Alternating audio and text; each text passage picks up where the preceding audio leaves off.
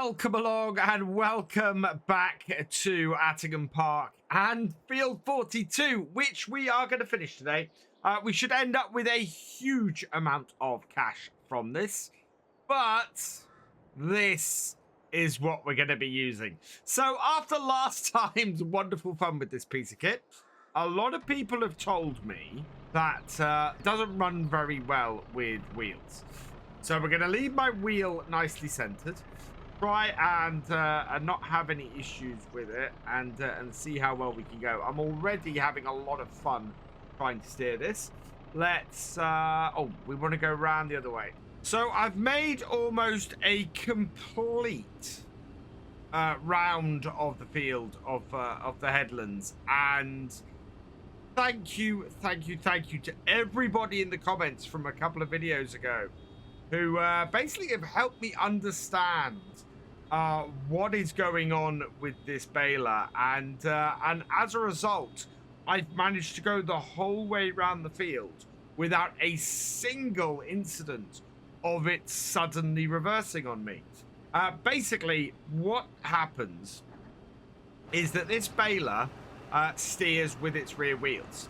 So not only are the rear wheels driving it, they are also turning it. So if you suddenly switch direction and you turn your wheel at the same time, everything gets confused and it's unable to actually work out what's going on. So what you need to do is, before you reverse it up, center your wheel, reverse it up so that you're definitely only going backwards, unload, then go forwards, and the whole time I'm doing this, I'm not touching my wheel at all, because I don't want it to get two different signals for what it's supposed to be doing. And once I'm going forwards again and moving, then I can start using the wheel again, and it all works absolutely brilliantly. So yeah, I couldn't be happier. This is working an absolute treat now. And what we're gonna do is we're gonna get both of these remaining headlands, or we're going to get this remaining headland baled up. We're then going to go and get that wrapped, and we should be able to get that delivered fairly quickly. And after that, we're going to go and see if our 8340 is still available, and if we can go and sell the soybeans and get some extra cash. One problem I have had is the headland around here. We cut it so far out that it's actually ended up being unable to be picked up, which is unfortunate, because I would like to have got that extra grass up around there. In fact, there's probably most of a bale that we can't actually reach. 2 full headlands with no reversing incidents. I think I finally got the hang of this baler, and as a result, I think I actually love it. I really do. It's a complete 180 from last time I used this. But now understanding how this piece of equipment works has made such a big difference to how I use it. So yeah, I'm really pleased.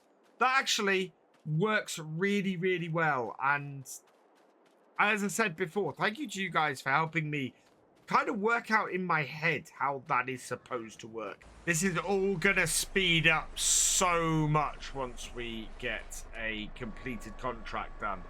I'm hoping that this is gonna finish Field 42 and possibly finish Field 31 as well. It may go against Field 31. We've had that before, where we've had saves that have just gone for a previous, or we've come out and we've saved and we've come back, and we've had the save go towards a field, and it work so that it would then go against Field 31 rather than going against Field 42, which again would be the best outcome. I don't expect that's going to happen. What we should come away with today is a lot of money from this field. Now, I just want to check.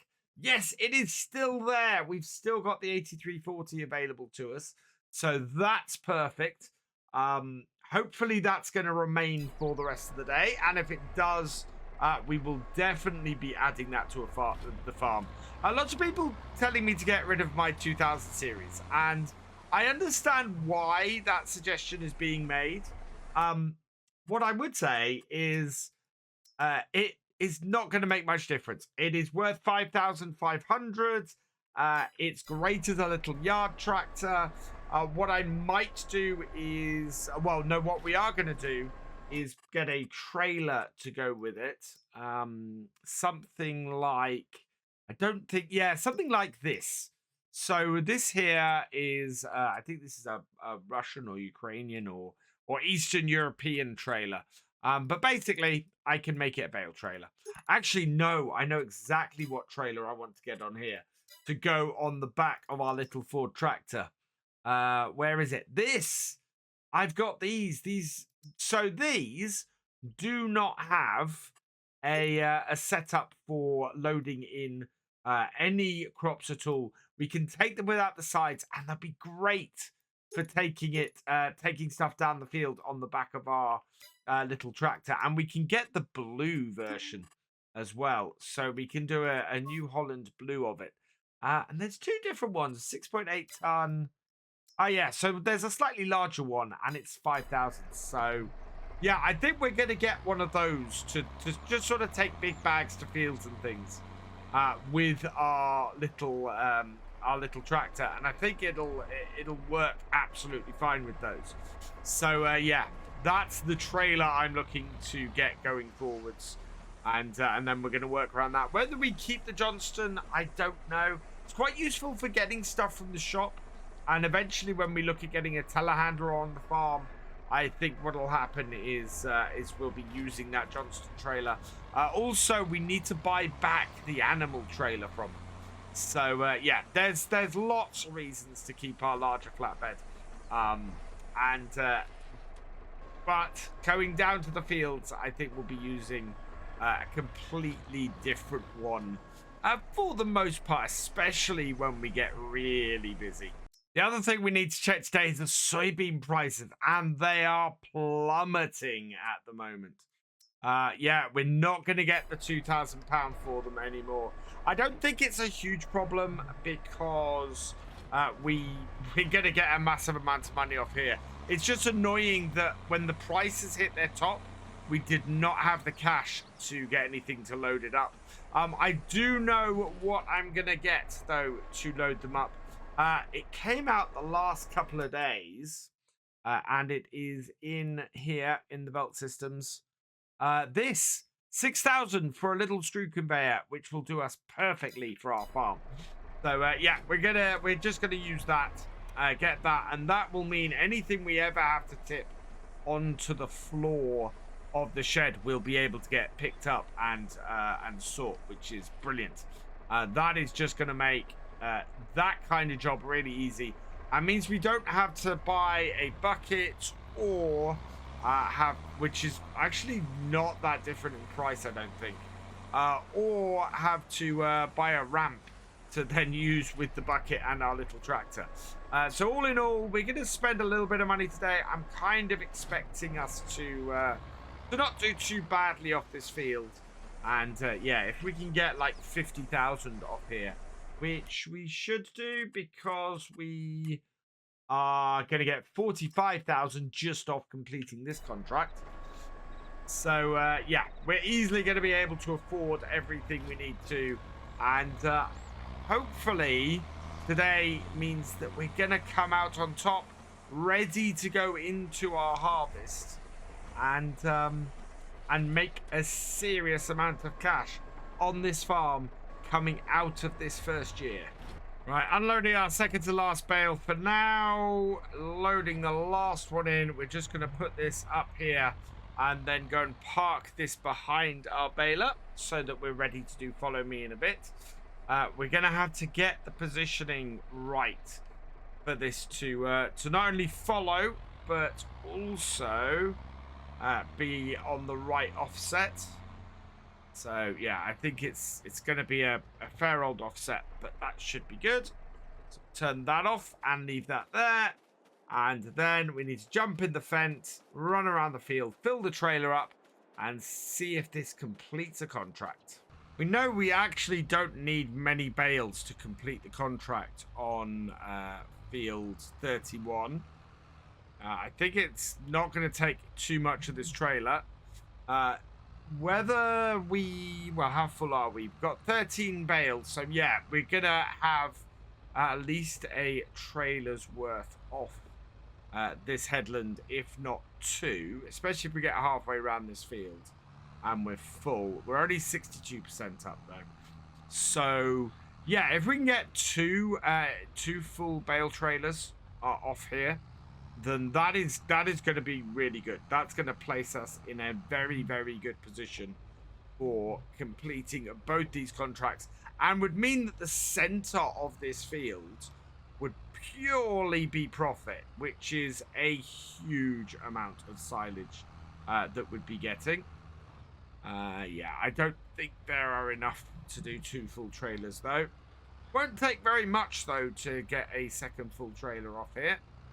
And as I said, that should complete things. 4 more bales. That will take us just around this corner. And yeah, not quite the 2 full trailers on here. So we're going to have to do a little bit of work with all of these separately still, I think, in order to get everything completed. Or we just go around the edge and pick up the rest of the bales, to be honest. Full trailer, bring it up to the livestock services. As before, we want to make sure that our wheels are over the grating, otherwise this doesn't unload properly. It is quite nice that this is going in here and not into the BGA. We're not going to run into the problems we ran into last time, although we are running a mod now that should mitigate those, but I don't know at the moment. It's just making it easier for us to unload these all to here. Up they come and off the trailer. 42 is almost complete. 75.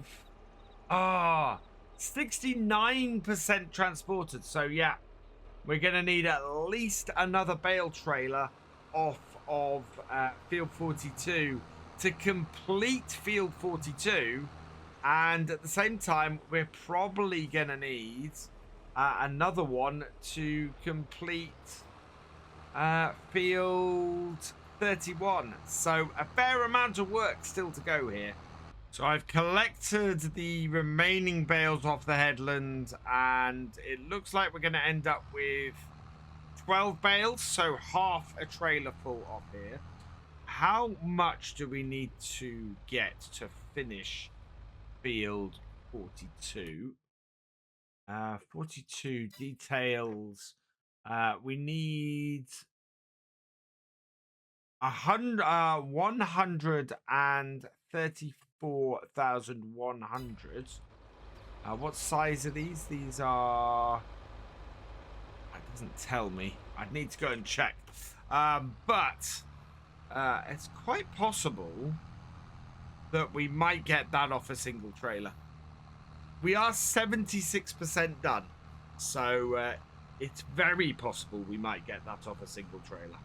So what I'm going to do now is we're going to create 11 more bales around this field. We'll get them wrapped up and collected and see where that leaves us. So into here, start the engine, start the baler. We've got one already. So yeah, let's go create 11 more bales. Second full trailer of silage bales wrapped and collected. So let's see where this leaves us. Hopefully with a much better position. We're 76% done on field 42. So with any luck, this will complete the field 42 contract and go some way to completing the field 31 one as well. 85% complete. We're so almost there. Right, that is done field 42 and 1% transported for field 31. So I think one more full trailer and we'll be able to set up the follow me on here. And yeah, that will then speed things up. And by the end of the day, we should be in a much better position. Not long now. I'm just going to go round to one more load, and then we'll see where we are after that. Our third trailer, and this should be enough to finish off field 31. Looks like we've got no cars coming. Perfect. So we'll get this unloaded, and we should then finally have some money. It's taken a while to get this done. The last part of this field now should be a dream. It should just go so quickly because we'll get everything working together. We'll get some hired workers on it, and we'll get some money in, and we'll be good. So let's unload this and just get the end of field 31 done. And of course, 31 being complete, we start getting some money in from selling silage bales. And already, wow, we've sold 20,000, and we're not even halfway through field 42 yet, I don't think. So that's brilliant. The next thing we need to do is just go into here. Field 31 is complete. I want to put the details on. Lease costs. Right. Field 32 is the one we do not want to complete. So field 31, let's get the extra amount in from. In fact, I'm not going to do that. I'm not going to do that until we've completed everything. Just to doubly make sure nothing goes wrong. We've got £13,376, and that should be more than enough for us to set up a hired worker on follow me for the rest of the field. And if it's not, we can complete field 31 and get some extra cash in. But for now, I just want to get this follow me set up. Okay, so to do this, we want to bring that down. Bring this over and go Control F to the board. That will find it. Then we want to get the offset on this. So let's come out of here, and we want an offset of, I'm going to go with 3 meters for now. So similarly, we want follow me, start the engine, follow me to the baler, like so. And we are after a 2 meter offset. No, I'm going to go for a 3 meter offset on that as well. Start my baler up. Pull it forwards. See where our tractor ends up. So our tractor is looking at being fairly close behind our baler. I think it only wants to be about 2 meters, maybe, out the side. Let's see.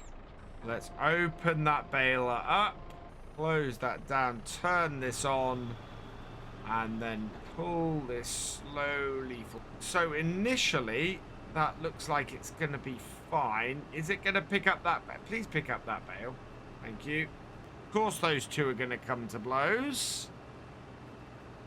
Oh, setting this up seems to be great fun. Okay, so we'll see how well this works now. I've got a bale here. We're going to drop it out the back. And then close this up. We're going to carefully pull forwards and see what our Ford does.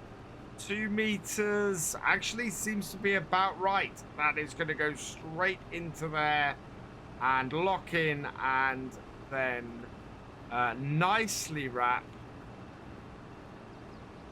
And then what I'm hoping is that our pickup behind should come along and pick up the bale behind it. We need just one more bale for a complete bale trailer, and I am amazed at how many bales we've got off here. Look at the amount of rows we still have to do. And this is a complete bale trailer. We are going to make an absolute fortune from all of this silage. I hope that picks that bale up. And yep, should do. There we go. So last bale out of here. And we're going to pull a bit ahead. We need to go far enough for it to put the last bale on the bale trailer. Which probably means one more bale to wrap as well, I think.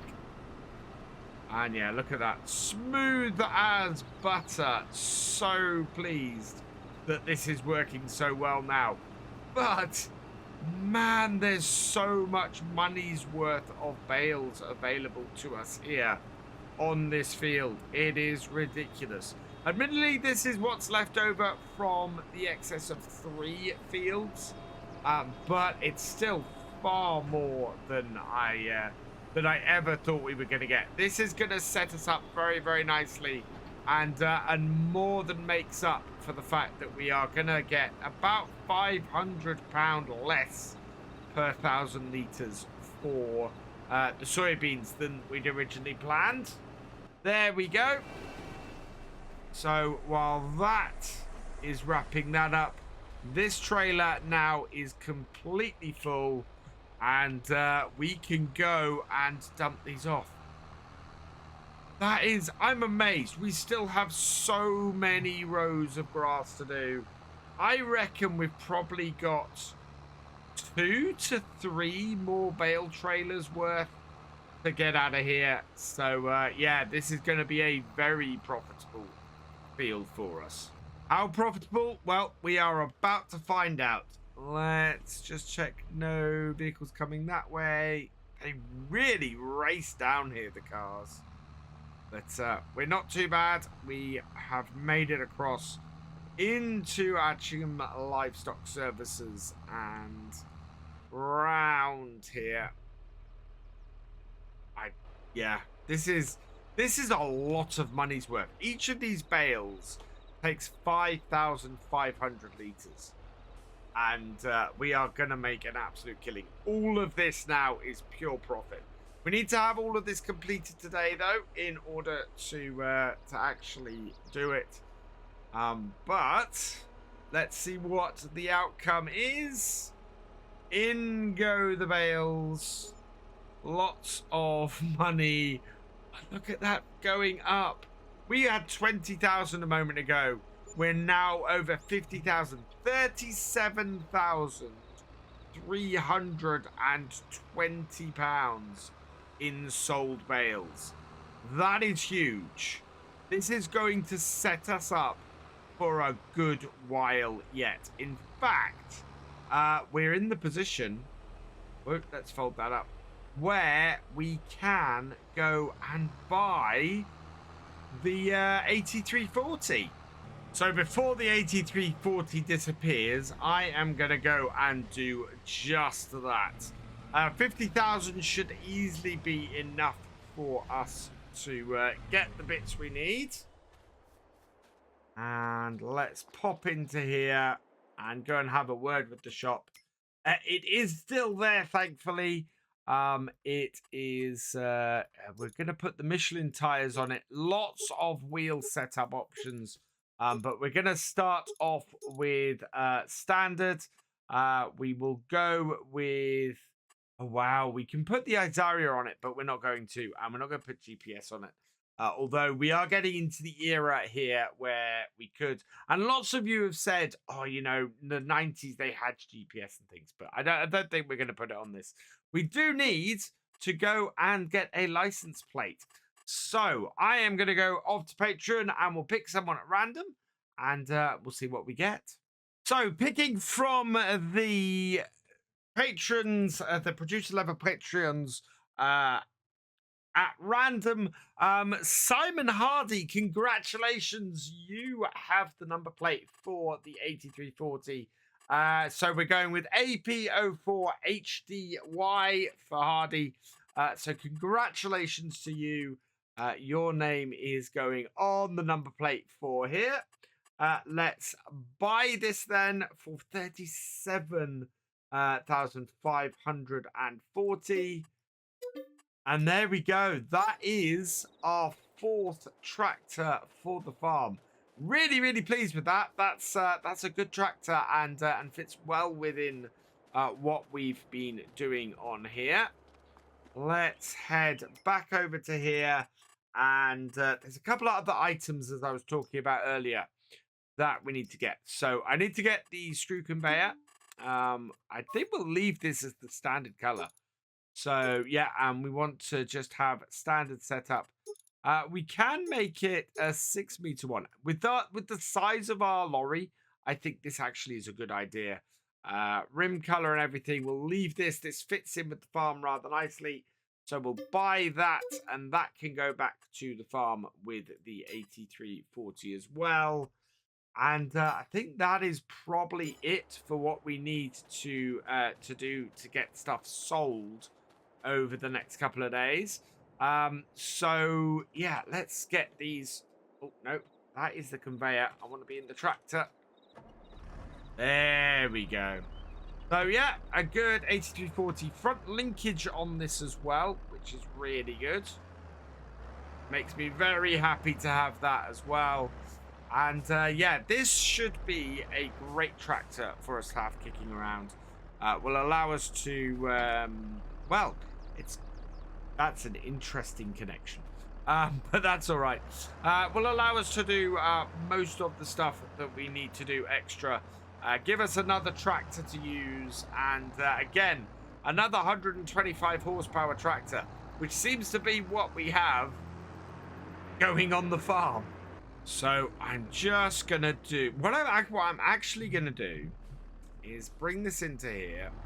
We need to get this auger in here and get this set up. So let's just bring this in here. Disconnect this. Move the tractor out the way so that we can do that. Can I park the tractor over the other side? Not easily. I'm going to park the tractor against this wall here. We're getting fairly full in this shed now. There we go. And then hopefully this I should be able to fold up. Yep. And then move into position. If we stick that into there, what I should then be able to do is grab my truck and get that set up as well. We can load this up and then go and finish off getting all of that baling done. Right, back it up under the auger, like so. And then turn this on. Let's see. Turn it on. Start engine. Turn on the conveyor. And there we go. So that should now collect up all of these soybeans, get it fully loaded into our trailer, and give us a good, an easy way to get this sold.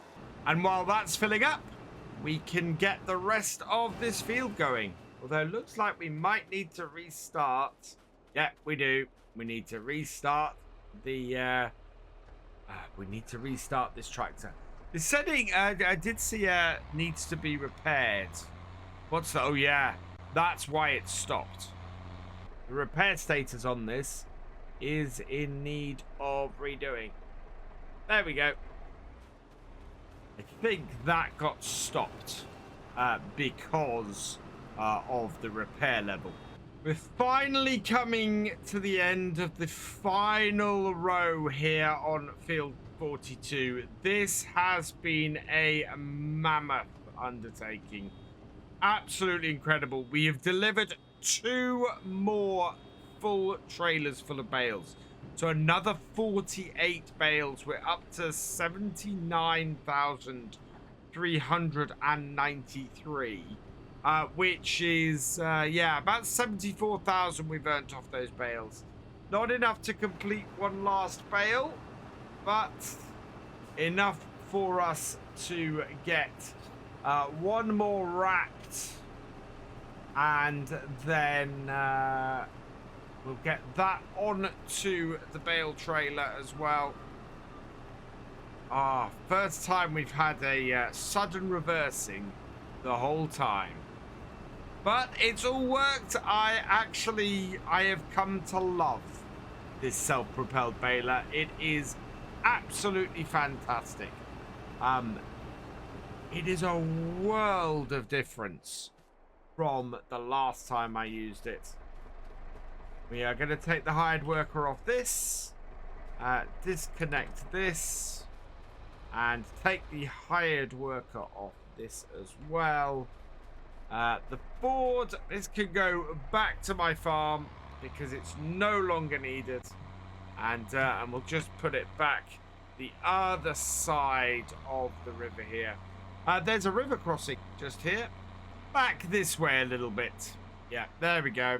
So cross here, and this can go back to the farm from here, and we'll go and sell the last few bales off. So we'll bring in the last 5 bales here into Attingham Livestock Services.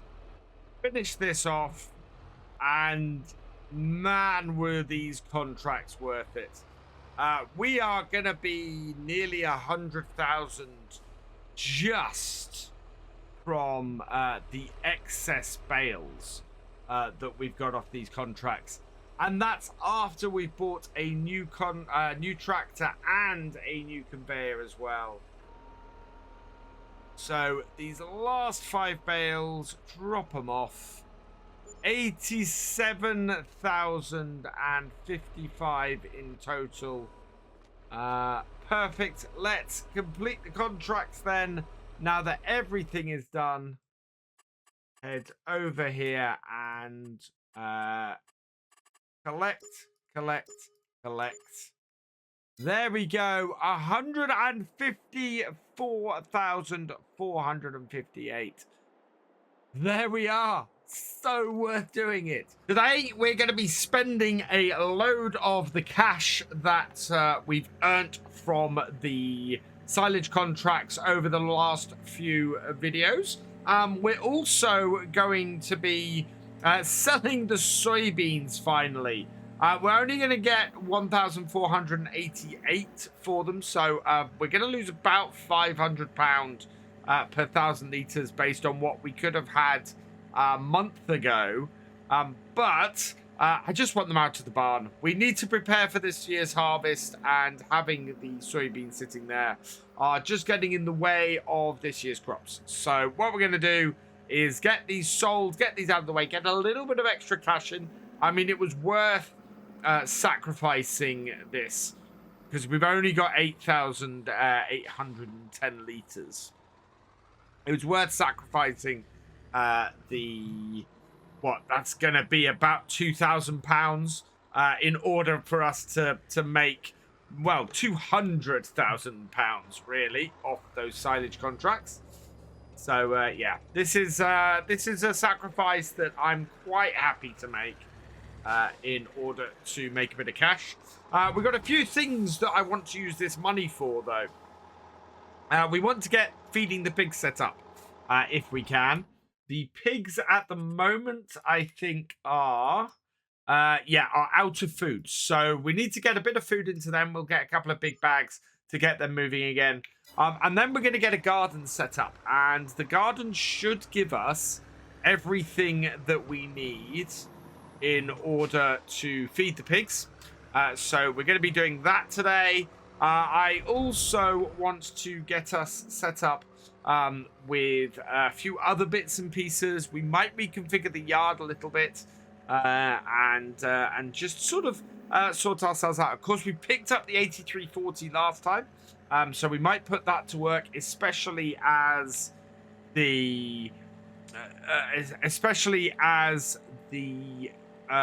cover crop on field 6 has come, is ready to be worked on. So we want to do that. And we want to pick up something today that we've been meaning to pick up for ages, that is just going to stabilize our farm instantly is part of our be part of our overall area that we want to purchase, and it's a nice little bit of passive income, and that is just on the side here. Let's just pull over because it is time to buy the Attingham Fishing Club. Yes, we've spoken about this area so much, and we've had our eye on it for a while. So out to here, and we'll have a look here, and there we go. So is that field 48? I think that's field 48. So we will buy that. Yes. And that means now we should have this area, and this should be a nice little passive income for us. We've got a dock out here, a couple of ducks on the river, and yeah, this is ours now. We own the fishing club. Fantastic. So that should give us a little bit of income. I don't think there's anything around here that we have to do. We're causing a bit of a traffic jam in our truck. So hopefully that should now bring us a bit of income for us to work with. I don't know if there's anywhere that marks it as such. It's not a production or anything. So, yeah, it should just be a nice bit of passive income on our farm now. Back to the farm with our truck. Let's get this parked up in the shed where it normally lives. This, of course, is rented or leased at the moment until we can actually buy it. I'm very tempted to get it purchased because it'd be great to be able to use this as a flatbed as well. But at the moment, we don't really have that option with it. It would make it more useful on the farm to have it like that, and would allow us to sell bales as well, which we of course can't do right now. Let's go and have a look then, and yeah, we've got our baler here. We need to put in. I'm not sure we have a crop actually we can bale up at the moment. I need to check that. Anyway, we need to head down to the shop. We need to get some pig food and sort that. Oh, we need to repair up the Ford first, though, the 7810. So let's repair that. Yes. Can't repaint it here, which is fine. I am not going to take anything else with it. I'm going to give it a wash before we head out, though, because despite its paint condition, its dirt condition is awful. It has been doing a whole load of work with us.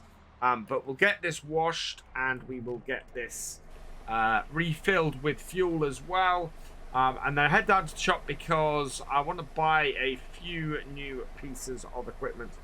What have we got in the shop today actually? What's on offer? Nothing for sale. Getting that 8340 has emptied the shop out, which is fine. We don't always expect something to turn up, but today we're going to grab a couple of really useful little we're going to grab a really useful little trailer that should work well with our... Oh, no, don't want to do that. I want to refill this. There we go. That should work with our little 2000 series. Allow us to use that as a seed trailer, transport stuff around. The other thing I want to do is get rid of our rollers. We've got a replacement for the rollers that are going to be more useful for us on the road as well. I'm looking forward to getting some upgrades for our farm. At some point we might respray the 7810, but I quite like it at the moment as it is. Right, what do we got in the shop? So that's the trailers we want. I'm gonna go. So the 2-ton is 5,000. The 3-ton is 5,000. I'm gonna grab the 3-ton. We are gonna put it in the New Holland blue, and we're gonna make it a flatbed because that is how this will be most useful. So let's buy that. Yes, please. I want to grab a new pair of rollers. Chassis color, interesting colors there. Rim color, I will get the grey, and that I think is a good setup for those. So we're going to buy those for 3,100. And then we're going to need some big bags as well. So we're gonna grab a bag of the double top, grab a bag of the Anglia seeds, a couple of bags of pig feed as well. So there we go. Let's go and hook this up. We'll load everything onto our flatbed first, and then we'll come back for the rollers after that. One thing I'm not sure about is if this trailer actually has any straps on it. It looks like it might have strap points, so we'll give it a try. But yeah, I think that will take, looking at the space we've got, I think we can get 6 bags on it. Yes, we do have straps. So I am very, very happy with that. Look at that. That is going to be a brilliant little trailer for our 2000, our Ford 2000 to keep our seeder with fertilizer and seeds going, which is it's brilliant. Back down to the farm with our big bags, and I'm just going to park these over here because I think we need to start working out how we're going to reconfigure the farm and how we're going to feed the pigs. So as I was saying before, we've got the fertilizer and the seeds on here because I want to put at least one garden in. I'm just looking at the layout. We've got a huge amount of space over this side of the farm. And I'm just thinking, could we take... I've got a fair bit of rocky ground here. So field 3, we could take up through here, remove some of these trees, flatten this out, up through around here, and up to probably here. We could increase the size of field 3 quite a bit, I think. Yeah, if we took it to this tree line here and then back down through, we'd get a fair amount of money for the wood. And yeah, that would work fairly well. So we might look at doing that at some point. I want to get a farmhouse as well. What farmhouse have we got in here? Farmhouses. Yes, I downloaded this one. Now, I think, looking at the way this is set up, do I put a... Oh, we could put a farmhouse here like this. Or, oh, actually like that. We put it like that and have a have it come to here. It's then got a fairly large garden going that way, and we can use the area out here for something else. Yes, I like that a lot. In fact, I think here for the garden would be really good. We might even fit 2 of them in this area, and that would then wall off the entrance into the farm. So let's move well out of the way, and we'll go into the build menu. I've got greenhouses, open air garden, perfect. Yeah, we could go, if I go like that, that's going to give us easy access to all the stuff. It should also allow me to place this here. So 2063, I think that should be fine. There. Yep. And then a second one right there. That is a lot of ground alteration. So we'll see what happens. Okay. That's all right. Right. First things first, though, we need to feed the pigs. So let's pull our little trailer forward and take the straps off. And then we can get the 2000. This is not going to be a huge amount of pig feed, but it should at least keep them going long enough for us to generate some food for them. This is quite an expensive way for us to do it. The pigs in general take care of themselves and are costing us not a huge amount of money most of the time. I mean, we've gone most of a year without needing to refill the pigs. So, yeah, it's been fairly good. And I'm happy with the progress at the moment. They are going to be a long-term thing for this series. They're going to be something that pays off for us way at the end of it. Fertilizer going in. And I think it'll take all of this bag for this one. So seed bag into here as well. Open the production menu and look at what these open-air gardens can produce.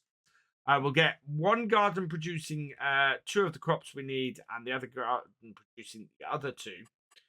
So our pigs require base food, corn, wheat, barley, canola, sunflowers, soybeans, potato, sorghum, and sugar beet. Okay, I've just checked the guide, and the guide in Farm Sim is really useful. So, base is either corn or sorghum. Grains is either wheat or barley. Protein is soybeans, canola, or sunflowers. And root crops is either potatoes or sugar beets. So the one thing we can't grow in our production, in our gardens, is wheat or barley. So what I'm going to do is go back to the production.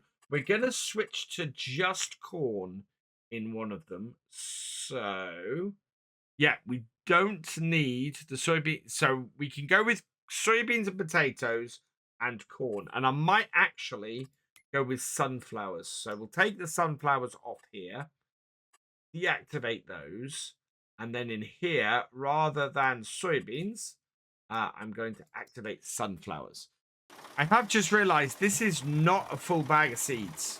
So we'll check how many seeds. It was only about 400 liters. We've got one other bag of seeds that came out of our planter. But again, that's not a full bag either. Although it is 609 liters. So yeah, that's okay. That's giving us 1,000 liters of seeds. Absolutely fine. Quite happy with that. So what I am going to need to do is get our gardens, get our pigs to start producing some manure, because that way we will be able to not cost, it won't cost us a fortune in fertilizer to get these keep these gardens running.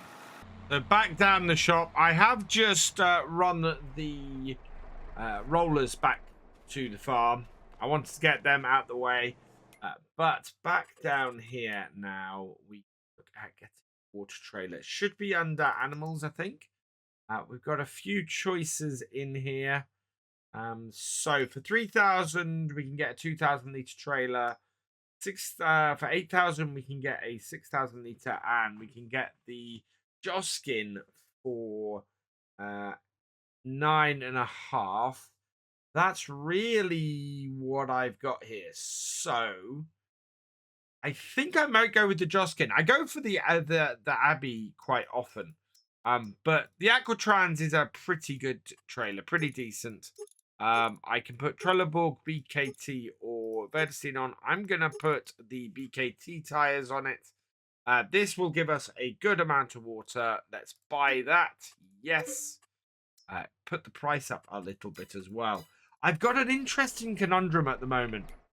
We've got a field that's actually ready to harvest within our target zone.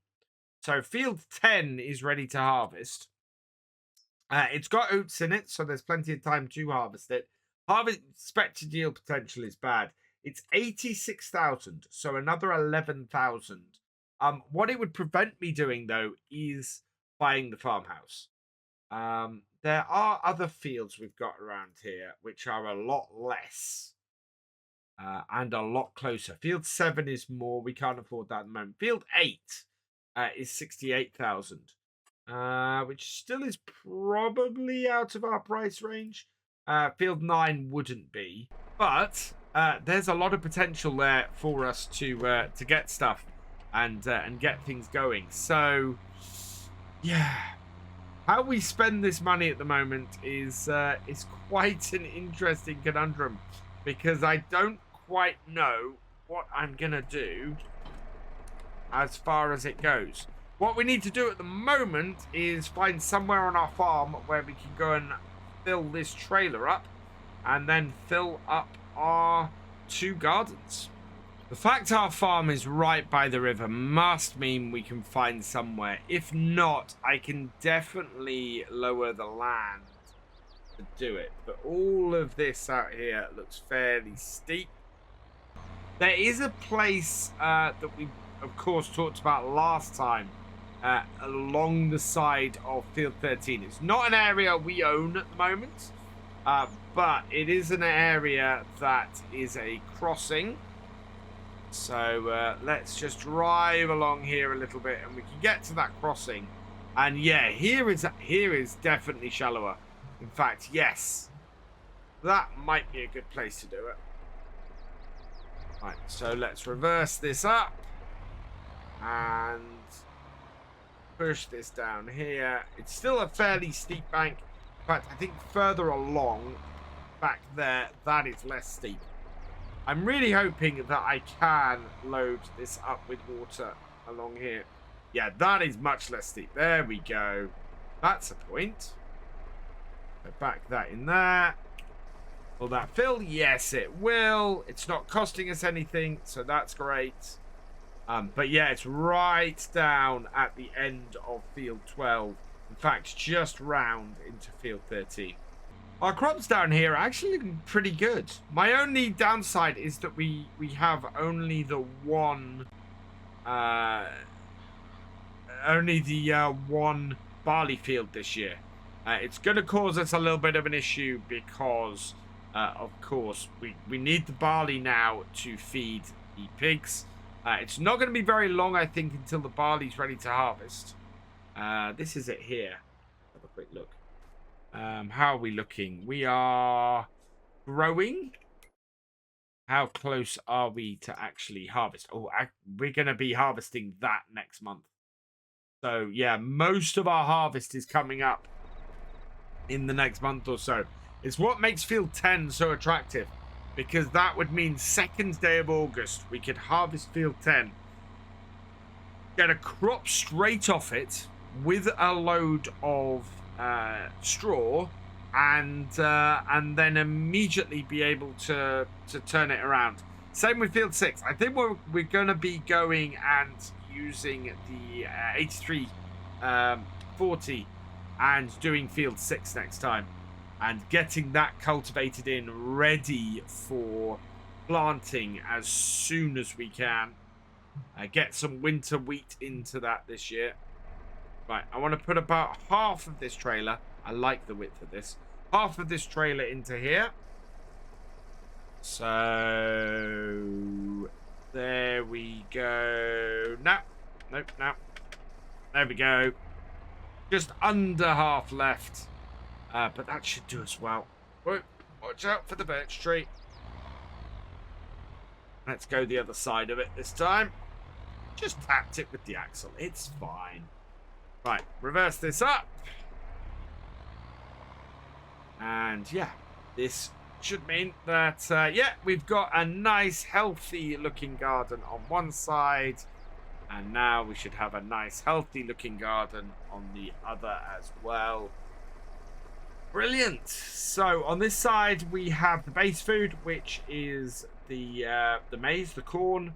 And on this side, we have sunflowers and potatoes. So that is 3/4 of the feed needed for the pigs. And these gardens should produce everything we need now. And then we can shape the rest of the farm around this. I think what we're going to do for now is... Well, there's something that's GB said to me, that this farm does come with a house. So I might move my... I do want to build a house and a yard setup and everything. So, yeah, we'll have a look at that. Let's have a look at the production, though. How's that doing?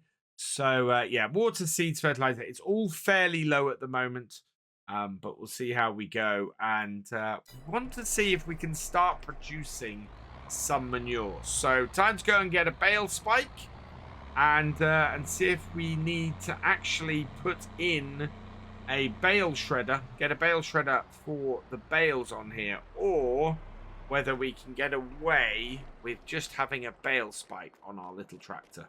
So bale spike is 600. We'll buy that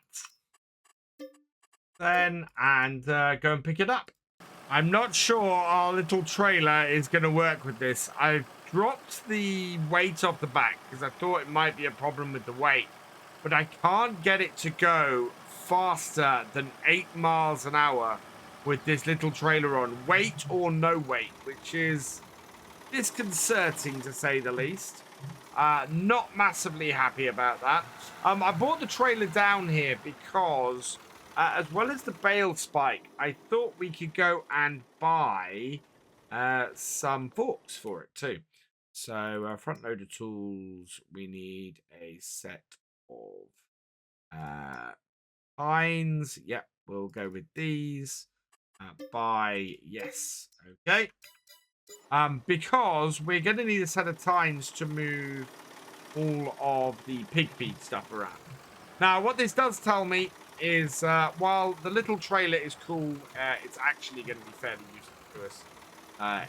We can't get this little tractor to go around and do the things I want it to do. It's not going to be a tractor we can take up to fields and do seeding and stuff with. And yeah, as a result, it's not as useful to us anymore as I thought it was. What we will use it for is the pigs. I will make sure we've got equipment and stuff for it that allows us to manage the pigs. But it's not going to be a little field tractor or anything like that. I think what I'm going to be looking out for now is to get probably get a telehandler of some description. Something that we can then get out to fields, can load up stuff with, and do things like that. This is not going to be as useful as I thought it was. Which is unfortunate, but is something that's been coming for a while. Somebody suggested a little while ago that I put a front loader on the 7810, and actually, that's not a bad shout. I think the 7810 is a great candidate for that. Alternatively, if we were looking to add a 5th tractor to the farm, then we could go and add a something like a 5810 or something like that to the farm. Just a really small 10 series and go that way with it. I think that would work quite well.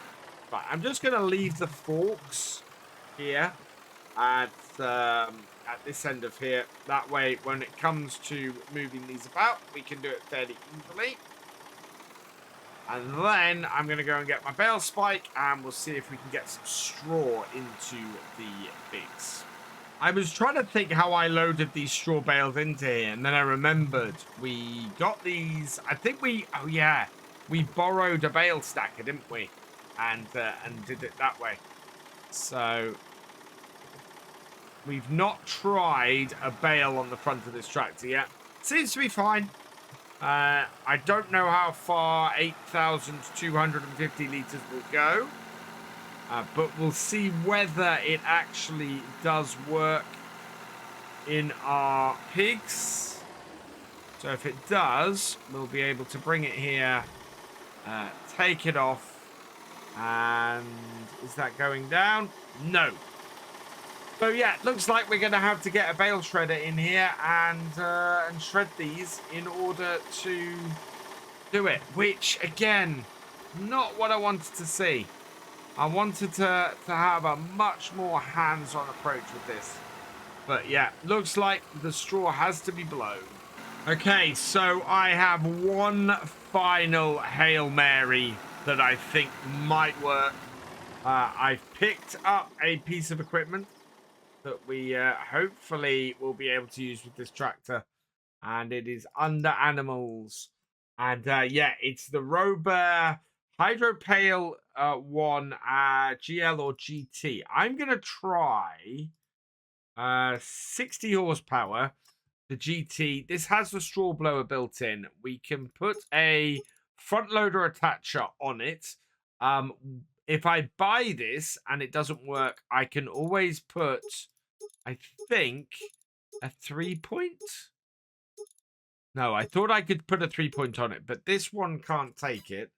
Can this take a 3-point? Telehandler, front loader, stall, skid steer, wheel loader. No, I thought these could take a 3-point, but it's okay. It's not something I'm worried about. I'm not going to go with this one because this is just a dump one. We want the one that actually is a straw blower. We're going to put a front loader on it, and we're going to lease to buy this. We'll only waste 739. If not, and we'll see how we go. And then when we get a when we eventually get a telehandler, we should be able to get the telehandler to use this instead. So, oh, it's not that big. Okay, this might work. We've got enough weight on the back, certainly, to drive it at the moment. Will this be enough when we get to the other end? So, bale. Let's see if we can get this to go into it. Don't know if this previous versions of this have had auto load feature. Right, there we go. Open the cover. See if it will slide the bale on. No, I might need to, I think, actually put the bale into it. So let's disconnect that off the front. Grab the bale spike. And then try and place it into it. We've had this before. It may be that I just need to replace the end of it in. So we'll try that first and then go from there. But this is a little bit long-winded way of doing it. I don't think this is going to go very far. But we have at least taken the chain off the end. We can bring this down here, place that in. There we go. Got our bale spike off. And now, see if this is going to connect up properly. So connect it up. And, bring it back. Whoa, okay. That is a lot of weight that this little tractor can't handle. So back into the leased items, and let's return that. Yes. Okay. So, looks like at the moment we have no way of shredding bales, getting manure. We are going to have to sort this problem because I need to be able to, I need to be able to generate manure to make our pigs much more self-sufficient.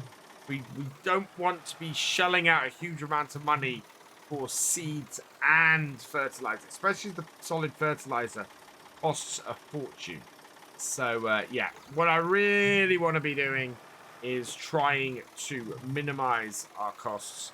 And that means getting bales in from our wheat and our barley and creating manure to put into our places there. All in all, though, I think we've been fairly successful otherwise today. We've got this done. We've got everything. We're set up. We'll soon get pig food out of here and can start getting feed into the pigs. So that will be cool. Let me know. Do you think I should build the farmhouse, or should we get field 10 and get that harvested? I'm really intrigued as to what you guys think. We've not got any wheat or barley in any of our target fields. So we've got oats in field 10. Field 11 is soybeans. Field 9 is corn, as is field 7. And field 8 is sunflowers. So the only one I actually have ahead, the only ones I actually have ahead that I can harvest are 10 and 11 at the moment. But yeah, really interested on what you guys think on that. All in all, though, I think that's where we're going to leave it. And I think we're going to have to look for a telehandler and keep our eyes out for that, because our little tractor is no longer as useful as it once was. I had a sudden realization. There's something I've wanted on this map from the very, very beginning. And actually are not quite meeting our needs anymore. For 2000 wasn't our original choice for a front loader tractor. In fact, our original front loader tractor choice was this one over here. the Ford 40 Series Zebra. Now, it is 41,000, which is well within the price bracket for what I'm after. 75 horsepower puts it, I think, more powerful than our current small tractor. So yeah, 36 horsepower. So we're gonna double the horsepower going with it as well. And a lot of the feedback that you guys gave last time was don't buy field 10. Just improve the farm, do stuff on the farm. So that's what we're gonna do.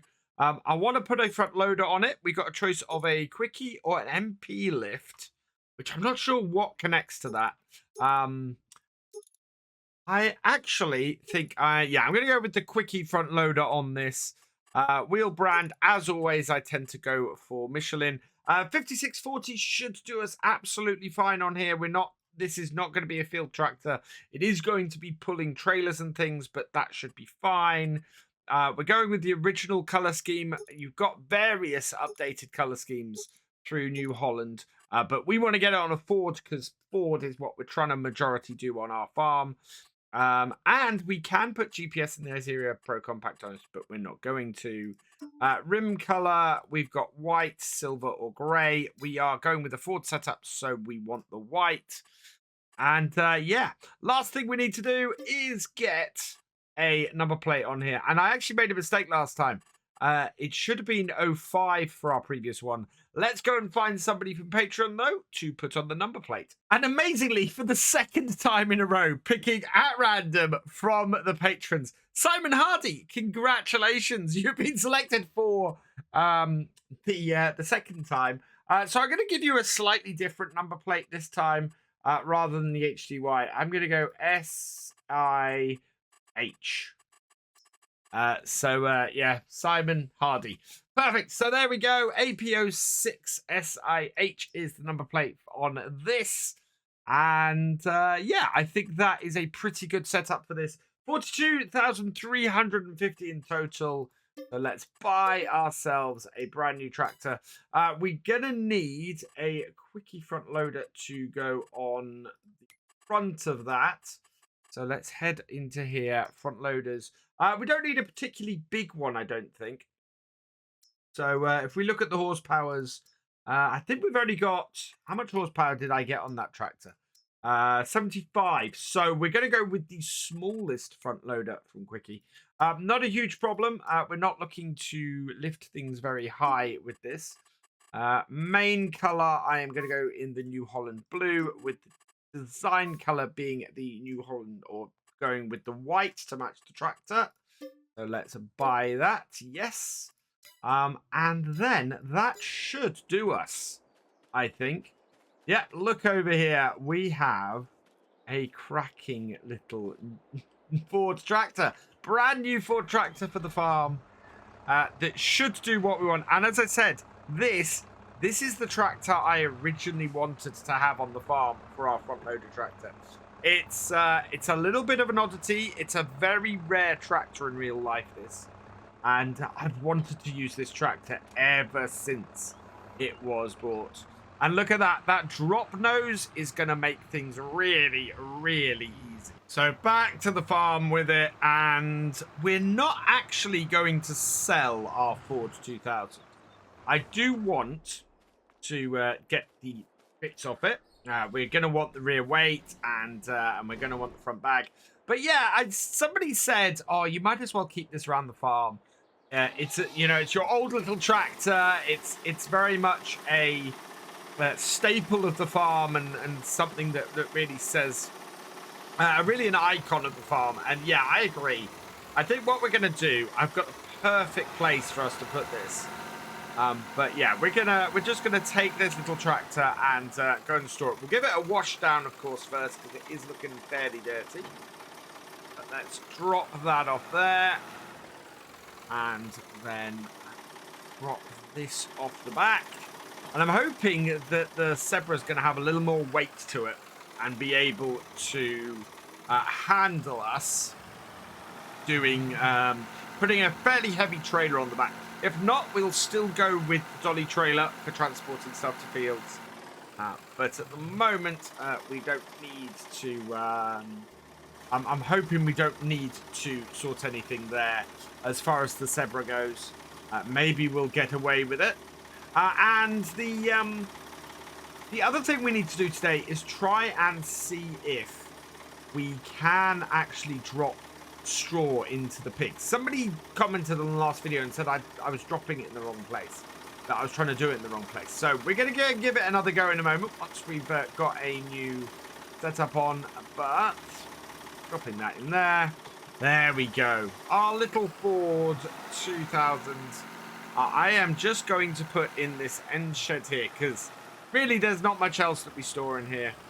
And it can go in here and be a nice little barn find for us. And every time we come and fill our tractors and everything up, of course, we'll see it sitting in the barn there. Now, if this doesn't work and I find myself needing to actually get a bale shredder, we do have an option. I found one that should work. It's fairly small. And in fact, it's something that when we were doing the role play on here in FS19, we also had. So we'll give this a go. We'll see if this works. And if it does, that would be awesome. If it doesn't, we have a contingency, but this would save us a whole load of money. So the suggestion was, if I put it on here instead, that it might go in. Nope, that's just teetering on the edge. Let's see if then we can open the gate and take it in, because that would be the other way that this might work. And the answer to that is no, this gate will not open. So what if we... Oh, let's see. Will it go in there like that? No.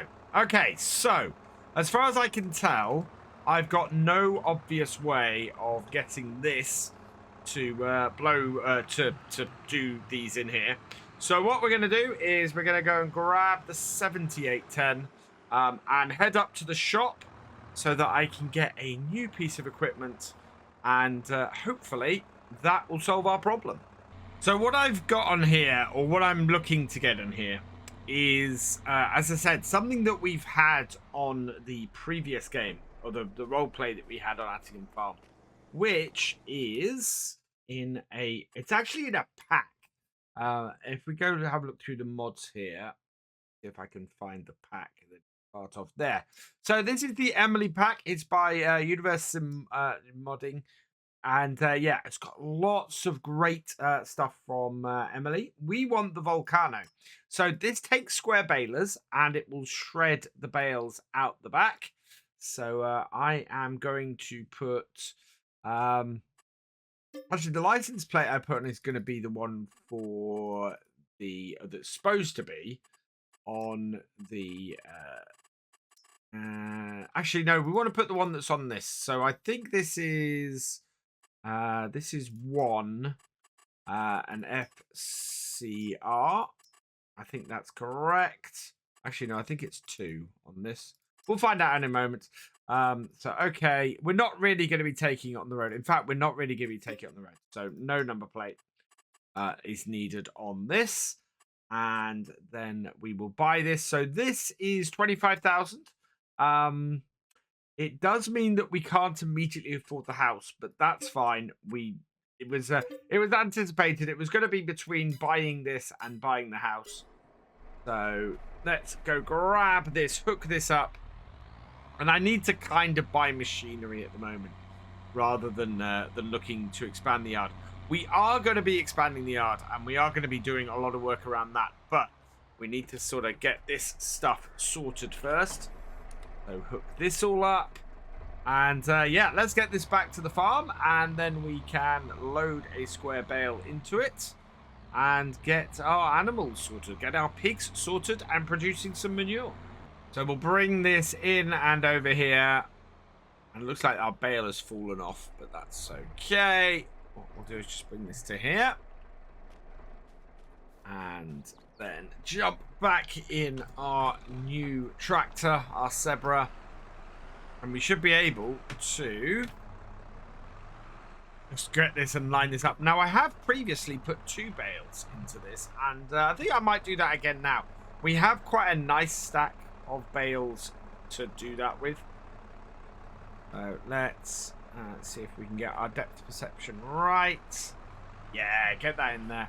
And by putting 2 bales in, will basically the lower one will drop and the top one will then drop into its place. It just means that we're getting 16,500 litres of straw in to the pigs each time, rather than just 8,000 litres. And the pigs will take a lot of straw. So, yeah, this will be a good way of doing it. So, now a little bit more. There we go. Like so. Perfect. That is going to do the trick and load things up nicely. So let's go give this a try. It does look rather high there, but yeah, for the sake of a little bit of time, that should work fine. And yeah, look, there we go. We can immediately blow straw. Wait a minute. We can't blow straw here, but we can blow straw at the other end. Oh, please don't tell me that I tried to do it in the wrong place. Never mind. Yeah, we can blow straw there. So let's blow straw. I'm just going to take this as, well, hopefully we'll be all right. I think we probably could have got away with putting a straw bale over the side here. But it is unloading it, and we should be finished in a bit. First bale just about done, and in with the second. And there we go, 16,500 litres in. They've used a little bit already. They're producing slurry. Looks like we don't have anywhere at the moment to produce manure to. I think we might have to add on a manure area. Yeah, slurry's out the back here. So let's see if we can't put a little manure area in. Maybe next to the slurry tank here would be perfect. Step back a bit. We've learnt this in the past. And then we want animals. No, we want silo extensions. I think we have to put in manure heap. Wow, that's huge. And not enough money. We need 25,000 for that. A small manure heap. Okay. That might work. Do we have any silos? Do we have Smetty's small? Yeah. Okay. That. The turn is going to be a pain. Can we put it? Oh, we can put it out the front here. Yeah, these are not very expensive. So, yeah, I think, where's our best bet? Well, we could put it in the corner there. That would probably be a pretty good place. Overlaps with another object. Yeah. There would be well, that would put a whole load of manure in the middle of a... See, this looks like a manure heap here. I don't think these are, but they kind of look like them a little bit. Don't think we're going to get any manure in here, and we don't have any manure as far as I can tell. Let's have a look in here. That would be the other place it would tell us. And no, we have no manure. So I think we want to put a manure heap in, and I think we probably want to put it this side of the barn. So let's get the 7810 out the way. And we'll put it down this end of the barn somewhere, just so that we have a nice heap of manure that's coming out. And we've got some fairly inexpensive ways of doing it as well. So silos, that one there, that would overlap quite considerably. I'd really like to put it here. Well, maybe it will go there. If we go and put on the toggle free mode, maybe it will go in this corner here. And yeah, silo, it'll work. There we are. We'll see if that produces any manure for us. I don't know where it's going to go if it doesn't, because, yeah, we need the manure from these pigs.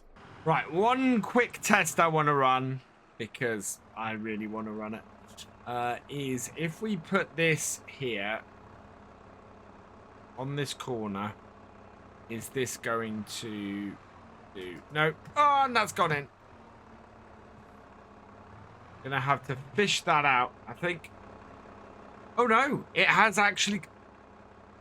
Right. So, how much is our Emily worth? Because we do not need that anymore.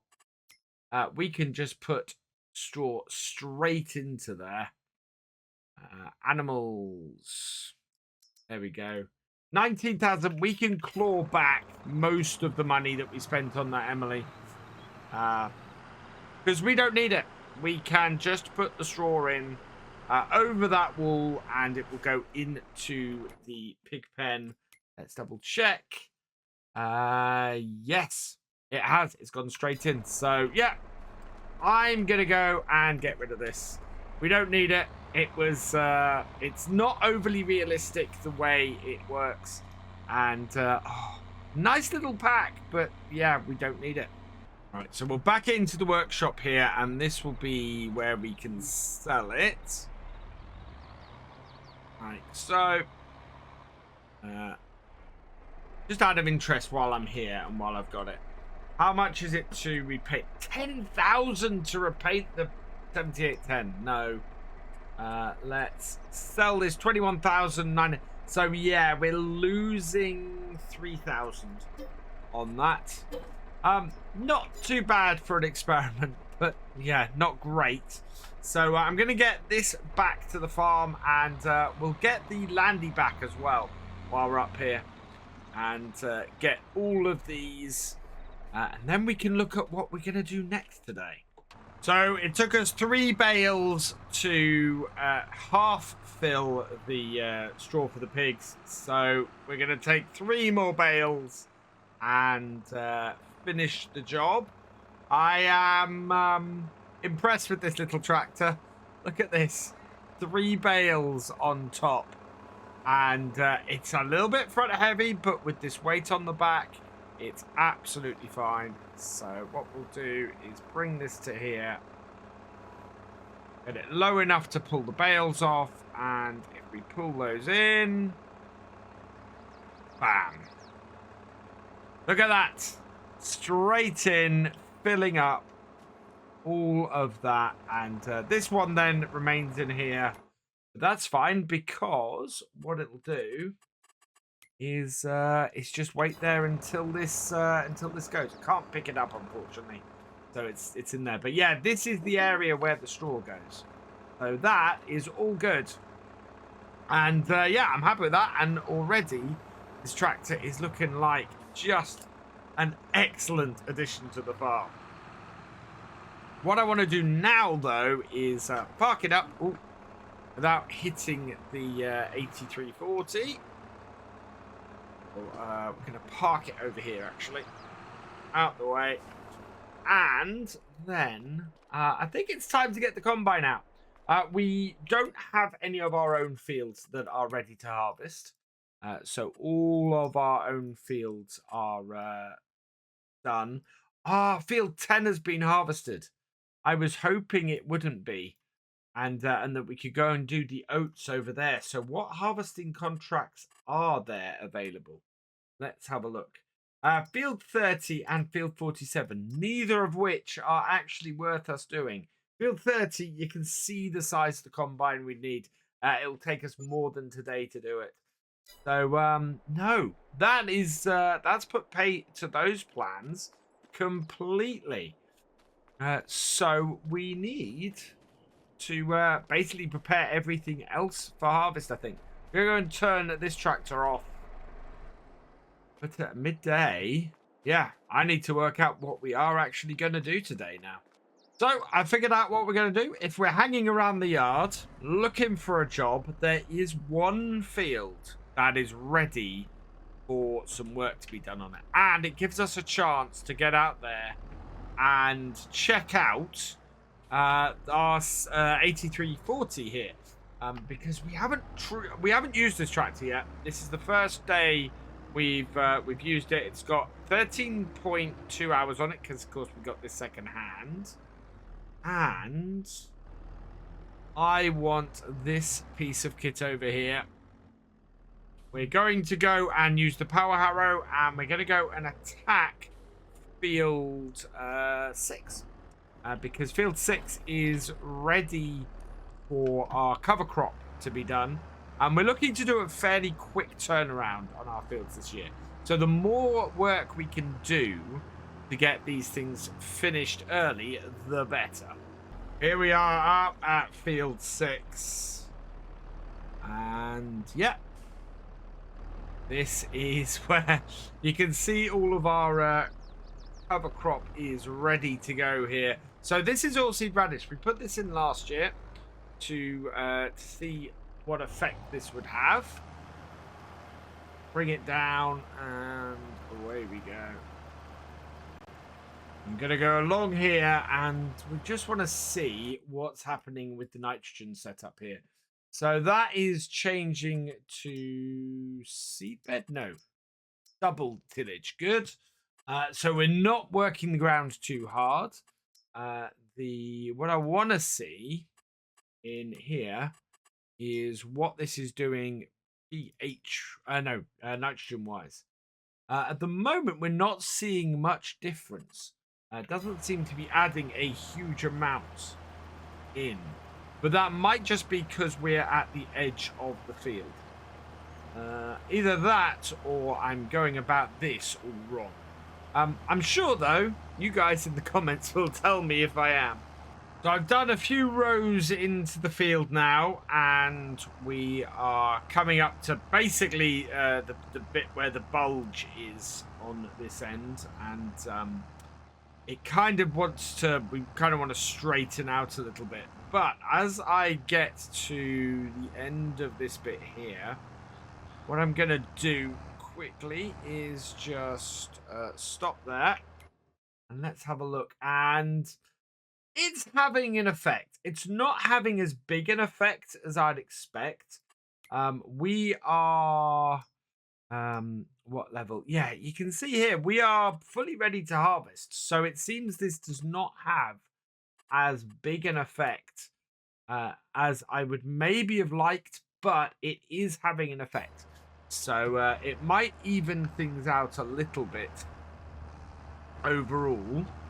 And it will save us a little bit of money going forwards. But this field actually is pretty low on nitrogen anyway. So I wasn't expecting a huge increase. But it does seem to be a little bit lower than I would probably have liked. We've ended up with a fairly narrow spread of horsepower in our tractors on the farm. We have this 8340, which is 125 horsepower. We've the County 1190, which is 125 horsepower.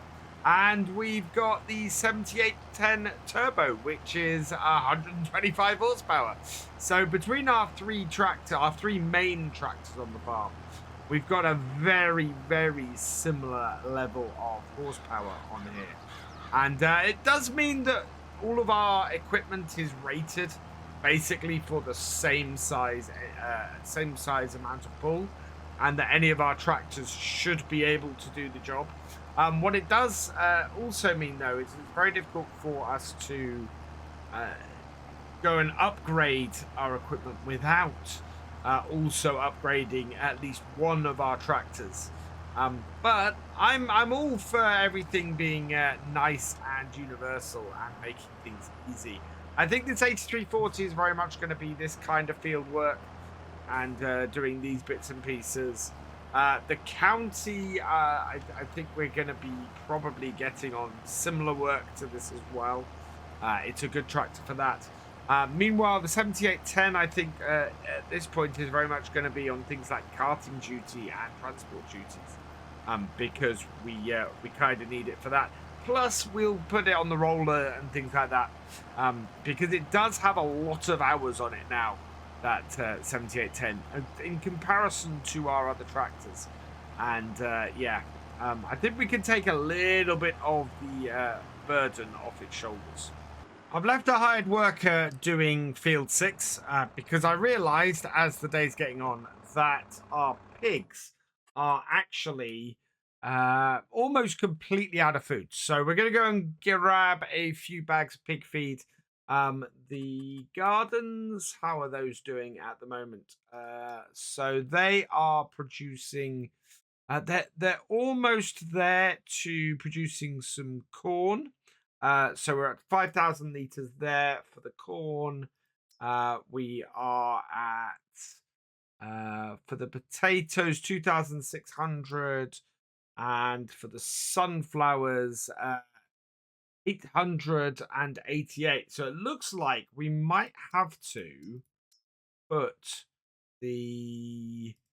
Yeah, the rate we get sunflowers is a lot lower than the rate that we get corn or potatoes. So what I'm going to do, I'm actually going to see if we can get a one out of that. Can we? Oh, we can spawn items. I'm not spawning items at the moment. We might be able to save ourselves. Oh, wow. Perfect. Okay. So we can output 3 full pallets. So what I'm going to do is I'm going to deactivate the potatoes there. I'm going to activate the potatoes over here. So activate that. Right. And then over here, we're going to spawn all of these potatoes. So as many as we can. So that will be 3 pallets. It's not 3 full pallets. But that's really cool. Because that means I don't actually have to go and grab pig food. We can start feeding food to our pigs from here. So let's put our bag grab in the shed. And yeah, we can go and give some food to the pigs, which is brilliant. It means that we have full control over what we get from the gardens, which seem to have been updated with that. That wasn't something I had with gardens when I was using them on No Man's Land. And where did I put the front? In fact, yeah, I know exactly where I put the front forks. Over here. And we're going to need this weight on the back with these because our potatoes weigh an absolute ton. So yeah, and we'll do one of these as a sunflower one, and we will mix the corn and the potatoes on the other, and hopefully that should then give us enough feed from all of these to do it all. Otherwise, what we'll do is we'll when we max out feed from one, we can switch feed production over to another. The drop nose on this zebra makes doing this in cab really, really easy. I mean, we just come in here. I can clearly see what I'm targeting to get done. And then, bam, in we go. Like so. Perfect. And now, we just go and tip it. Which is brilliant. It just works so well. And it's such a great little front loader tractor to have on here. I remember now exactly why I wanted this on this series. And how disappointed I was in the early days when we ran out of money to get it. I'm so pleased that we actually can get it and have got it now. And can use it to do our pigs, which is brilliant. Let's have a look. How does that affect our pigs? It's given them a bit more feed, which is great. They were down to 140. They should be better off now. Do we have any other that we can spawn? Like sunflowers, we've almost got 1,000 litres. So as soon as that hits 1,000 litres, we can spawn that and feed. The corn is at 5,000 litres. Fantastic. So let's spawn as much of that as we can. and get that in, and that way we are properly beginning to feed the pigs and sort them, which is brilliant news. I'm actually switching the potatoes back to working with the sunflowers because reading through this, they need 5% root crops, 20% protein, 25% grain, and 50% base food. So we need to be producing as much corn as we possibly can. So yeah, having a single garden just producing corn is going to be really good for them, and just keep them all going, and yeah, make us much better off than if we split it with potatoes, which is far less of the crop needed for the pigs. So I think most of our wheat crop this year is probably going to go in with the pigs. Let's burst that out and just get this in again. There we go. Pick that up. Yeah, so much visibility with this drop nose. And yeah, we should get plenty of corn. We've certainly got the right stuff to feed our pigs off here. And the sunflowers are doing well. The potatoes are doing okay. We just need to get some grain.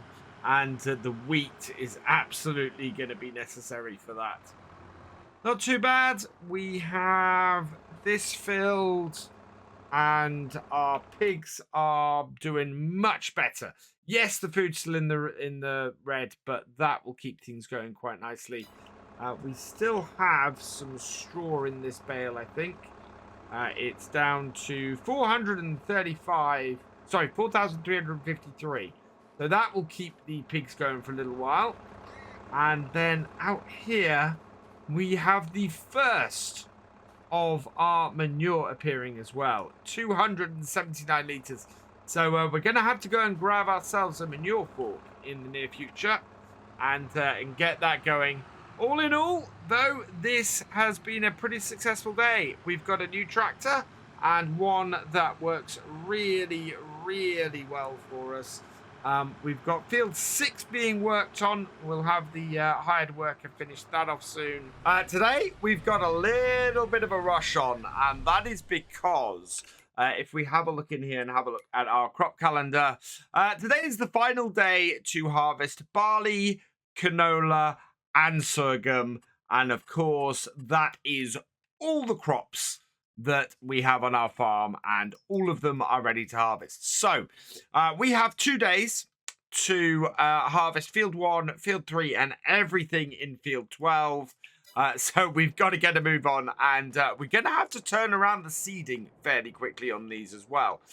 It's one of those things where it's kind of, again, we've got this perfect storm. The idea is that we're supposed to get stuff planted in such a way that we have about 6 days in order to get everything harvested. And yeah, that's not how it's turned out. We've ended up with just 2 days to get through everything.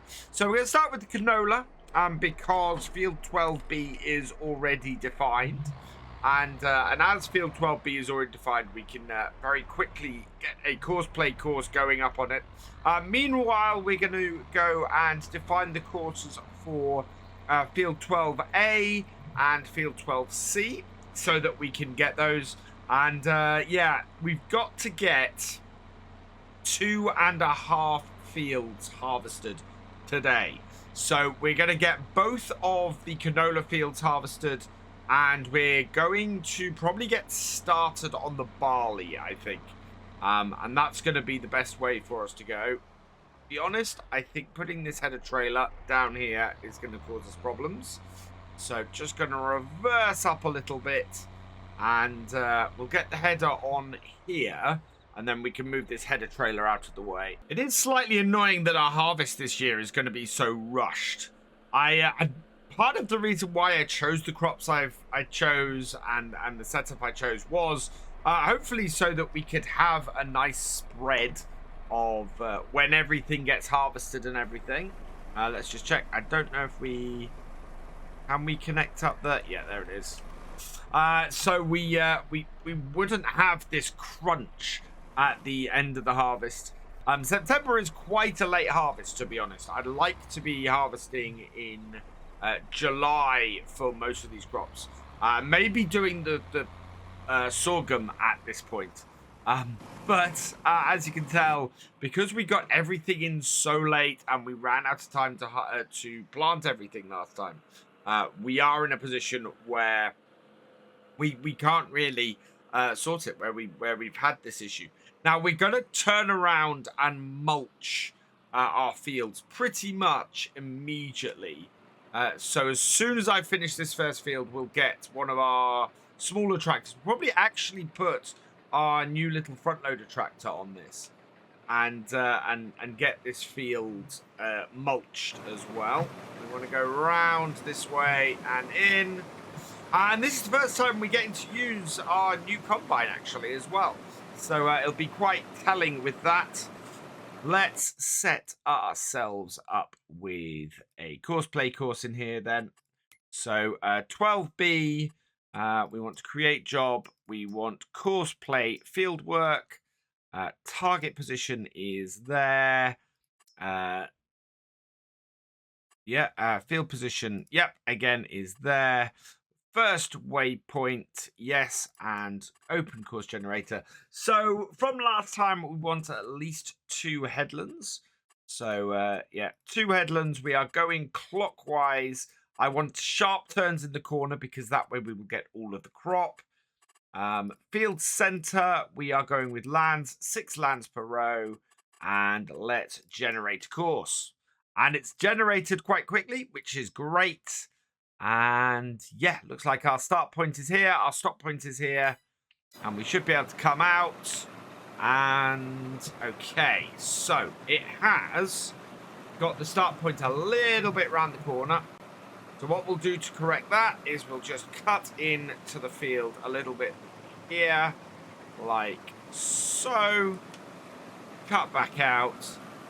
And I actually quite like the very thin gaps we've got between these each of these fields. It's really, really good for us in so far as making sure the maximum of field 12 gets used. Nearest waypoint, let's just check the full set of these. Right, we want to harvest just beyond this point where it comes and moves on to the next row. So there, and away it goes. And our harvest begins. With the canola. Should be quite good. Let's see how our yield is going, actually. So if we come onto here and see the yield, that's soil information. So the yield we're getting is not bad at all, actually. We're getting a 90% yield off this. That's, considering this is clay soil and we have a load of weeds in here, I'm quite happy. Environmental score, we've got up to 75%. Or up to 75. That is huge. Across all of our fields, we're up to 75. That is absolutely brilliant. Now, in case you're wondering where our 8340 is, it's up here on field 6, getting this field ready for planting. We're so close now to having these fields, or needing to seed these fields, that we need to get field 6 turned around. I think we're looking at having wheat in it next year. So it's a good field for us to have prepared and ready to go as soon, really, as we can. So with our 8340 taken up doing that job, we are going to be doing the carting in this, the 7810, which is a perfect little carting tractor with this Marston. I really like it. I don't think our combine is full yet. We'll just drive up alongside and see if we can hop into the combine and see how they're working. So pull up alongside here, jump in, and yeah, 87%. So yeah, we do. Yeah, we'll empty out on this side here. We should be able to do that fairly easily. Not as straight as if we'd done it on the previous road, so it's going to be a little bit more tricky, but we should be fine, I think. Yeah, there we go. A little bit faster. And then we'll control our speed. Try and get this towards the back. And, oh, this is what I love. Doing this always brings back memories. I said it so many times. We have karting like this, looking over the back of a 10 Series, from a 10 Series Ford window, into the back of a Marston trailer with a New Holland combine there, doing the harvesting. Although obviously didn't have quite such an issue reversing or anything with it like that, or the combine driver driving into my tractor like that. But it's yeah, brings back memories because I used to do that so much on my dad's farm. Every year I'd be out there karting, driving something like this with a trailer like this and a combine sort of like that. Actually a little bit more modern than that, but still pretty cool. So with our combine going, what I now want to do is try and define the fields for field 12A and field 12B. It'll be a little while before our combine's full again. So let's draw a custom field here. Okay, with right clicks. So first point, second point, and then all the way around here like this. Probably the best way to define fields. Save custom field. Yes, we'll rename this in a moment. So edit this. So this is the other bit we can do. So we can now move these points, and you have to get them at the base and move start to the finish. And then we're just going to go through and we're going to make sure that all of these points are along the edge. And for once, actually, it's not bad. It's a little bit out on this corner, so we want to bring that out as well. And I love this about this version of Courseplay. The fact that you can go in and you can alter your position of your fields a little bit. Just make it actually match up to where you want it to be. It will make it so much better and so much more accurate. All done. Great. There are advanced settings, and yeah, so you can select multiples this way. So if you want to select multiples, you can do that. But we're not doing that at the moment. And yeah, there we go. Now that we've got our combine off and running, the next thing we need to do is start getting the mulcher set up in order to do the next job. Now, the problem we do have is that we actually returned our mulcher. So we're going to take our 118440, our county, down to the shop. And, well, yeah, we're either going to purchase the mulcher or we might hire it again. I'd like to purchase if I can. If we're really lucky, there'll be one sitting in the used area. So let's just park this up here, pop into the shop, and we'll have a look at what they've got. So note, the only thing they've got is a stump grinder. So bring this up. And yeah, we've got quite a few options in here. That's 200 horsepower. That's 75. We have in the past gone for this one at 21,000, which is well within our budget. However, no, in fact, we got to go with this one for 130. So yeah, our county is 135, sorry, 136, 125. So that's actually our smallest tractor. We've got the 8340. The 7810 is more powerful because it is the turbo version. So yeah, 135 horsepower is the maximum we have.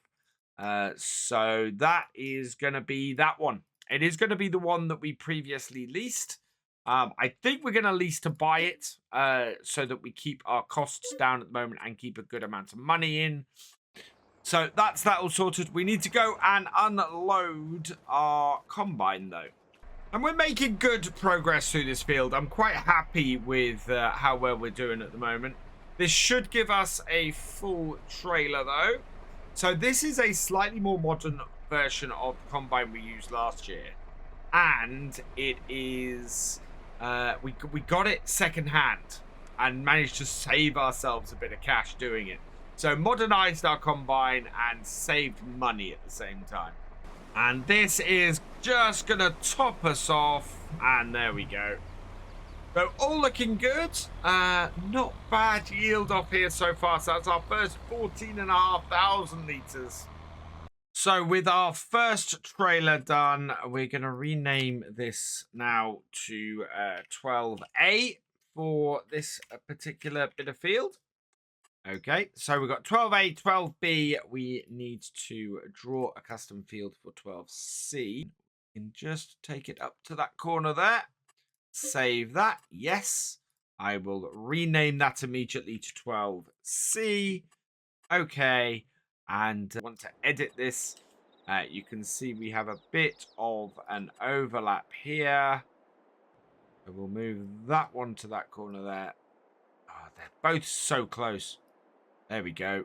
That one to there. And then I'm going to go round. And like we did with 12A, just going to make sure all of these points are in the right place. So for the most part, that was actually fairly good. So that is that field done. And looks like our harvester is in need of emptying again. So we'll get that done. And yeah, we're now set up with all of the field definitions we need in order to properly work our farm. Now that we're more than halfway through this field, let's have a look at the yield. So yield-wise, we're getting an 85 across most of the field, 85 to 95 across most of the field. We could get that a little bit higher. Our 8340 is finished over here, so that's good. What we can do is, as we start turning these fields around and getting them ready for the next year, we will be able to get seeding going. So what I will probably do is hook this up to the seeder. Once we've got the mulching done, we'll then be able to... Wow, these deer are causing havoc. We'll be able to then turn around and use our new front loader tractor and this to get the seeding going and start getting the winter wheat in. Once I've got the winter wheat seeded this year, I want to put some cover crops in everywhere else so that next spring we can turn around and we can immediately get the canola in, followed by the sorghum, stagger all of our harvests, and at the same time be able to just bump things up a little bit with those cover crops. Our combine is getting fairly full again, and yeah, it's just hitting 80%. We'll turn around and make sure that we can pick the combine up on the next row. As I said, it's about an 85 to 90% yield. Trailer is not quite going to be full off this row. I think, yeah, we'll pick it up about halfway down the next row. In fact, I'm going to go and tip this. Because we're going to have to fill up at the end of the field, which won't be too long anyway.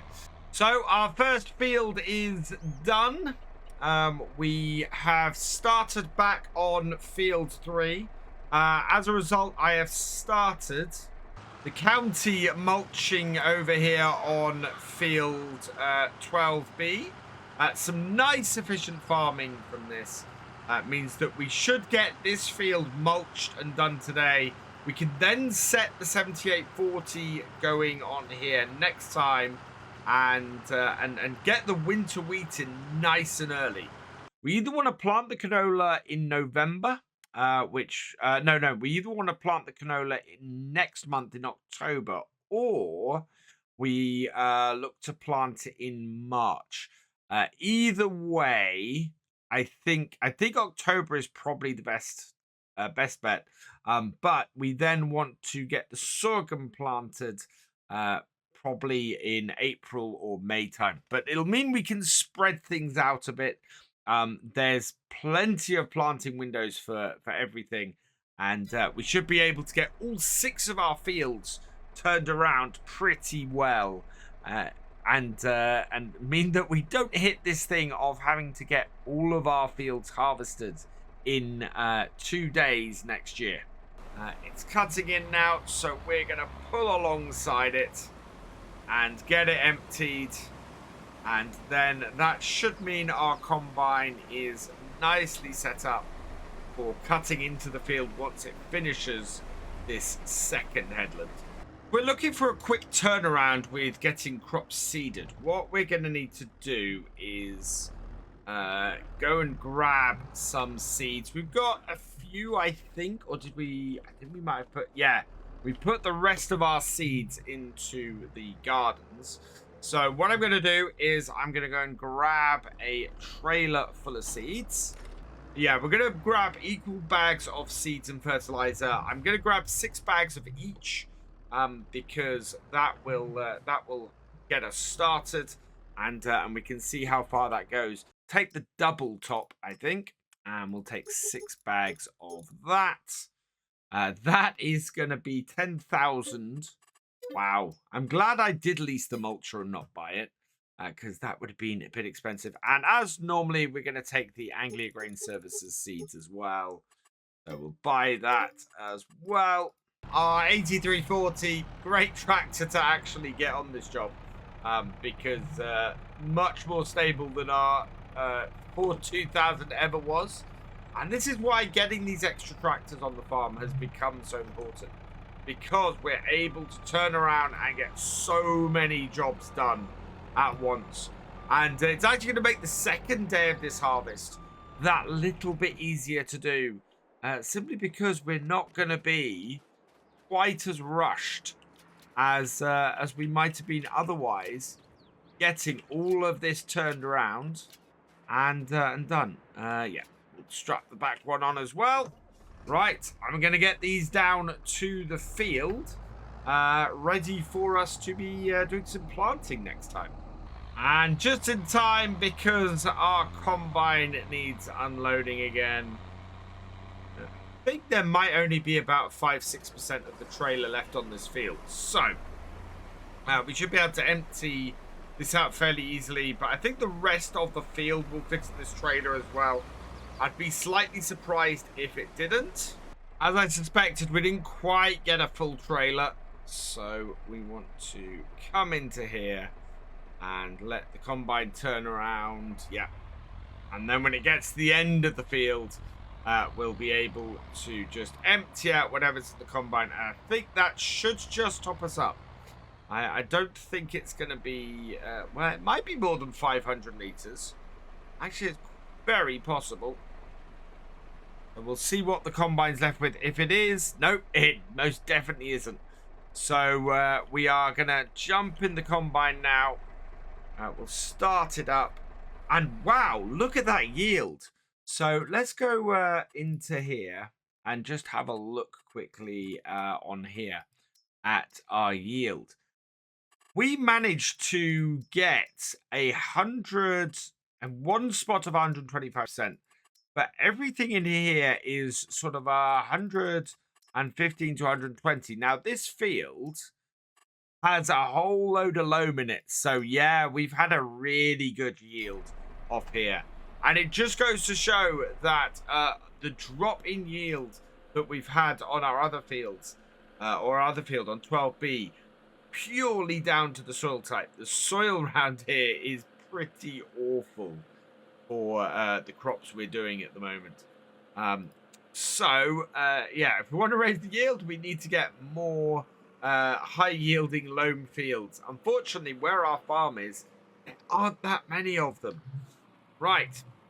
What I'm going to do is start this up. We want to make sure that we are dropping...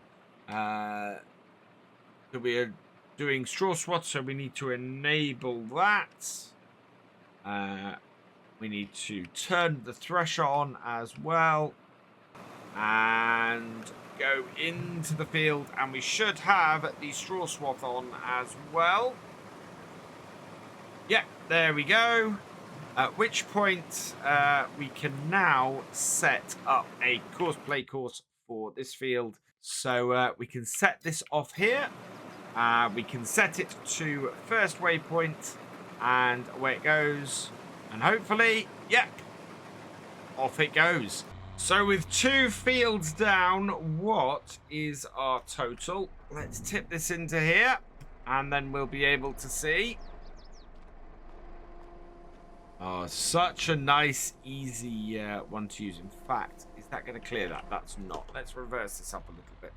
That pipe. Really, I should probably come in from the other way. Come round and go out that way. Because, yeah, I avoid that pipe just most of the time. There we go. So, canola, 42,000 litres. So, that is going to be a very nice income from that this year. Liking that a lot. We also... Do you know what? While the barley is being harvested, I think we have a whole load of wheat in here. Did I just see? Let's have a look at this. Yeah, we do. We have 10,000 litres of wheat. So, seeing as we're not selling that, seeing as that will make fantastic pig food, what we're going to do is we're going to empty that out of the barn. Because we're going to have to put the we're going to have to put the sorghum in there soon. We're going to have to tip barley on the floor, I think, in this barn here. Yeah, I'm going to put barley on the ground in that barn there. But this is last year's wheat. So as that's been sitting in that grain store for a year, I think we can tip that in here quite safely without having to worry about it. It will make some fantastic pig food. And pretty much is the only bit of pig food that we were missing last time. Had I realised that, I'd have emptied this in here then. Our combine is about 80% full, so I'm going to come across along the backside here, and just when it turns the corner and comes back this way, we will pick it up.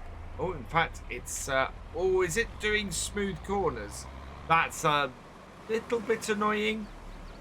If it misses a lot, we'll have to go and clean it up afterwards. But oh no, don't empty please. Okay, so I'll stop the hide worker and reposition the combine because I don't want it cutting in. There's no point. We can run along here quite easily.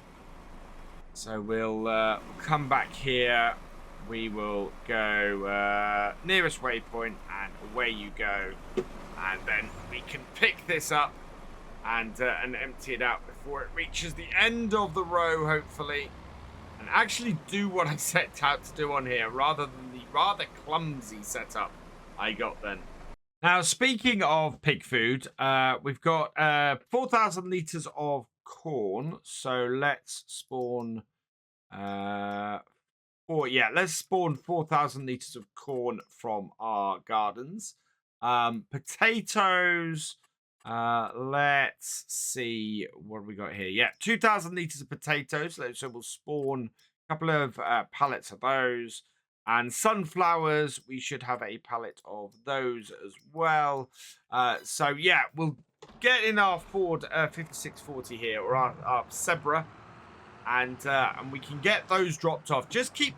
We can keep the pigs topped off all the time. We're gonna make sure that they're constantly growing and constantly able to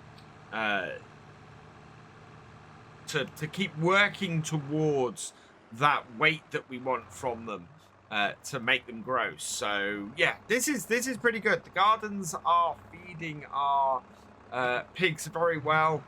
We're getting a decent amount of crops out of them every day. All we got to do is keep an eye on the water and on the seeds and the fertilizer levels, and make sure that we can and just keep those going, because that will keep the pigs going. This should be our first full trailer off the barley field. We want to empty the combine before it goes and cuts in, ideally. 94, 95. It is going to lose all of that straw along the edge here.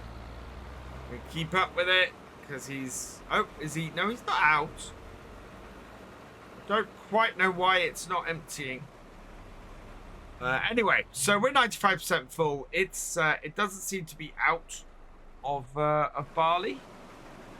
Let's check. Oh no, it is. It was completely empty. So, yeah, we'll leave that to cut in. And we'll go and feed this all to the pigs as well. Because that will keep them going. How much was our wheat? So our 10,000 litres of wheat. Yeah, didn't go very far. So I think all of our barley is going to go in to feed the pigs. Which is fine because barley sells for less than pig feed costs. So will keep us topped up for a good long while. Our county has finished work, which is great. So we can clear that off. And of course, with field 3 finished as well, we can now just go and set this tractor onto field 3 to start mulching, which is perfect. I'm impressed with the amount that we've got done today. We've harvested and mulched 12B. We've harvested and are in the process of mulching field 3. And we should get this set of lands done for field 12A before we finish today, which will be great. Looks like we're going to have a decent amount of feed for our pigs as well. And that will all be sorted today as well. All in all, that is a pretty good position to be in. I think, yeah, we'll complete this set of lands today and get the combine to the end of there. So we'll empty out when it gets back round to here to finish off. I do want to just get the maize into the pigs as well and sort that. So that's to be done. But yeah, we are really on schedule for all the work we have to do over these 2 days. Combine is coming up to the end of this row. So as it does, we'll just empty it out. However much it's got in here will be enough for us to finish off for today on this field. Because as I said, we are further along than I was, well, we're about as far along as I was hoping to be. So that's good.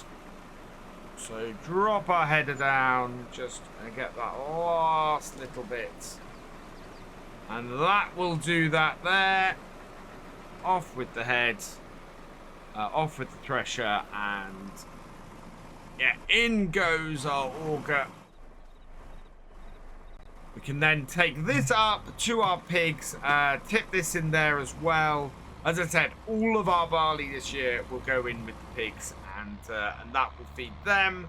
And then we should be able to have the pigs going for a good long while without needing to do anything else. Final pallet of food from our garden for the pigs for today. So 1,000 litres of corn. I'm so pleased with how our gardens have worked, combined with how our barley and our wheat are going to do it. That those were the ones that it doesn't matter so much growing to give to the pigs because of the difference in pig feed costs. But yeah, last of the amazing. Let's have a look and see where our pigs are. Yeah, we're actually into the orange for the food. Mainly because of the grain, mainly because of how much we put in. But the pigs looking a lot better. And this should now start to bring their health level up, which is good.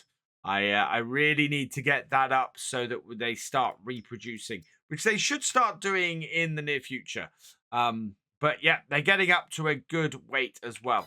So yeah, all good there for our pigs. Just the mulcher to finish off. And it looks like, in all honesty, this is going to be a job for it to finish tomorrow. The headlands, yeah, it's just getting started on the headlands. So I am going to put it to a stop at this point here. There we go. And turn it off because we have got so much done today. We have harvested 2.5 fields. We have finished off the power harrowing on field 6. We've got 1.5 fields mulched. We've got the pigs fed. What an incredible amount of work we got done. Today we are going to be continuing with the harvest. We need to get our combine set back up, so let's find our course play point. I think, where did you go in? So yeah, we've got to cut in here somewhere. What I might do actually is just get this at the point at which it will come back out. Oh, yeah, that's about right, actually. So we stopped it here. I want to go nearest waypoint and away. Gonna take up. Oh, we managed to miss picking up any straw. Fantastic. We got quite a lot to do still. We've got the rest of this field to do, and then we're gonna go from here. That though, I did manage to miss some straw. So, no, we were up at the end here, weren't we? Let's get this going then, and nearest waypoint is there, and then that will go out and back. Yep, and is heading off to do that, and we can head back and go and grab our tractor and trailer, I think, and get on with this. Our mulcher is still very much running around field 3 here. That will have that finished off fairly quickly. It won't have much to do after that. In fact, I think we're going to want to run back to the farm and grab ourselves, grab ourselves the baler and get this field starting to be baled. Turnaround next month should be fairly quick, so I'm not too worried about that. We're going to be able to get our crops into the ground. We've already got the winter wheat to get planted next month, really. As I said, if we can get the canola in, the earlier the better, but it doesn't matter if that doesn't happen till the spring. And the sorghum, we are not too worried about that, unless we we can't plant that till the spring anyway, so it's the winter wheat we need to get in this year, and we've got 2 months to get it in, which is fantastic news. So our 8340 here with 125 horsepower has more than enough power to run our baler. I think that's going to be the best way to have at this. I've noticed that some of the straw is being lost on the field as our combine is doing its work inside the field. So we really need to get to work on that and get that baling. We've got plenty of space or plenty of time to be doing this. I don't think our combine's going to be full anytime soon. One thing we might have to do is get the little tractor over here and just get some of these bales out of the way. First, let's unfold this baler. There it goes. Start it up. There and down and away. Perfect. Yeah, we're gonna have to try and pick these bales up, but this should be nice and efficient for us, which is what we need right now. Is a good bit of efficiency, and it'll keep us going. There's still so much to get done before the end of this day. And you can see up here where the combine's turning round and coming back down, it is catching this row of straw. So we need to be going around here actually, whoa, and getting this all collected up. My hope is that we won't drop a bale in front of where the combine's going, and at the moment that seems to be holding. We haven't dropped a bale yet, so these bales are pretty big, and it takes a while for one to drop. Looks like though our combine is full, so good thing about doing this in this field like this is we can hop over here, run over to this tractor, hop into it, and come and empty the combine without the combine really being stuck there too long, and we get things turned around nice and quickly. So bring it alongside. Combine puts its header down. Am I close enough? Yes, I am. And away we go. Fantastic. This is going like clockwork. So we'll take this to the end of the row here and unload it. And that will mean, yeah, the combine should stop long enough at the end, yeah, for us to unload. And then we can leave that. I don't know whether we'll have the space to turn. So what we'll do is we'll wait till the combine is empty. So I'm going to watch the actual tank. And it's going out and down. There we go. And we'll just reverse up, get out of the way. And then we can head back over to our baler and continue on. Well, we've only dropped one bale in that whole first round of the field. So that's not too bad. I say it's not too bad. I mean, we've only got one bale off the field so far. We've actually got a second about to drop in a minute. But it does mean there aren't any bales in the way of our combine as it continues round, which is going to be good. Minimal number of bales on the headland. We're not going to be dropping any in our combine's way by the looks of things. I'm quite happy with that. That's going to leave us with less work to do, not more, which is always good news. I don't know if this one is going to drop. Because this one doesn't drop in this section here, we're fine. But looks like it's all good. And looks like our mulcher has finished work as well. So we will get this cleared off its current job. And in fact, we can't get this mulching the next field because, well, we've got a lot of straw on it. And if we mulch that, we're going to end up losing out on all that straw. So this is going to have to go up or back up to the farm, and we'll park it up for now. The end fields are probably going to be where we're going to be using it next. But we'll just park it in here. We can do some bits and pieces with that later, but that is done and dusted. The bales on this field have been very, very accommodating. It's we've got one last bale to drop off the headlands, and it's not going to drop in the way of our combine at all because of how we've gone about this. In fact, yeah, there we go. That hasn't dropped, and that's our headlands all done as our combine comes back. That's brilliant. I'm really, really happy with how well that's gone. We've managed to bale up the field. We've managed to keep the combine working, and it's all come together really, really nicely. So I'm going to start working my way back across the field here with our baler. Meanwhile, we need to go and empty that combine, actually. So let's jump in this and go and get the second load off here. So yeah, this is going to fill our trailer up, and we're going to have to go and tip with this, but that's fine. That is another full trailer off this field. Considering how full of weeds this field is, this is not doing too badly.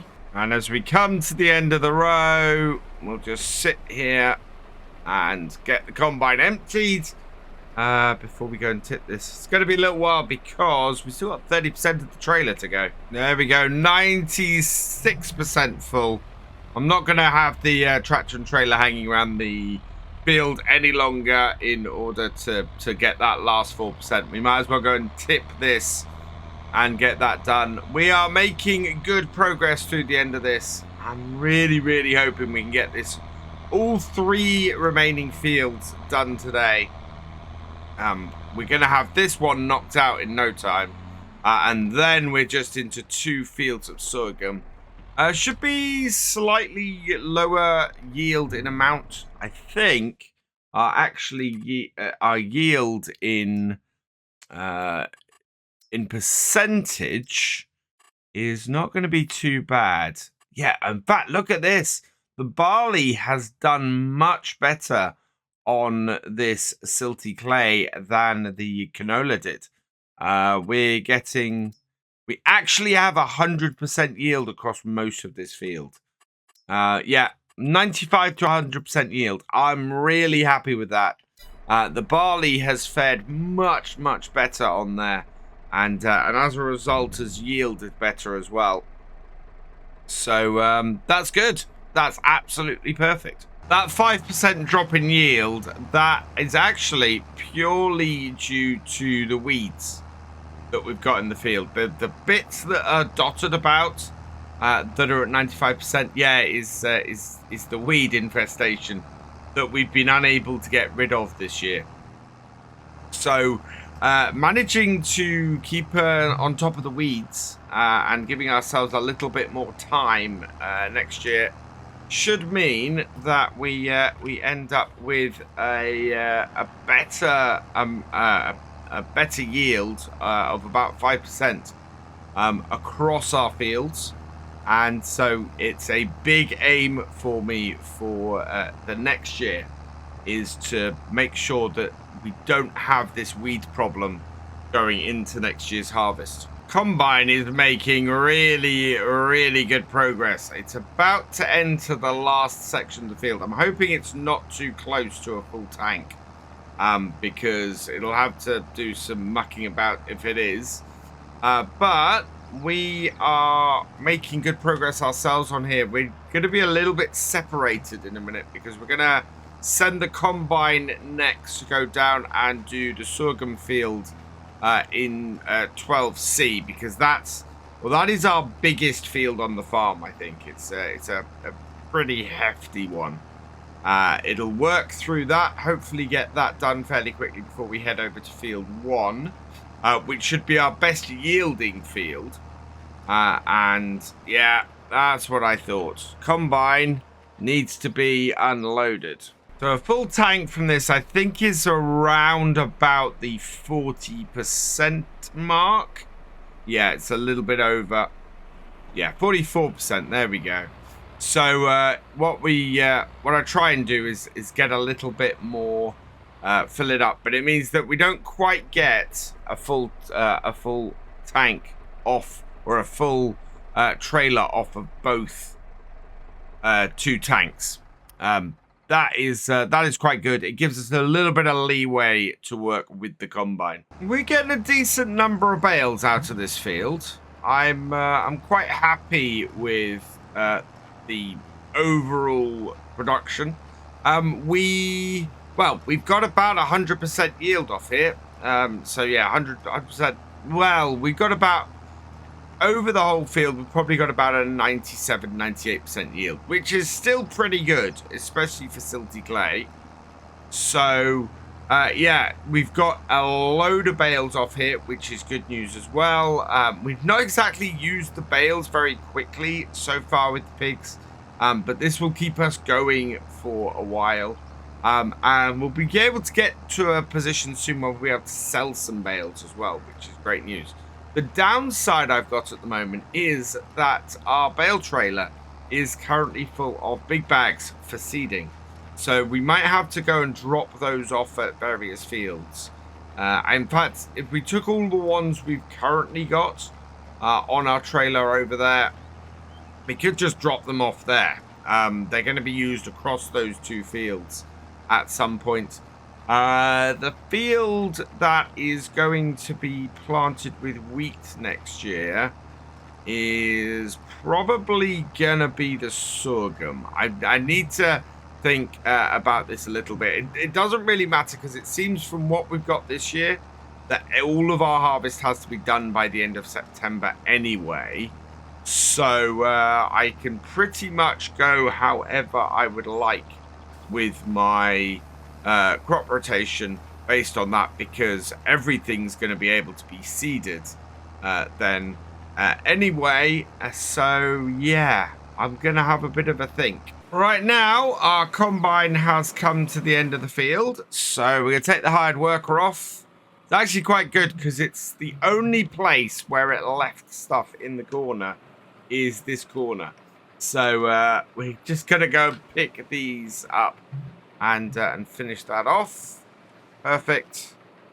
Does mean I'm dropping a beard of straw where I probably don't want to, but that's all right. And then we can come down here, empty this out. Orca is out. And then we'll head down to the bottom field to 12B, 12C, sorry. And just get this emptied. So bring this around here. Didn't leave my tractor in the easiest place to do this. And it's not a full one, but we'll have to take the tractor and trailer back down to the farm and empty it in before we move on to the sorghum. But I'm happy we've got this field done. We've just got 2 more fields to crack out today, and it is 9:45 in the morning. So there is plenty of time to get these 2 fields finished. I'm hopeful. I'm hopeful we're going to get all of our harvesting this year. And I'm kind of glad that we didn't end up planting field 6. We would never have got that field.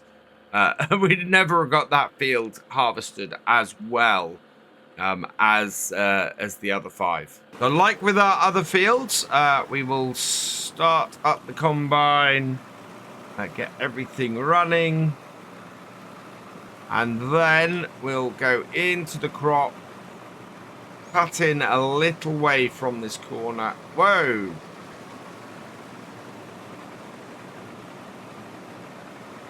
Oh no, that is, I forgot this cuts a lot higher. I thought we'd left crop on the behind us then. So that's all good.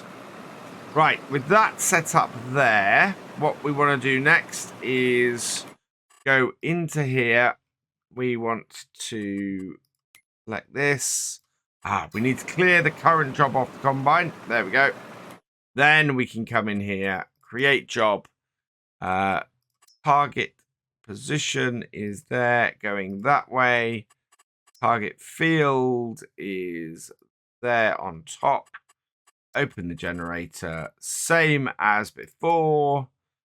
And yeah, nice and easy generation of the course. Let's have a look where it is. It comes in on that corner. Right, we need to make sure, yeah, you see it comes in around that corner and then it cuts in. So what we're going to do is that I'm just going to double check, because last time I was worried that we were doing sharp headlands. So yeah, it was just the shape of the field last time. Nearest waypoint, switch that back to there, and away we go. And away our combine goes. All right, it was just repositioning itself. Missed a little bit along the edge here, slightly worryingly. I was about to say the final total for our barley is only 25,000, but that's not true, because we've actually been putting the barley into the pigs here. So this is down a little bit because, of course, the pigs have eaten some. But, yeah, we're looking at about 60,000. Yeah, 60,000 litres of barley.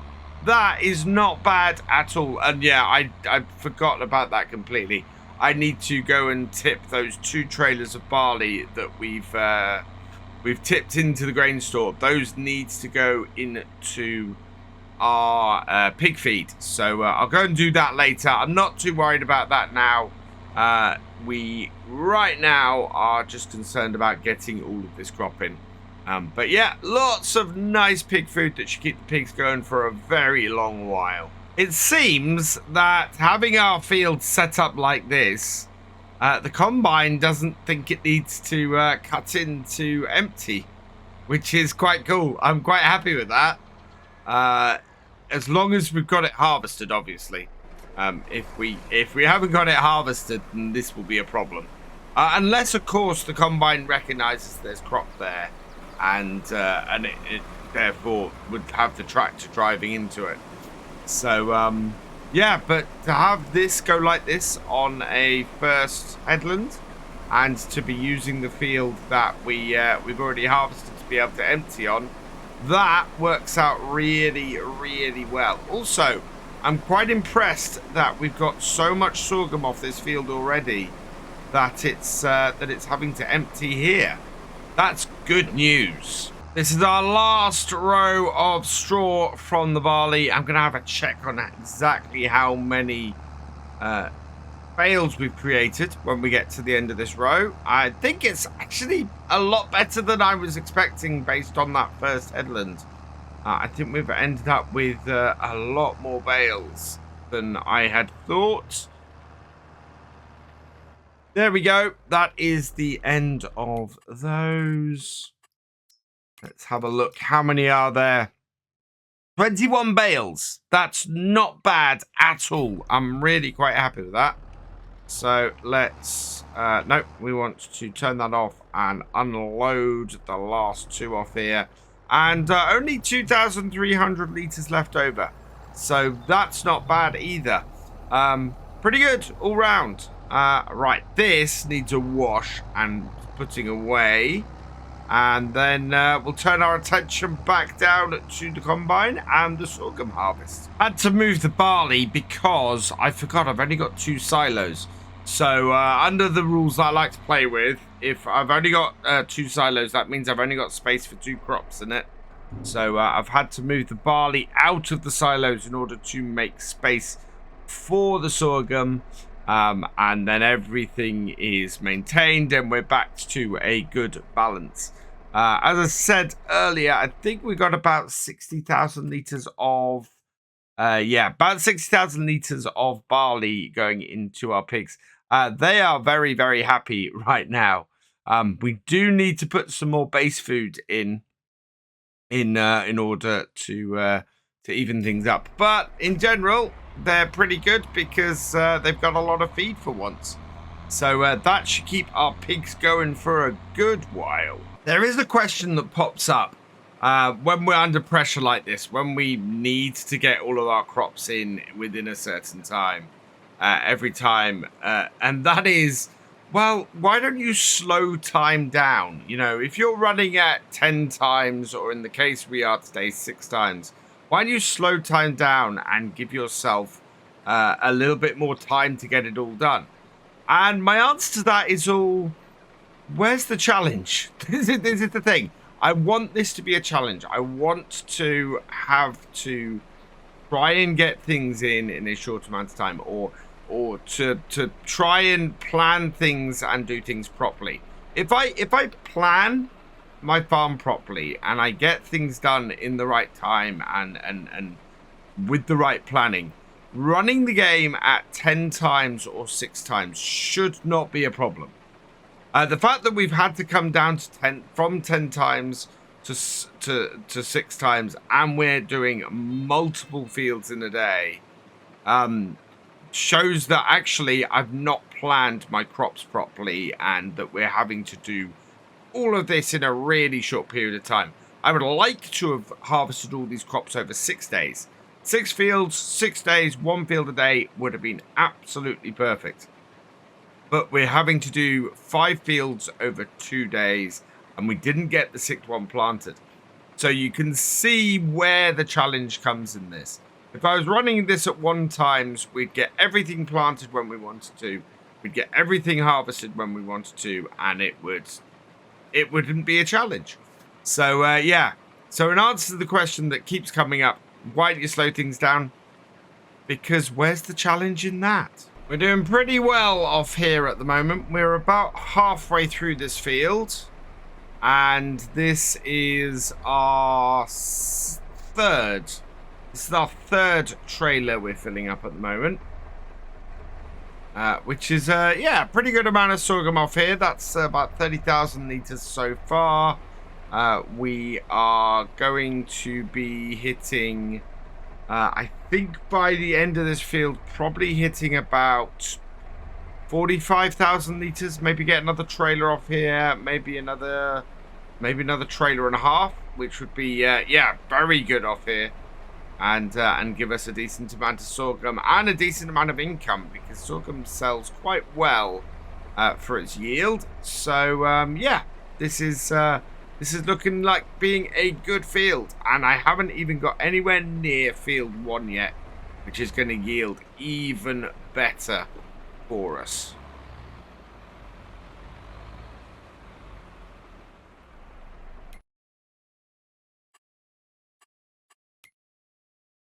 The yield on here is actually looking pretty good. We are pulling 95 to 100% across the whole field.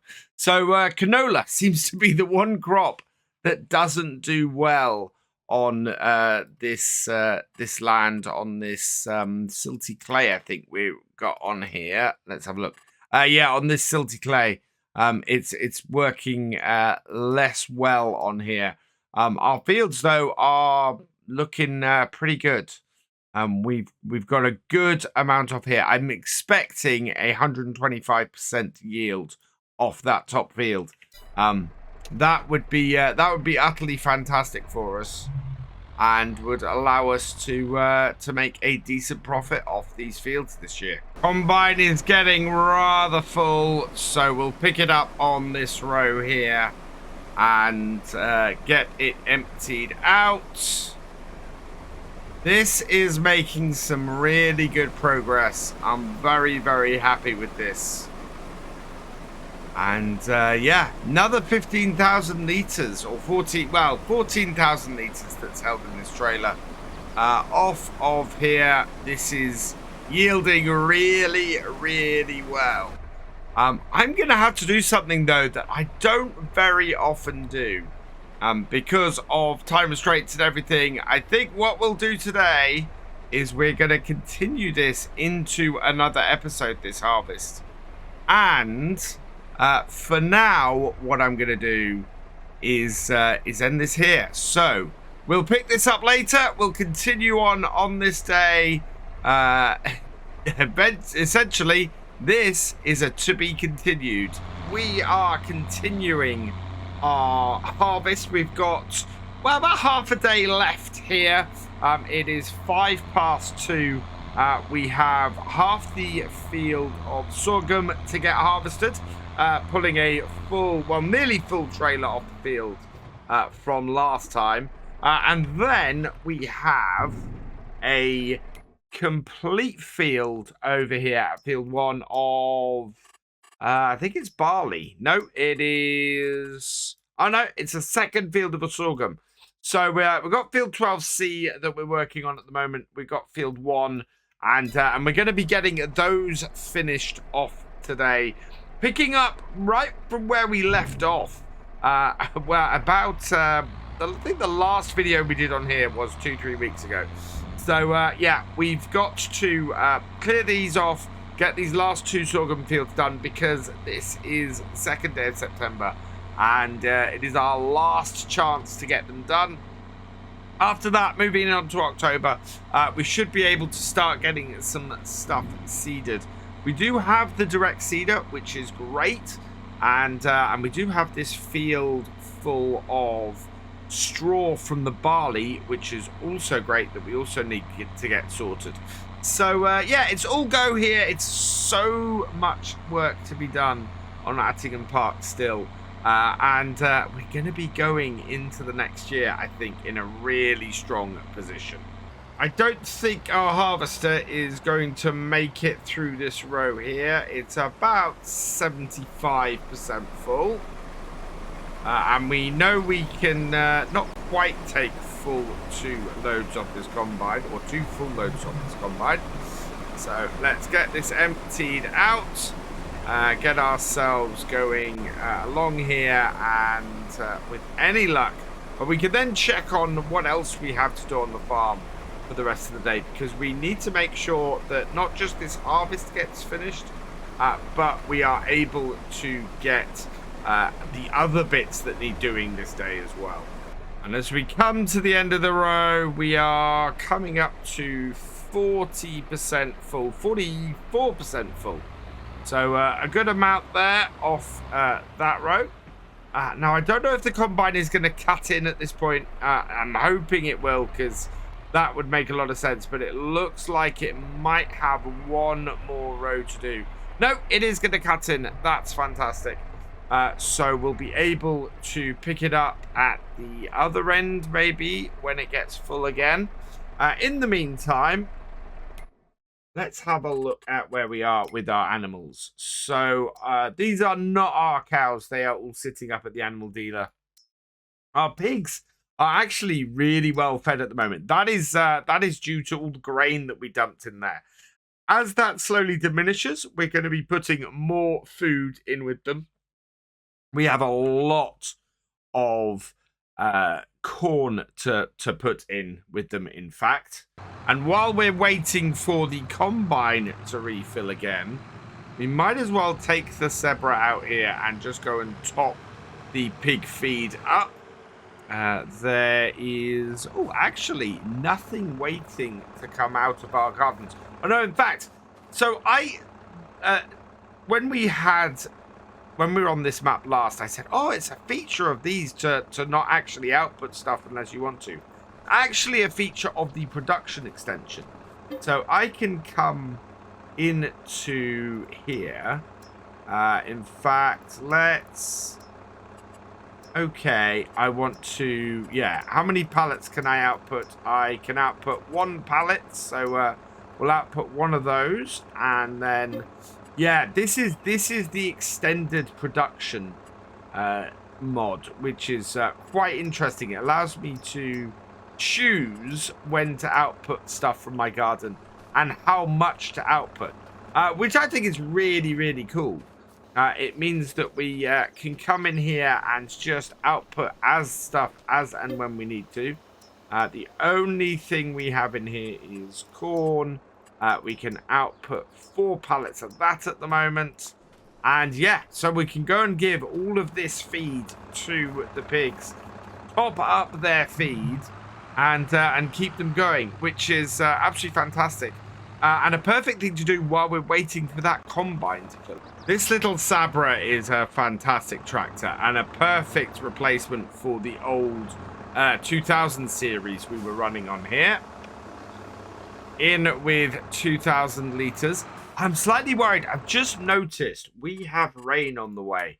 How bad do we have rain on the way? Okay, 8 o'clock this evening as the sun sets. We should be all right. I'm expecting to have all of the harvest done by then. If it isn't, we have a bigger problem anyway. And even if it does hit, we only have a short shower by the looks of things. So I think we're going to be all right. And after a few rows into the field, our combine needs unloading. Looks like it's done, just under 3 full runs down the field. So looking at this, I think we're going to have 1 more load after this. That should mean I don't think we'll quite get it all in this trailer, which is fine. We have got to head back to back past the yard. I don't think I'm going to put the header onto the header trailer to move to field 1. We should be okay. A lot of what we can do on the farm, actually, we can do within the farm, which is very nice. Makes it much, much easier to move about. Right, let's get that emptied. And it looks like we're going to be more than 3/4 full. In fact, wouldn't surprise me if we end up with a pretty much full trailer. This trailer will take a little bit more than this. We didn't take a full tank last time. So what I'm going to do is just spin this around here. Oh, God, no. That's not going to turn well enough. Let's get out of the way of the combine. We'll pick the combine up on the next row and top up our trailer and make sure that we're just taking a full trailer back to the farmyard and maximizing how much we can take. Let's keep going. All right, round like that. This shouldn't take very long to top this off. We're getting a decent yield off here, and it's not taken long to fill the rest of the trailer. 14,500 litres. Let's get this up to the farm, get this tipped, and then we can head back down here for the last little bit. This field is longer than I thought it was. I've put all of the corn into the feed for the pigs. So now what I'm going to do is get the sunflowers and potatoes. Potatoes tend to be fairly heavy, so I'm only going to take one row of those with the lighter sunflowers and get these in. Now, my hope is that in filling these up as we go, we should end up with the barley getting used up a little bit slower as a result. So let's take this into here, potatoes in, and the sunflowers in, and then we just got one more crate of potatoes to go. So we'll get this crate of potatoes dropped in, and that will then be the pig feed all sorted for today. Let's pop into here and have a look. Yeah, you can see even now though, even with what we've put in there, that's still fairly low on the base feed, on the protein, and on the root crops. So we've still got quite a bit to go to do that. They're good on straw. They're producing slurry. Basically, our pigs are doing everything we need them to do. We know for fertilizer, we can start to switch soon to using the organic stuff that the pigs produce. And then that's going to save us money there. And yeah, it's going to be all good. Let's put this tractor back in the shed. I can see my combine once again needs unloading. And in fact, that should be the end of the field, I think. If not, we are very close to it. Yep, the combine has indeed reached the end of the field. So let's get this emptied. There do seem to be a few bits it's missed at the edge. I'm not going to worry about them. I don't think there's a huge amount in them. And so we should... Yeah, there we go. We should be all right for those. What I'm worried about now is we want to take the worker off this.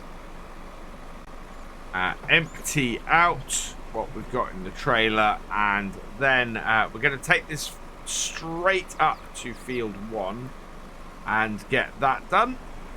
Should be a lot easier to do the course play setup for field 1 than our split field here in field 12. And yeah, away we go. Our combine is looking a little bit mucky, but then it's had a busy season. What I will do as we go past is just top up the fuel. I think that's a wise thing to do. So stop that there. Hop around and refuel it. We've got plenty of fuel in the tank to get our TR-87 refueled. There we go. And start her up again. Head out and over to field 1. I can tell you something. If we had a bigger combine here, we wouldn't have been able to take that through the yard then. It would have absolutely been too big with a larger header to go through. Let's start that up. Let's start that up. And we will head into the crop. I just want to cut into the field a little bit to get myself into position. Then we will head into here, into the hired worker, create job, course play field work, target position is there, field position is there, first waypoint, course generator, give me, yep, same setup. So generate fieldwork course comes in fairly easily. And I think if we head out, we should be able to see that this is the start point. So nearest waypoint, and away it goes. And it will do lands with this because that's what we had this combine set up to do before. Meanwhile, I'm going to set this tipping and the last of the sorghum from the previous field. It will then be into storage. And we can come back this way, over here, and get this. Our county started. We want to go and mulch the field down the end. we want to get these turned around as quickly as we can. And doing this and getting our tractors out there and working is the best way to do it. We are a little bit down on fuel with this, so we'll refill this as we're about to send it to do an entire job on its own. And yeah, away we go. Let's get this down to the field and get it set up. I have been setting myself up ready to do some seeding. So you can see there, we've got a whole load of fertilizer and seeds ready to go down this end. Because this is where we're going to be planting first. We want to get the winter wheat in, ideally. Let's set this tractor up, though, with 12C. Target position is going to be that corner there. Field position is this one. We want to open the course generator. It should be fine. Rows per land. I think number of headlands. Yeah, this is all good. Generate this. We're not actually using lands on it. But it should finish in this corner, if I'm right. Yep, pretty much where we are, which is perfect. So let's take this over here where I can see our start point. We'll just line it up with that. Unfold these. And we'll drop this down just before we start. So like that. And away it goes. Hopefully that should just head off. And we're back up to field 1 just in time. I think our combine... Oh, yeah, our combine is looking very full. And because it's made this nice area in the corner, we should be able to turn around. He says, just as the combine gets in the way of me doing exactly that. Oh, no. Right. Yeah, this has got a little bit more fun to maneuver around. Maybe I can do it up here. Where we can get a little bit closer to the hedge. Spin it round, and yeah, just enough space. Brushing past our bits there, our sorghum there. We'll be able to empty this and keep our combine going, which is fantastic news. Because I would worry otherwise about it doing a cut-in and trying to make space. But we should be all right. Seems to be working well, and yeah, we are already have a full grain tank off just the first headland. So what's our plan going forward? Well, it is our last day to harvest. This is our last field to harvest as well, which is great. That clears us all out. We then have 2 months to plant wheat and or barley. We've got 1 month to plant canola, and we've got, well, we can't plant sorghum until well into next year. So my thought very much is that we will get winter wheat in now. We will then space out and get the canola in March, and then we'll get some late sorghum in April or May. That should split out or spread out when our harvest is, and prevent us having what we had this year, which was just 2 days to get all of our fields harvested, which was just not enough time. So yeah, we're gonna do that, and the fields we're gonna target with the wheat. So we did barley on 12A, we did canola on 12B and 3, and yeah, we've done the sorghum on 1 and 12C. That means whatever 6 is going to match 12, and that cannot be wheat. So that's either got to be canola or sorghum. If we do canola on 12A and 6, that means we've got to do the wheat on 3 and 12B. No, in fact, that means we've got to do the wheat on these two, on 1 and 12C, and the sorghum on 12B and 3. So I think that's probably the way we are going to do it. So we want to get the wheat on these 2 fields. Those 2 are actually ready. So, in fact, if those 2 are ready, yeah, we want to put the wheat into 12B and 3, get those 2 fields done. We can then spend the time getting these 2 ready for next year's canola, and then the sorghum will go in 12A and 6. So that is the way around we're going to do it. We are already 73% full, 74% full again. So I better get my tractor and trailer down to this corner. We want to empty this combine out before it reaches the end of the field, because it's only doing 2 headlands, and as a result, it's going to do a cut-in as soon as it finishes this one.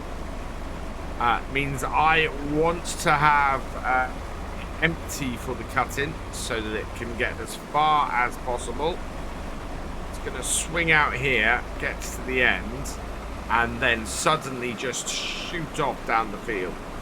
So we'll keep emptying as it goes along. It might keep going. No, there it goes. Yeah.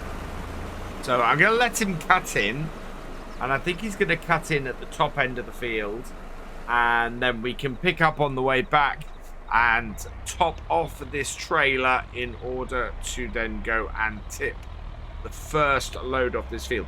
Almost a full trailer off this field. In fact, I think if we've been able to empty the combine, we might have actually got a full trailer off this field.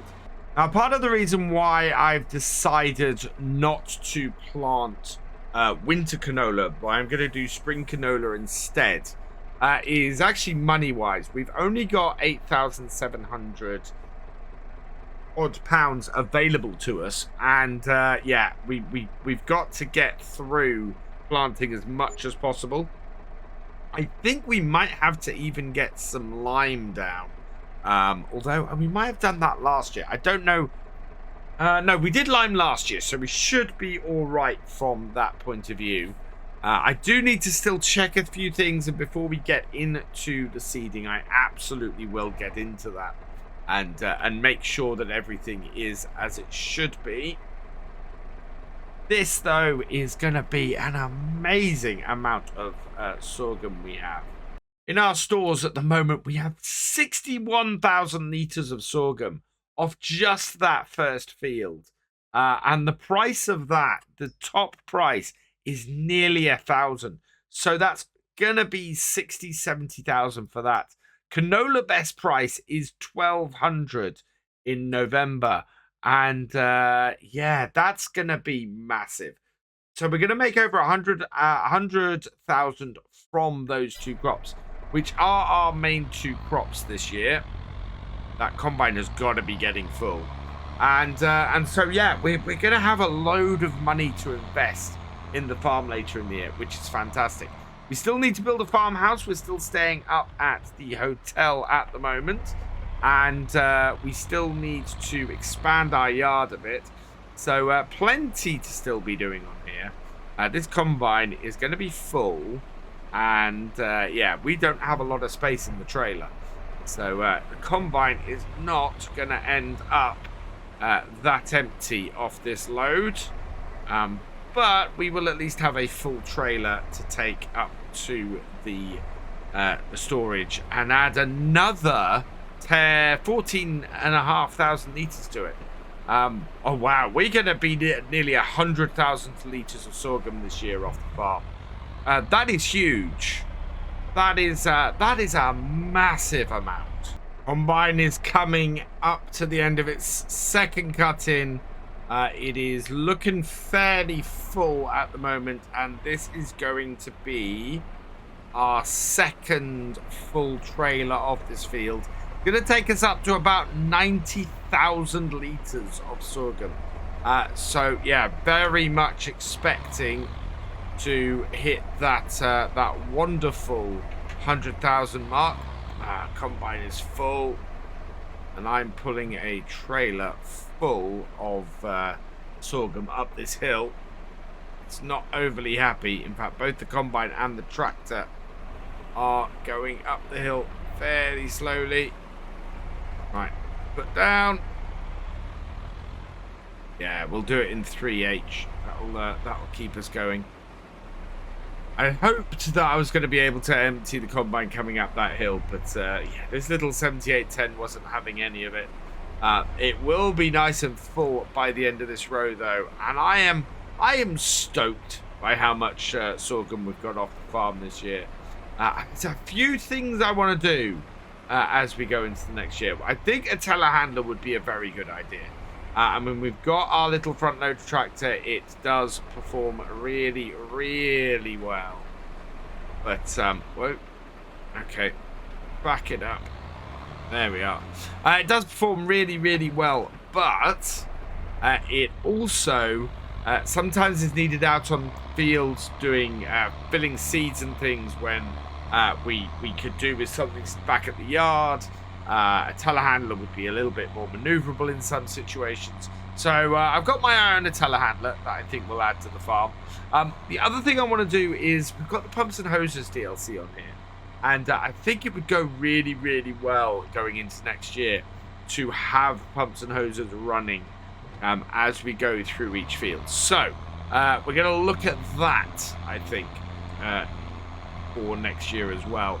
It's going to cost quite a bit to set it up, so that is going to be quite a feat, I think, to get all of that out of our money. If we're lucky, some of it will come up used along the way, and that will make me very, very happy. The sun is setting as we've come back up to the field, and the combine is again at 80% full. We definitely want to empty it on this row because A, it's 80% full and therefore about right for emptying, and B, it won't make the next cut in if I don't. So let's just bring ourselves alongside and get this emptied. 10,000 litres now, well actually 9,500 litres now, is going to send us over 100,000 litres of sorghum off the farm this year, which is, as I said earlier, a huge amount for us to get. Yeah, this should empty out for the rest of this row, and I think we've got maybe one more cut in order to get this field finished. And look at that, we're already at 6,800. So this is going to be a bumper crop of sorghum this year and really set us up going into the next year. Meanwhile, our tractor over here, the county with the mulching, is making a massive inroad. Yeah, this should get finished. This doesn't get finished today. This will get finished first thing next time. When we start looking to do the seeding in the field next door. The other job we need to do is that far field of barley. We need to get those bales collected up. So those are going to be a job for us to do. We'll probably set the seeder off on course play and get out there with the tractor and trailer and start collecting those bales up next time too. It looks like the rest of this field is going to fit in this trailer. The combine is only about 40% full. It's got that row there to do, and then this one, I think. Let's take a look at its row here. Oh, no, it might not. It might have a tiny slither up that side to do.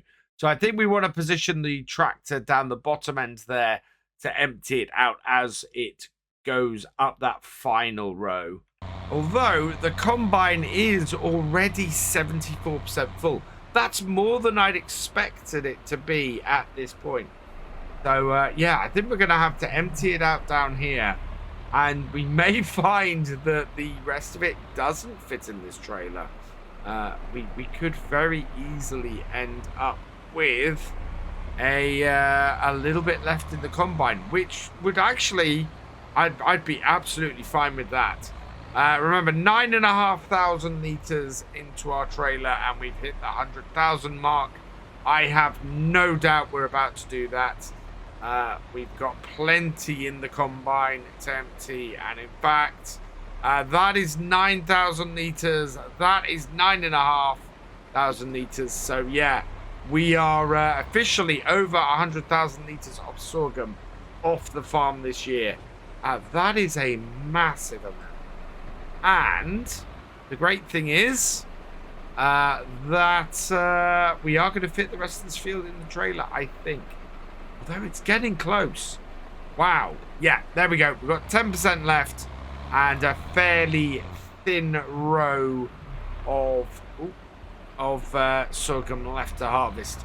So we will pick up the combine at the far end of the field and get the last little bit emptied into the trailer.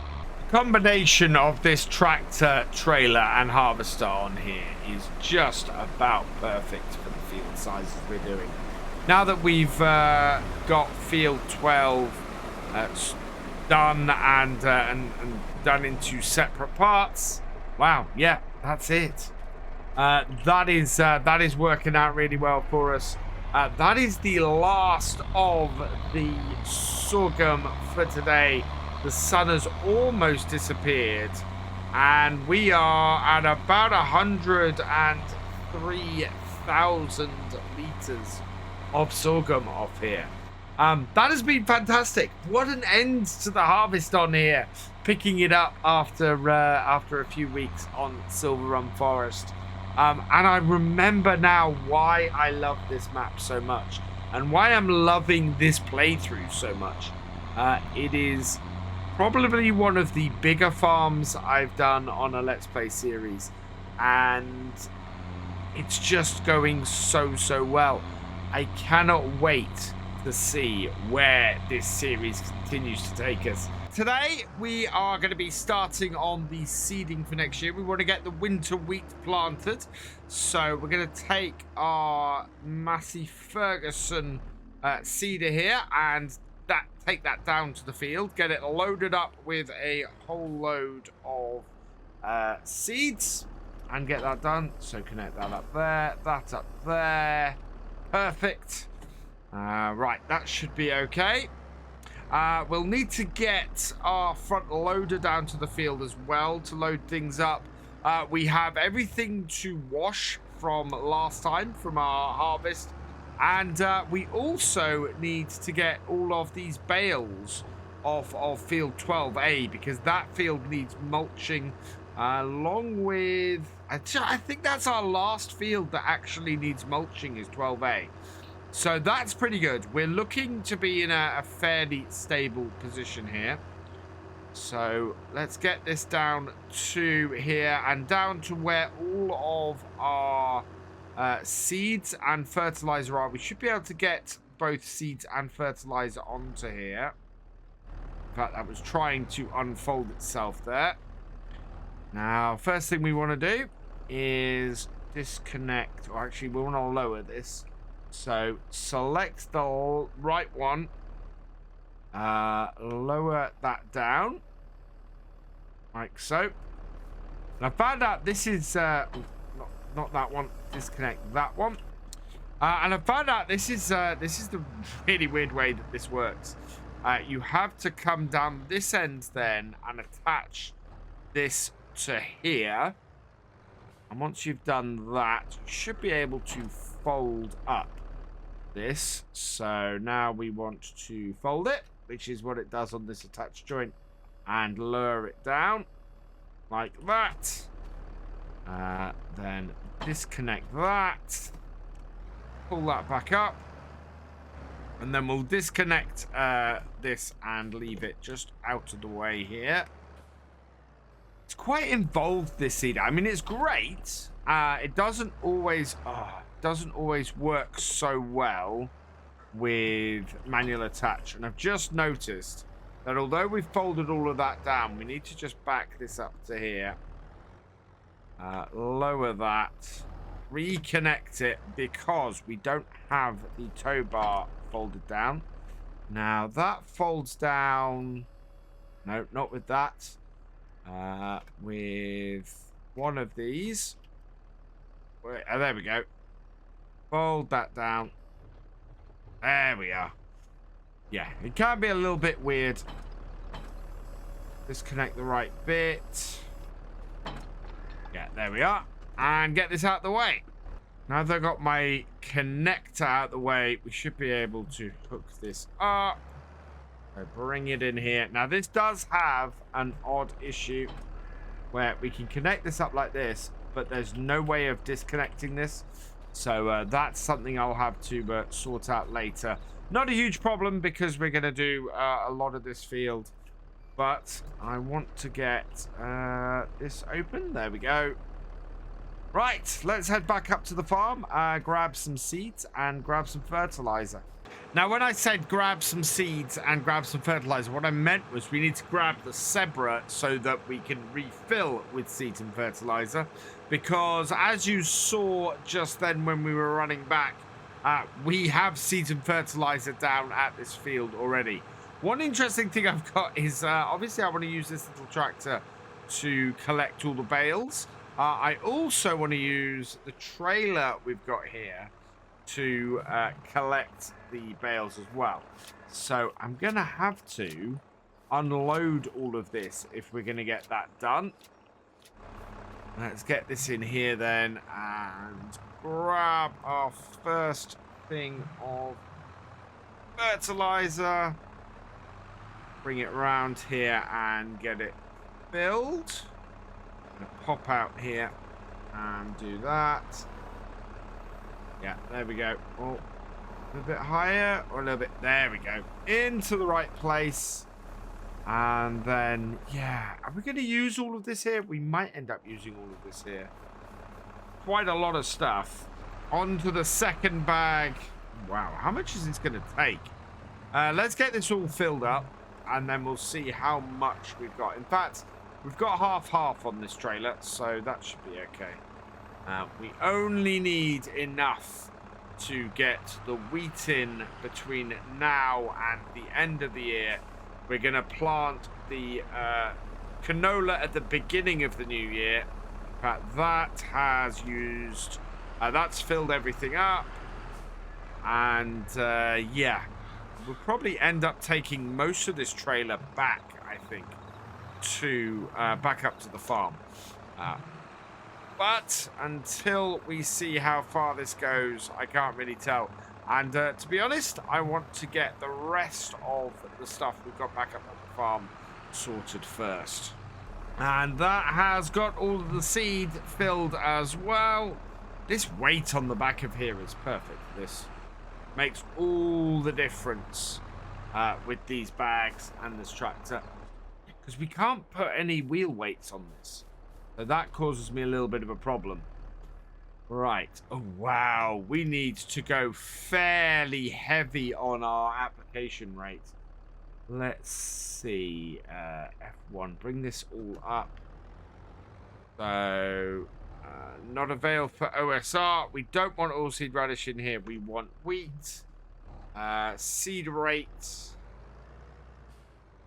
Deactivate the automatic seed rate. We want a heavy seed rate on here. So change seed rate is shift and J. There we go. And then application rate we don't want. We want to have a look at that. Can't see. There we go. Wow, this is quite high. Yeah, so both of these are quite high numbers for on here. Let's close the back up here.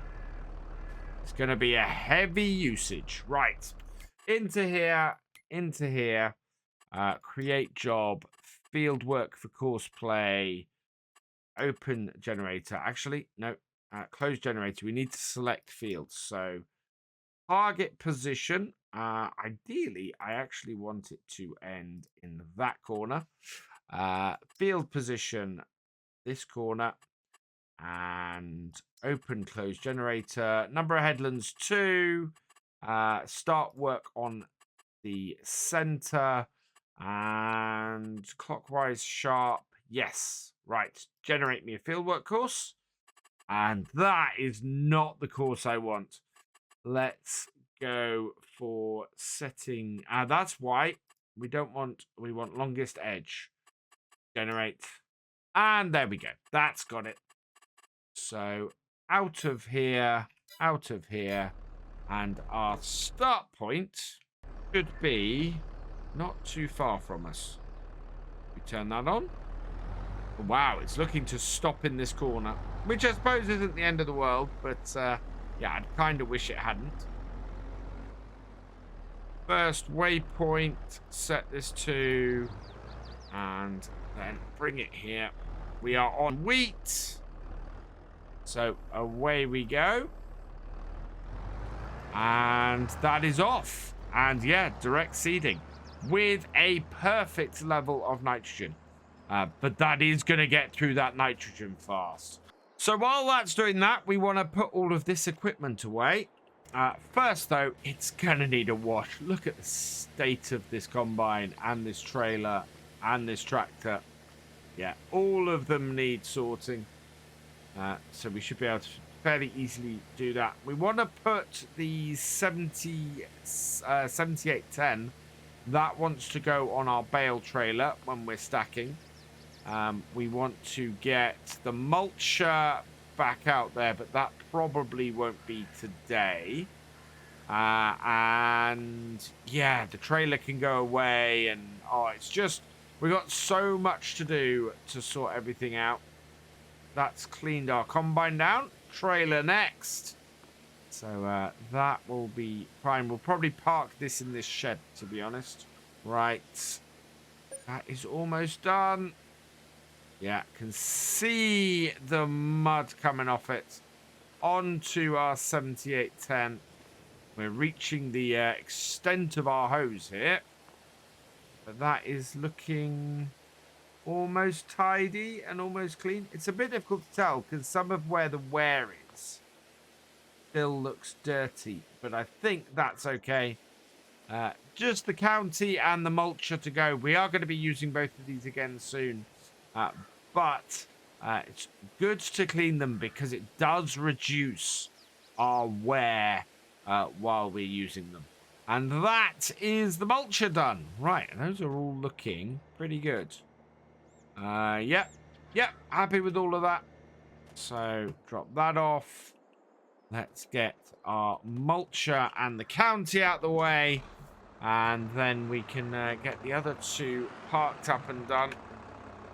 And we can start going down there. And I think we might switch trailers on what we've got down there.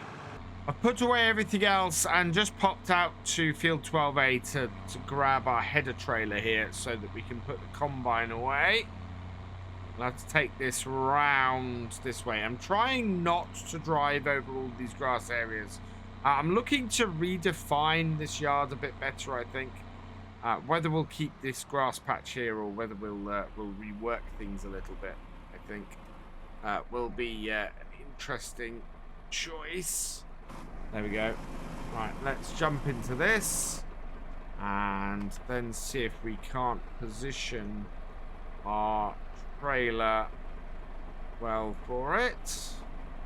Bring it in and drop out. Disconnect that. Drop it off. And there we are. Right, this wants to head into the shed. And then we've got to find somewhere to put the header trailer. That'll probably, to be honest, go into...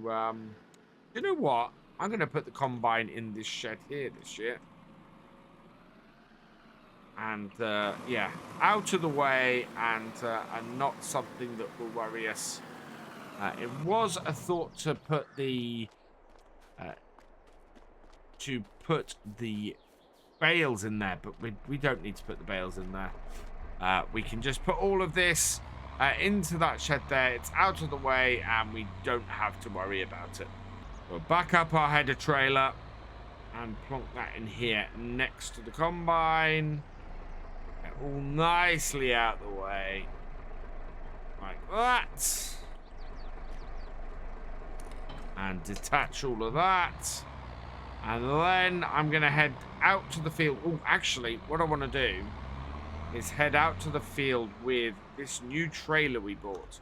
So we bought this little blue New Holland trailer. I'm hoping that's going to attach to this and work how I need it to. If not, I do have an alternative trailer we can use to take this stuff.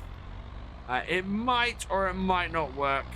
It's going to be interesting to see how things go. Looks like we can adjust our fertilizer rate here a little bit. So I'm just going to bring... Will that let me do it? Or have I got to stop my... I have got to actually stop my hired worker to do it. So we'll let it turn around. And then we're going to stop it and get that sorted. Right, there we go. He's started on the next row. So we'll stop that. We'll reverse this up. We'll set this to nearest waypoint. And then I'm going to... Or actually, we'll pull forward slightly. We don't want to be doing this much. We only want really to be doing 125 by the looks of things. Right there. And away you go.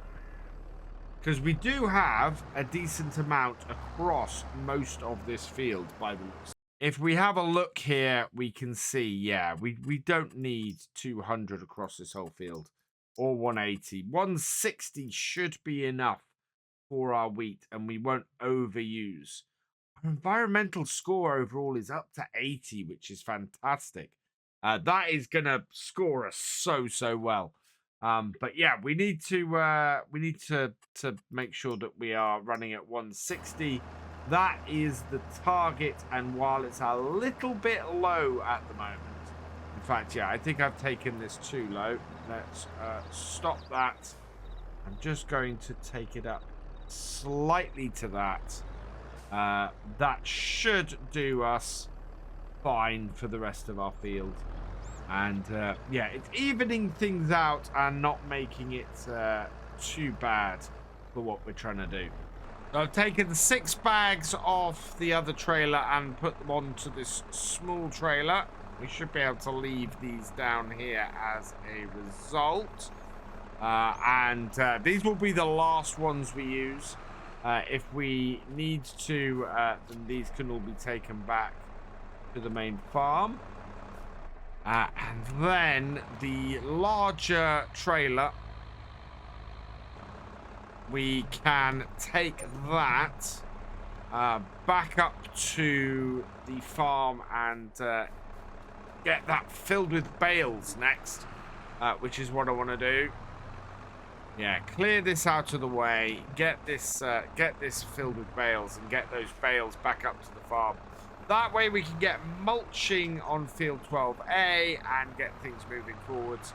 If we can get ourselves in a position where we can move straight from late autumn into the new year, other than probably just selling off the crops when they hit the best price, that'd be great. I'd be very happy with that. So yeah, that's what I'm aiming to do, to be set up as much as we can prior to winter, so that we can then go and make a load of money over winter, sell the crops that we need to sell at best price, and then come back in the new year, hit the ground running with planting the canola early on, and then the sorghum later on.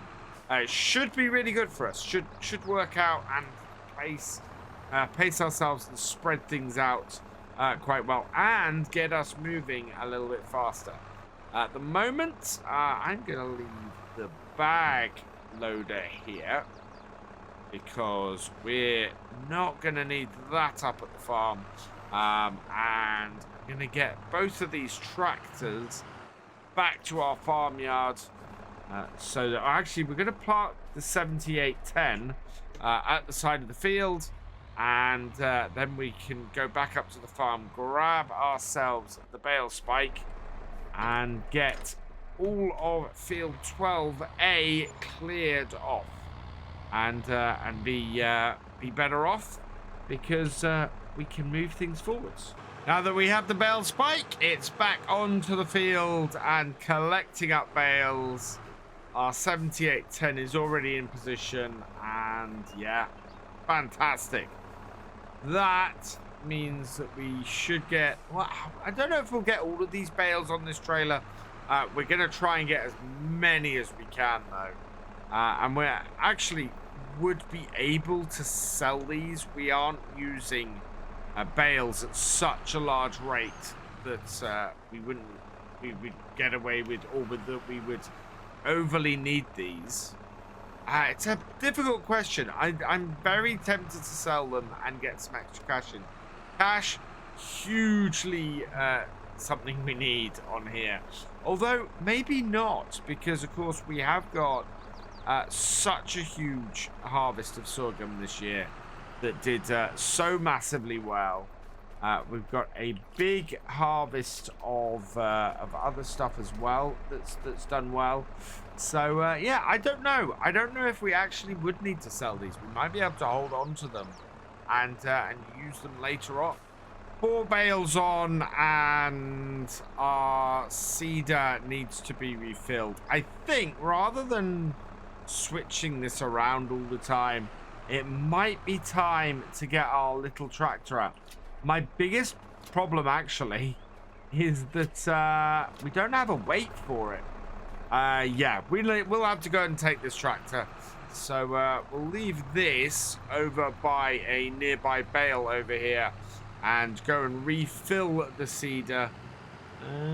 We are about a third of the way through the field, so it's going to need refilling on a fairly regular basis, I think, to keep it moving. So what it's out of is seed. We will grab the seed. It's going to run out of fertilizer not too long after it runs out of, or not too long after we've refilled this. So either way, it's a little bit low on both. We should be able to come in here, though, and sort this. So over to here. It's not running anymore. So open that up. And once that opens, spin us around. Lift it up. And in goes the seed. There we are. All refilled. Back it off. Close that up. And yeah, you can see in here we are low on fertilizer.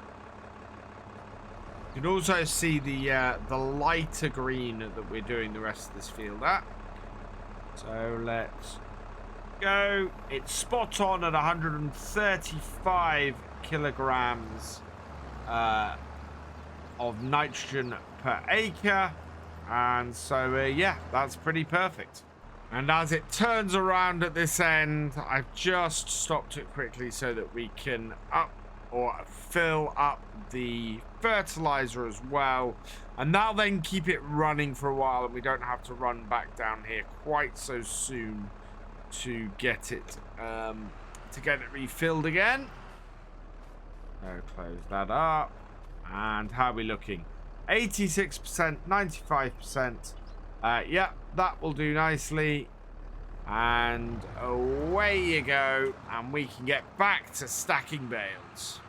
Heading a little bit further out into the field, I thought it was a wise idea to get them too high. And seems to be working fairly well. We've got 6 more bales on here pretty quickly. I do want to straighten that up a little bit. We want these even on the back here. We'll get slightly more bales on, putting 2 on the back here. So that should work out pretty well for us. Just going to nudge those on. Right, and we'll strap those down. And I can still go and grab 2 apiece and stack them on here. I don't want to go any higher than 3, I don't think. So we should get 8, 9, 10, 11 more bales on here. And we've got 2, 4, 6, 8, 10, 12, 13. Okay, we might get all 13 bales we have left on this field, on this trailer then. We will see how we do. It'd be good to get them all on here and get them all off in one go. So yeah, we'll see what happens. One thing to remember when stacking bales is it's always wise to leave yourself with an open end. That way you're not trying to slot the bales into an exact space. So this is why I put these second stacks in the middle. That way there's an open end towards the front of the tractor on this second row. That means that we won't have a huge amount of problem. Or shouldn't have a huge amount of problem if I come in nice and straight on the bales. Let's try that again. Come in. Yeah, there we go. Much better. That then slots in there.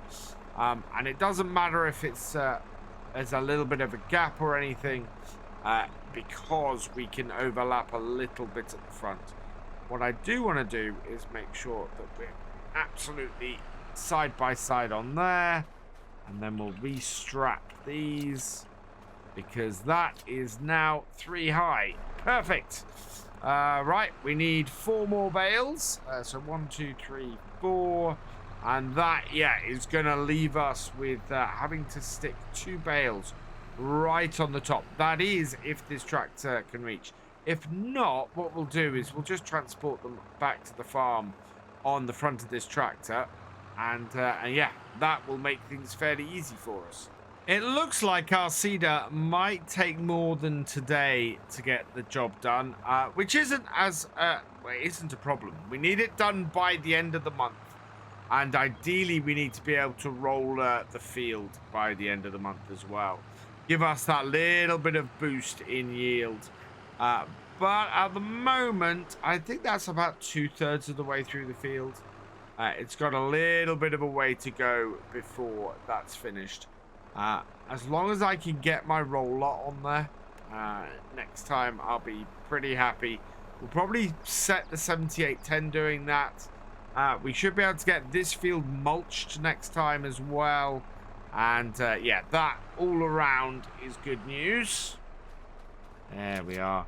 Aim for next year is before we, probably before we mulch, we want to get these fields covered with some slurry. That will reduce the amount of money we have to spend on the on fertilizer in general, because we're spending quite a packet on fertilizer at the moment, and should also mean that we are better off from just a general usage point of view as well. I don't think you get a better environmental score for doing that, but certainly it would help. Let's get this up. Now, I can't remember if I'm planning to use a weeder on here or a sprayer, a spot sprayer. I think we were talking about using a weeder, simply because spot sprayers maybe a little bit modern technology. Although people were saying in chat, or in the comments, sorry, that spot sprayers were around in the 90s, where a lot of our tractors are from. So yeah, maybe it's actually fine. Maybe it's all right. What I could do, looking at this, is we could, can we reach? Yeah, we could put over the wheels here a 2-stack. I wonder if that will actually hold. That would be good if that did, because that will mean we will get all of the bales on this trailer. Well, that seems to be working. We'll get these 2 on the other side. It really does dwarf this 7810. We can get this over here. It should sit in rather nicely there, like so. Yep, there we are.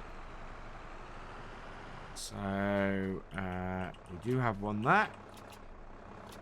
And strap those on. Just 1 bale to go. And so this will go on the back here. Get ourselves nice and straight on. The only issue with this Zebra is it's quite hard. Let's lean forward a little bit. Quite hard to see exactly where you are with the front loader. Especially if you're doing things up high like that. but I'm happy enough with that. So that should hold for us.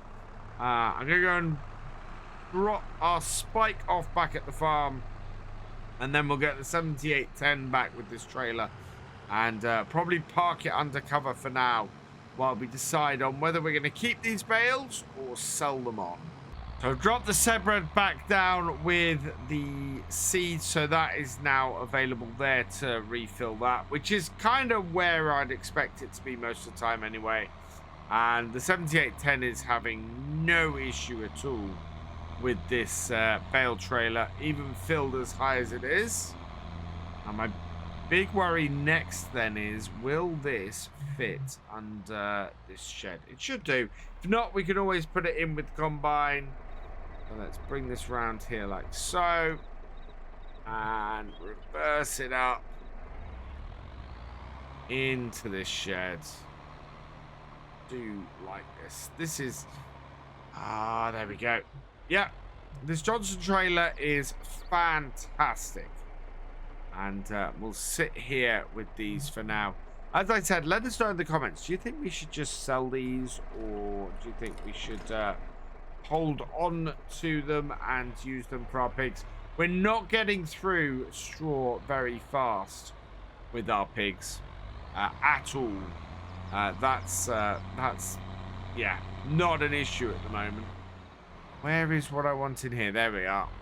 So we are going to line these up next, and I'm going to leave this tractor here for the evening because getting this roller out and getting the fields rollered is going to be the next thing we want to do on field 12B once this has finished seeding. And in fact, oh wow, we still have a decent amount of wheat left. We have a decent amount of seed left.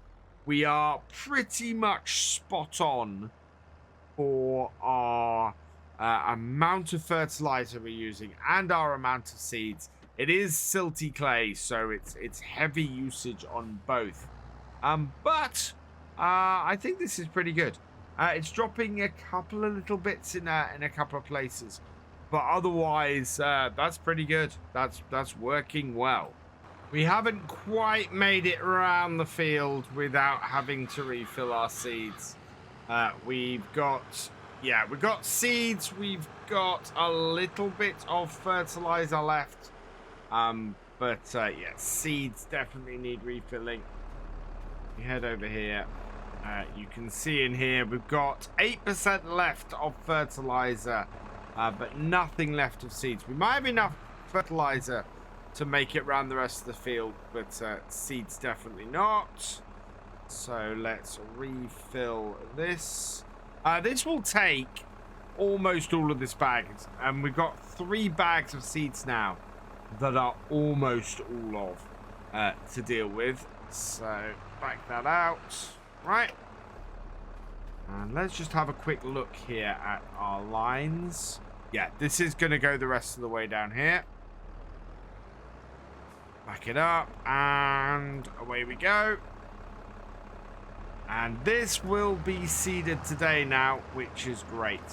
Nitrogen is all perfect, so I'm quite happy with that. And pH value is good. It is only minorly shy of where we want it to be. 7:30 at night, and we're coming around the final bit of headland on here. And we're looking good.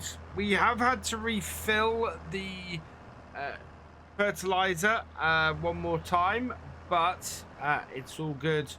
We've got that trailer full down here, actually, of those 3 bags of fertilizer and that single bag of...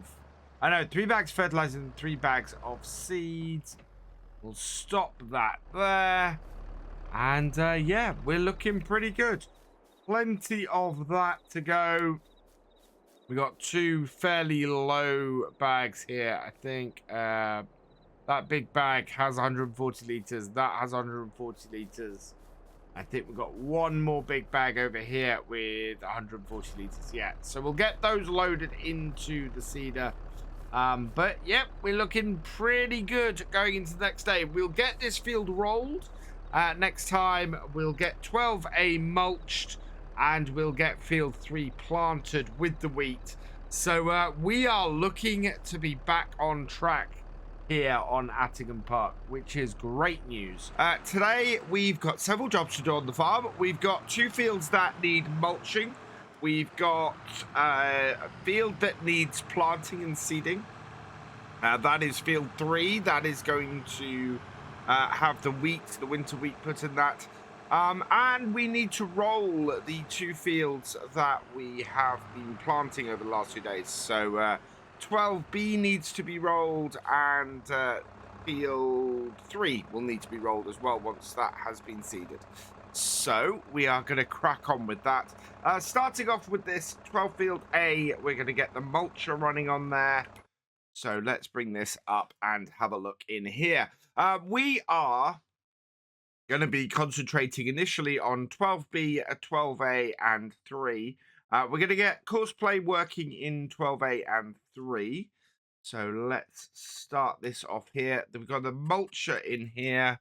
So courseplay field work, yep. Target position is this corner here. Field position is this field. Open courseplay generator. Yeah, that should do us well for that. So generate a course. And there we go. So it's going to be starting off at that bottom corner and working its way out. Finishing up in this corner. And, oh, the sun is coming up now as well, which is great news. So we want to start this off in this bottom corner. And we're going to be in a really, really good position. We have... it's October. We're going to hit the window for getting the winter wheat in. Today is the last day to get the winter wheat in. If I have time, I might get a field of canola in and get that spaced out a little bit. But we'll see how we go. First waypoint, though, for this. And away it goes. Which is brilliant. We can get the county off. We can get this field mulched. And getting this and the other field mulched that we got left, which is field 1, that will set us up very nicely going into the new year. So our second job today is to get this up and running. I think we've got plenty of seed in this. We don't have a huge amount of fertilizer, so that might stop us running in a little bit. But we currently also have no courseplay course set up for this. So let's create job. Target position. I'm going to target this top corner to finish on. Field position is 3. First waypoint. Yes. Let's generate a course. And again, this one should be fine. We've got 2 headlands, only 1 tool. So that's all good. And it's going to start at the top end and actually going to finish in the corner we're in. So it's completely ignored that target position. But never mind. Let's head into here then. Yeah, it'll finish in this bottom corner. Start the engine. And we'll head up to the top corner to get this started. And it's starting just up this top corner here. First waypoint, and away we go. And yeah, drive forward a little bit, and off it goes. So we've got wheat going in here. Let's check. Yeah, there we go. Wheat going in, so that's perfect. And we'll have to keep an eye on that. We should have enough tractors kicking around today to get all of our work done. So let's jump in this next. This is going to be us doing the rolling. We're going to be in the 7810 state. Getting the rolling done. We're probably going to have to stop a couple of times to get the seeder refilled with, well, fertilizer initially and seed maybe later. That's not a huge field 3, so it might do okay, but we'll have to see. Shouldn't cause us too much trouble. We've got the Zebra back at the farm. That will work pretty well at running around and getting stuff done. I did get the trailer back from the field here and get that all back to the farm, so we should be okay for that. Looks like we... Oh, no, maybe I didn't. I think I can see we've got a bag of seed there. Yeah, we didn't. So I'm going to have to pop down here with the zebra, actually, and get that done. I thought I'd got that back to the farm. So, yeah, that's a little bit weird. But this should be a fairly easy job for us. Getting all this rolled and done. It will be good. And everything else, we're going to have some nice big planting windows. It's only really that I want to get the wheat in the winter that has made things a little bit rushed here. Should mean that we go into into November and December without too much worry. I think we're going to be in a great position going into the next year. Probably going to be able to skip most of the winter because we won't have that much to do. And then we will we'll come back into the spring, into March, and get the canola planting going. There's a nice width to these rollers. They work well for getting across the size of fields we've got. Of course, field 12 we've had to split into 3 because of our size of equipment, but this does seem to fit this size really quite nicely. It works for what we need. These are the upgraded versions, of course, of our rollers that we used last year, the pull behinds.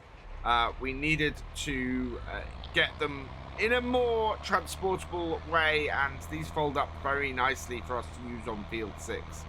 And yeah, they are working really, really well. It is gone 9:05, and we're not hugely into the field. It's going to take us a little while to get this job done, but we're far enough in that I'm feeling confident we're going to get all of our stuff rolled today before it starts to germinate next month.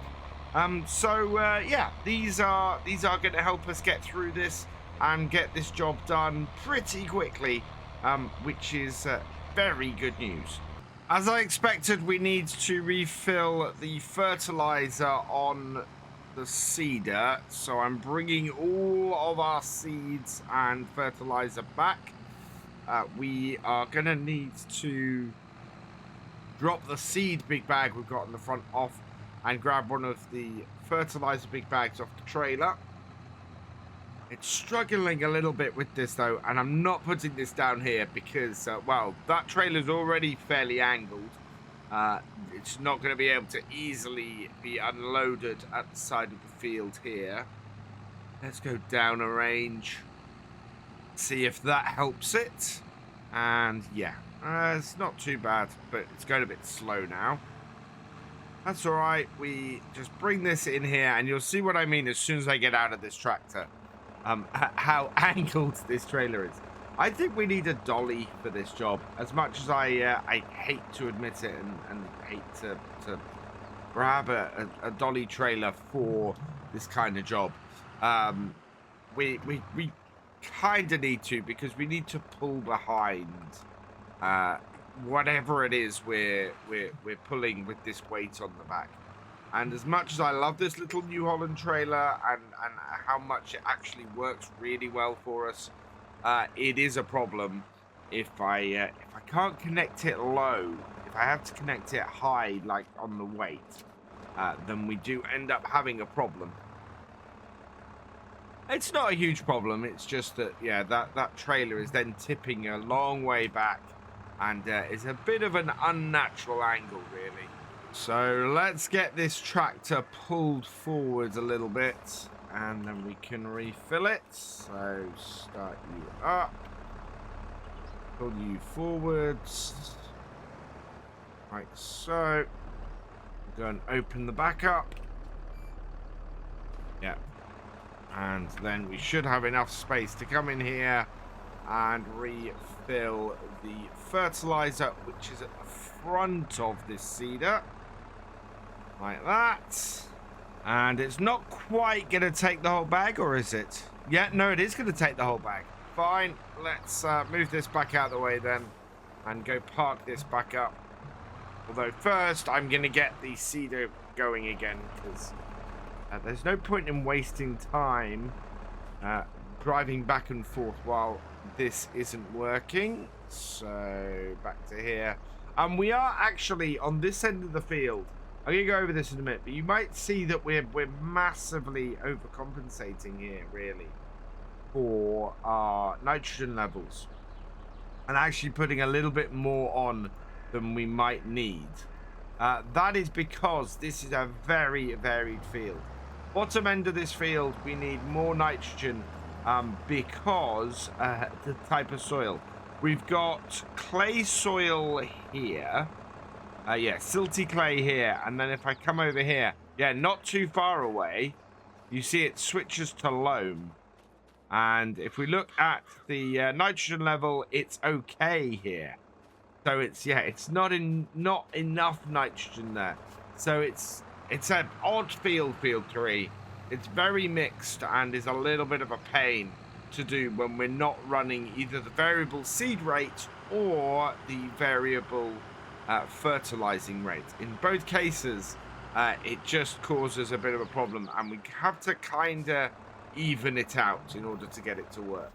I'm loving the view from here. I can see my 2 other tractors in the distance working away, getting themselves to the position where, in fact, I think our mulcher is about to finish by the looks of things, while our seeder has got stuck on the trees. So what I think I'm going to have to do, as much as I'd love to spend my day in the 7840 here, we are going to need to put a hired worker on this, get this field done with that, because there is plenty of space for it to turn around here and do it. So we'll put a hired worker on here rather than getting the course play to run it, and then we'll come back and we'll do the headlands later. Meanwhile, I'm gonna deal with this, which is, yeah, we will take a hand and get the rest of this done. So take the hired worker off, back it out, and we'll get this field finished off. This is part of the reason why I considered removing the trees from this part of the field, because well, they get in the way of when we're seeding and doing everything. So yeah, it's a bit annoying. Of course, this doesn't turn on. It's been a while since I've used this seeder. Just put it down and away we go. Nice direct seeder, this Massey Ferguson, and so it works well for us. Means we don't have to use a cultivator on any of our fields or use a plow or anything. We do need to plow. No, in fact, on this field we're okay. In fact, none of our farm needs plowing anymore, so that's good. And we're not planting any crops that require plowing each year either. So we are just purely direct seeding and doing a lot less damage to the ground as a result. And that means that the environmental score is going up. If we have a look in here, our environmental score is up to 80, which is crazy. On here, if we zoom in, we should be able to see the environmental scores. Where are we? Yeah, let's click on that. Normally it shows me the there we go. The soil information. So 83% on field 1, 83% on 12 and 3, and 62% on 6. So when we get 6 up, that is going to make it even higher. Our bonuses when we come to sell this year are going to be massive because we've got such a strong environmental score. And part of that at the moment is because we are direct planting, and we are we're using soil information, and we're just basically treating the land really well, and it's just gonna give us such a massive bonus on top of what we've already got coming, which is a huge amount later in the year. So I'm really happy.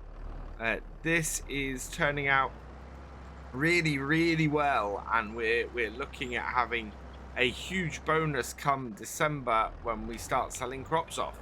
One advantage of taking control and doing this myself is that I'm going to be able to finish on the field where I want to. So whereas Courseplay had set me up to finish in this bottom corner, I'm actually going to finish in that top corner near the actual roadway into and out of the field. So yeah, it's going to be a little bit better for us from that point of view. Also, I'm trying to square things up quite nicely. We should be in a good place as far as that goes as well.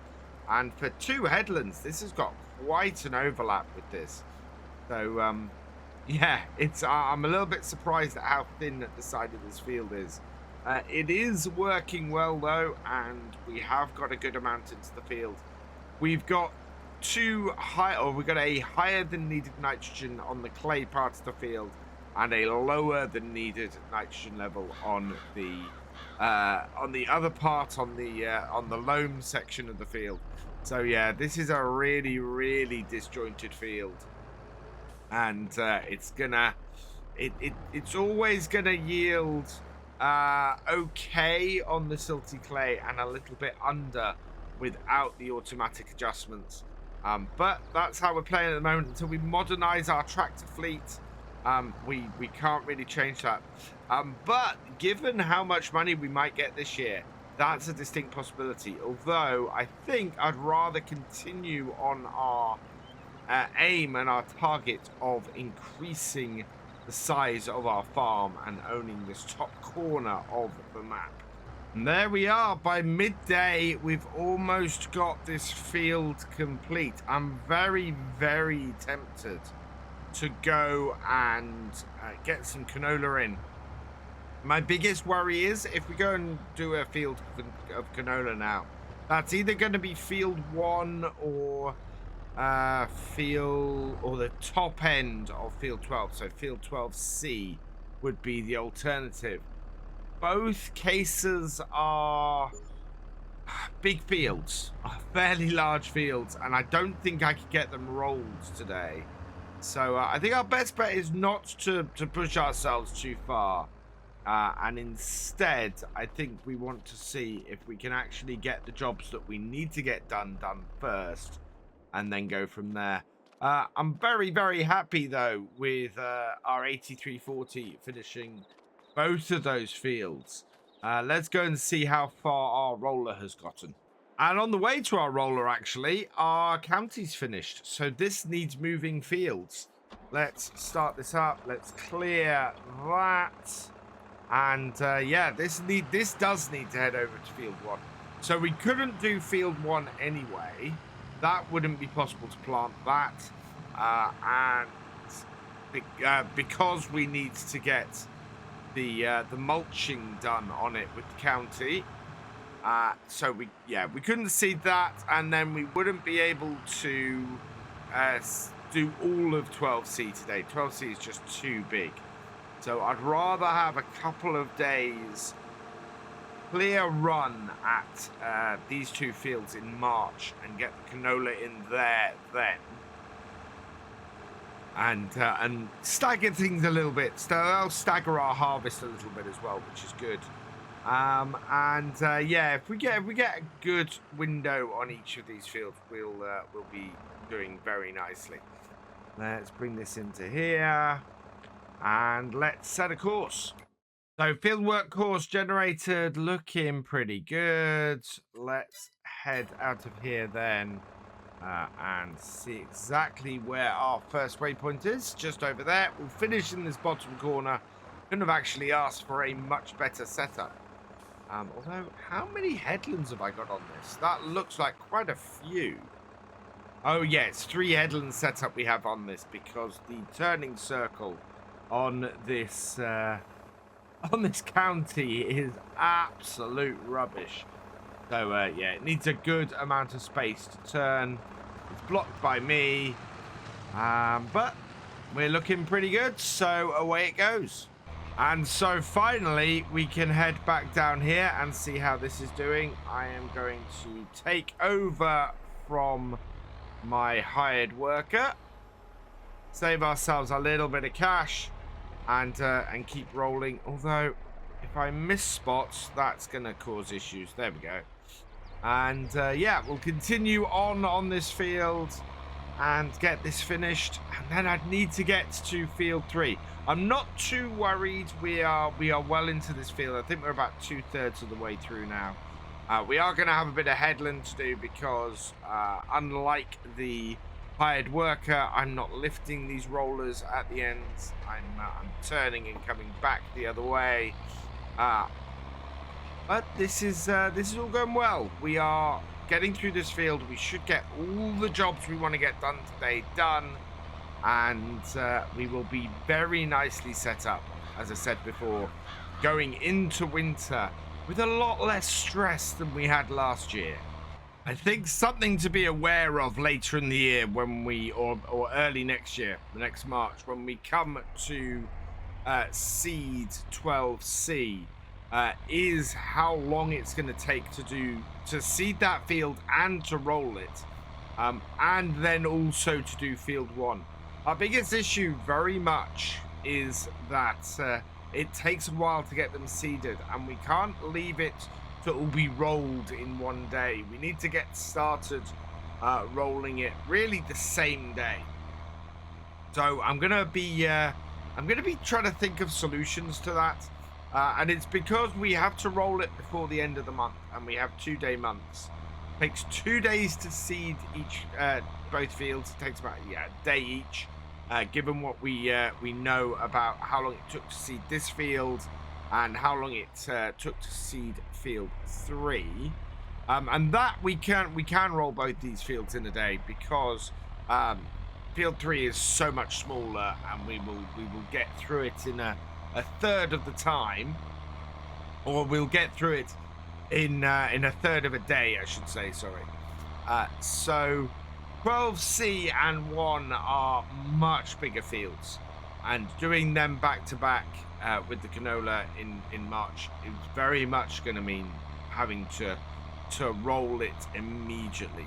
So I'm going to keep an eye on that, see if I can work out the best way to do that. I think it's probably going to be me on the seeder with the roller following behind, but obviously we want to make sure that the roller doesn't overtake us and doesn't cause us too much issue. All in all, though, for today, it's worked out pretty well. It has. We are very near the end of the end of the field. We've got some cleaning up to do on the headlands, but otherwise, we should get onto field 3 with this today, and we should have field 1 mulched. That will be an interesting one because we spent a big chunk of the day doing 12A with the mulcher. I'm intrigued to see how far the county gets into field 1. If it doesn't mulch the whole field, that's not the end of the world. We've got November. Well, we got till March to get the field mulched, so it can always finish that off next day. But the important thing is to get these 2 fields that we have the winter wheat into now, get them rolled so that we can maximize the yields on these as much as possible. Just finishing cleaning up the headlands. We are well, I'm not quite gonna end up where I wanted to. My original plan had been to end up at the bottom corner, directly diagonal from where I am now. Unfortunately, I didn't quite work it out properly, and went one road too far. So we're going to finish up at this top corner up here. But we have got this field done, which is great. So that is going to maximize the yield for this. We're now going to go head over to field 3. Try and do the same thing over there, get that done. We've got a couple of hours. It's not a massive field. I'm expecting it to get done, even if we have to go a little bit beyond 5:30. But we should have this all set up today. So like with the seeder, I'm going to start in this bottom corner here. Line myself up and drop this down. I takes longer to drop the roller down than you think. But it's down, we're in, and away we go. This field really isn't taking long. We are, nearly halfway through it, and we have taken about half an hour in game to do it. I'm quite happy with that. That's really, really good progress, and means that this is going to be done in no time, which is utterly fantastic. We might even get a chance to check out the pigs today and see how they're doing. They're not producing. I'm thinking of the pigs. I did have a quick check of them before we started. They are not producing a huge amount of manure, but they only really need to produce enough to keep the gardens going.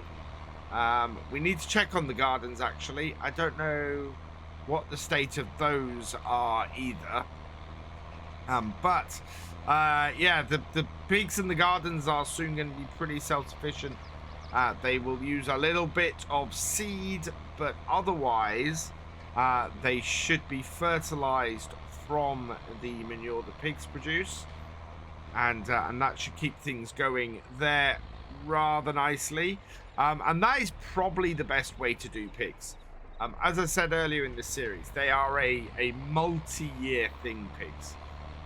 You won't see a return on your investment for quite some time, but it should be a pretty good return on investment when you do. So I'm intrigued. I think, as I said, it's going to be a late stage thing with the pigs. We should end up overall with them, but they're not something that's going to earn us money as this series goes on. They're going to be something that earns us money probably towards the end of it instead. It gets really fiddly towards the top end of this field, and as a result, it's making us take a little bit longer around here. It's not a problem. It is only 5:05, so I'm way within my time aims for today. I like to try and get things finished by about 5:30 on the farm.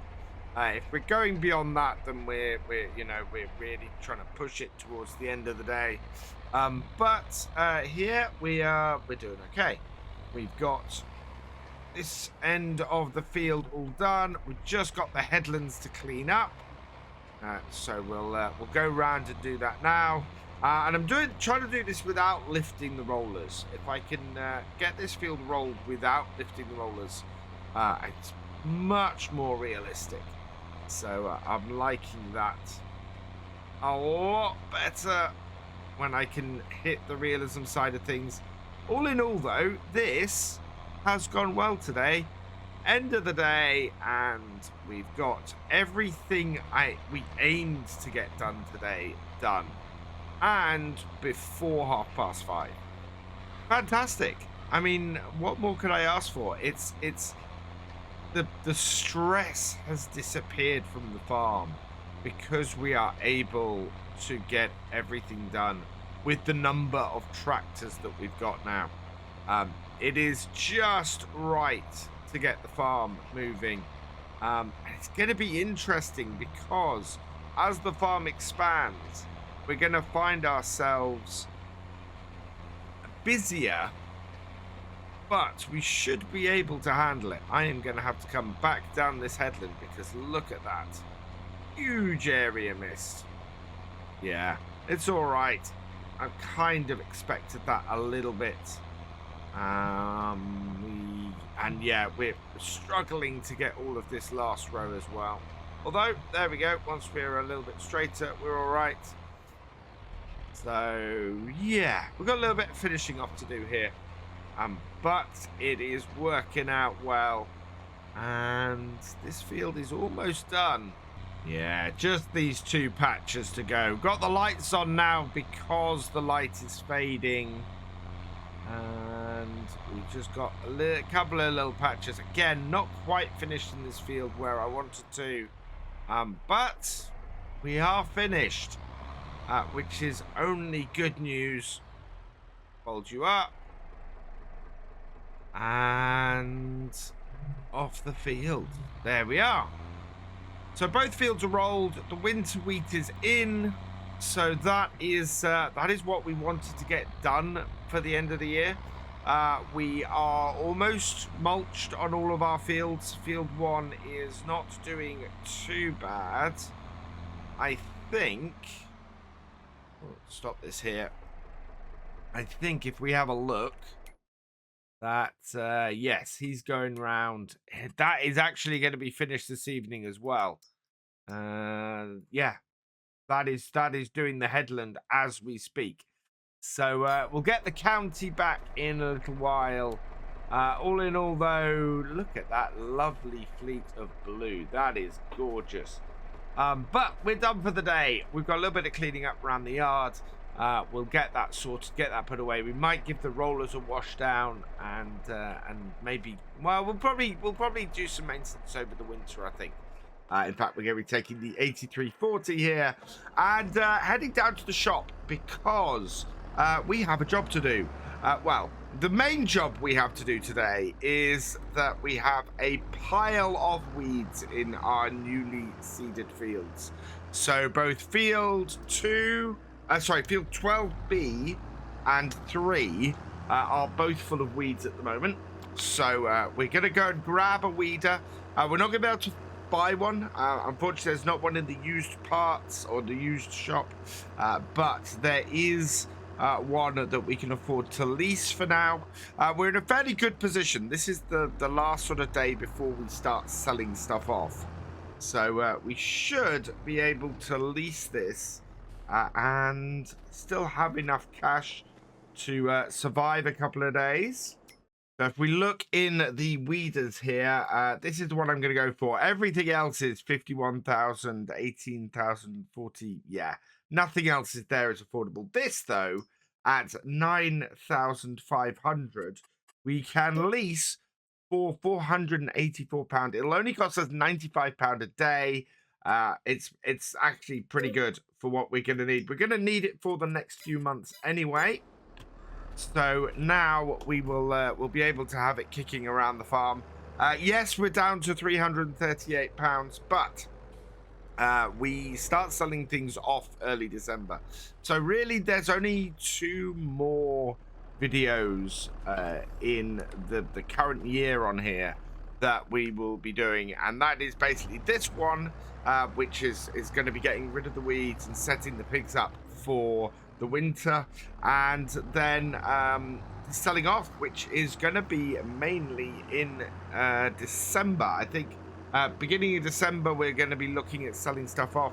We'll be keeping an eye on the prices, of course, over the next few days, making sure that whatever we are doing, we're getting the best price for our stuff. But we are very much looking to make as much as we can over the next few days, set the farm up for the coming year. We've got 4 fields still to be planted, and they're going to be planted in the spring, starting with, I think it's the canola in March.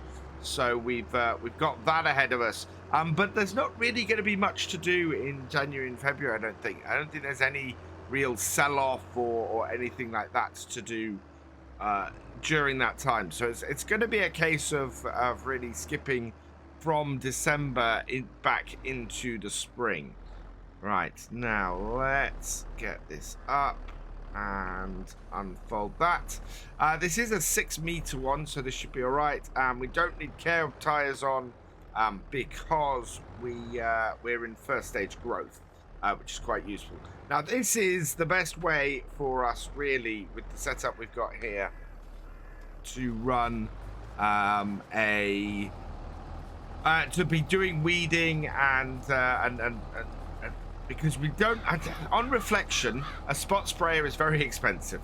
So certainly this year, while I had kind of talked myself into doing spot spraying for this, it's not really something we need to get such an expensive piece of equipment for.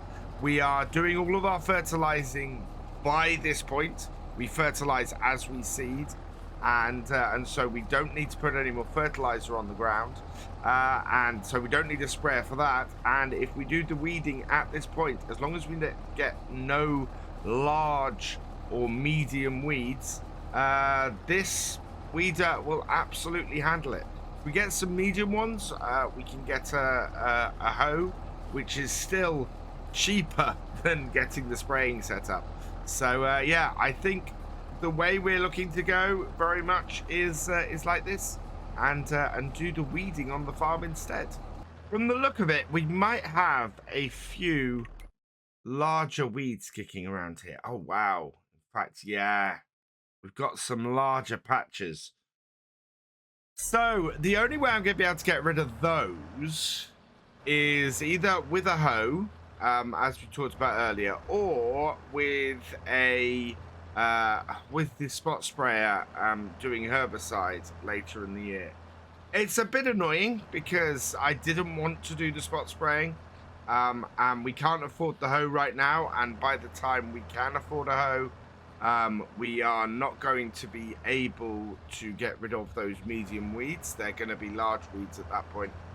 So we'll clear out all of the small weeds here, get these fields weeded as much as possible, and hopefully that will reduce the amount we lose from the amount of yield we lose from having the larger weeds.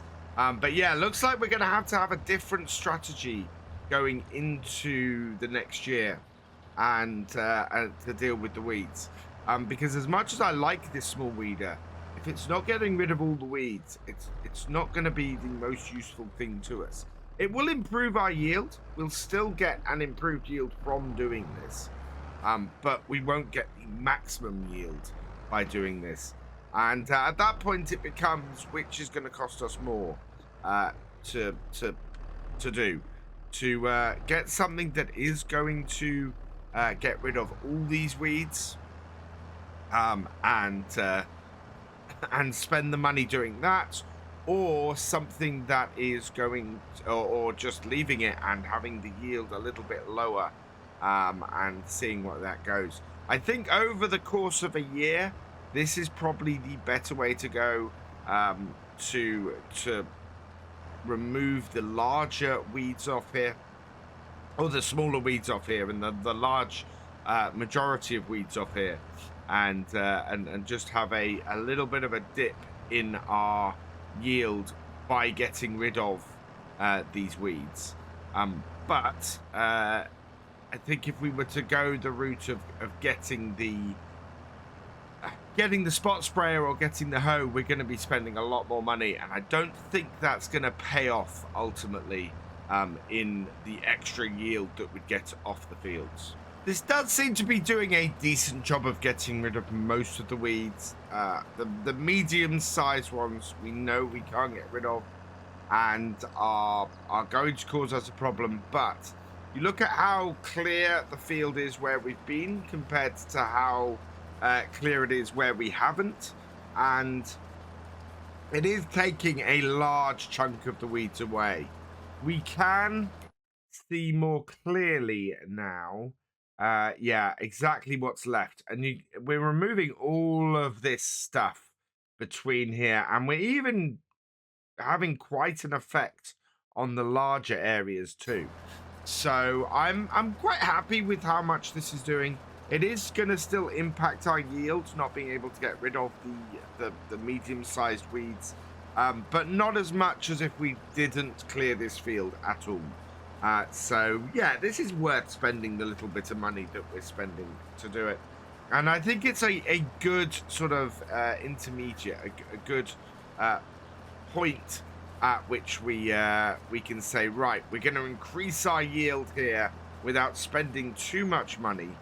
But at the same time, we're not going to get rid of all of them, because that would cost us too much, certainly in this current year.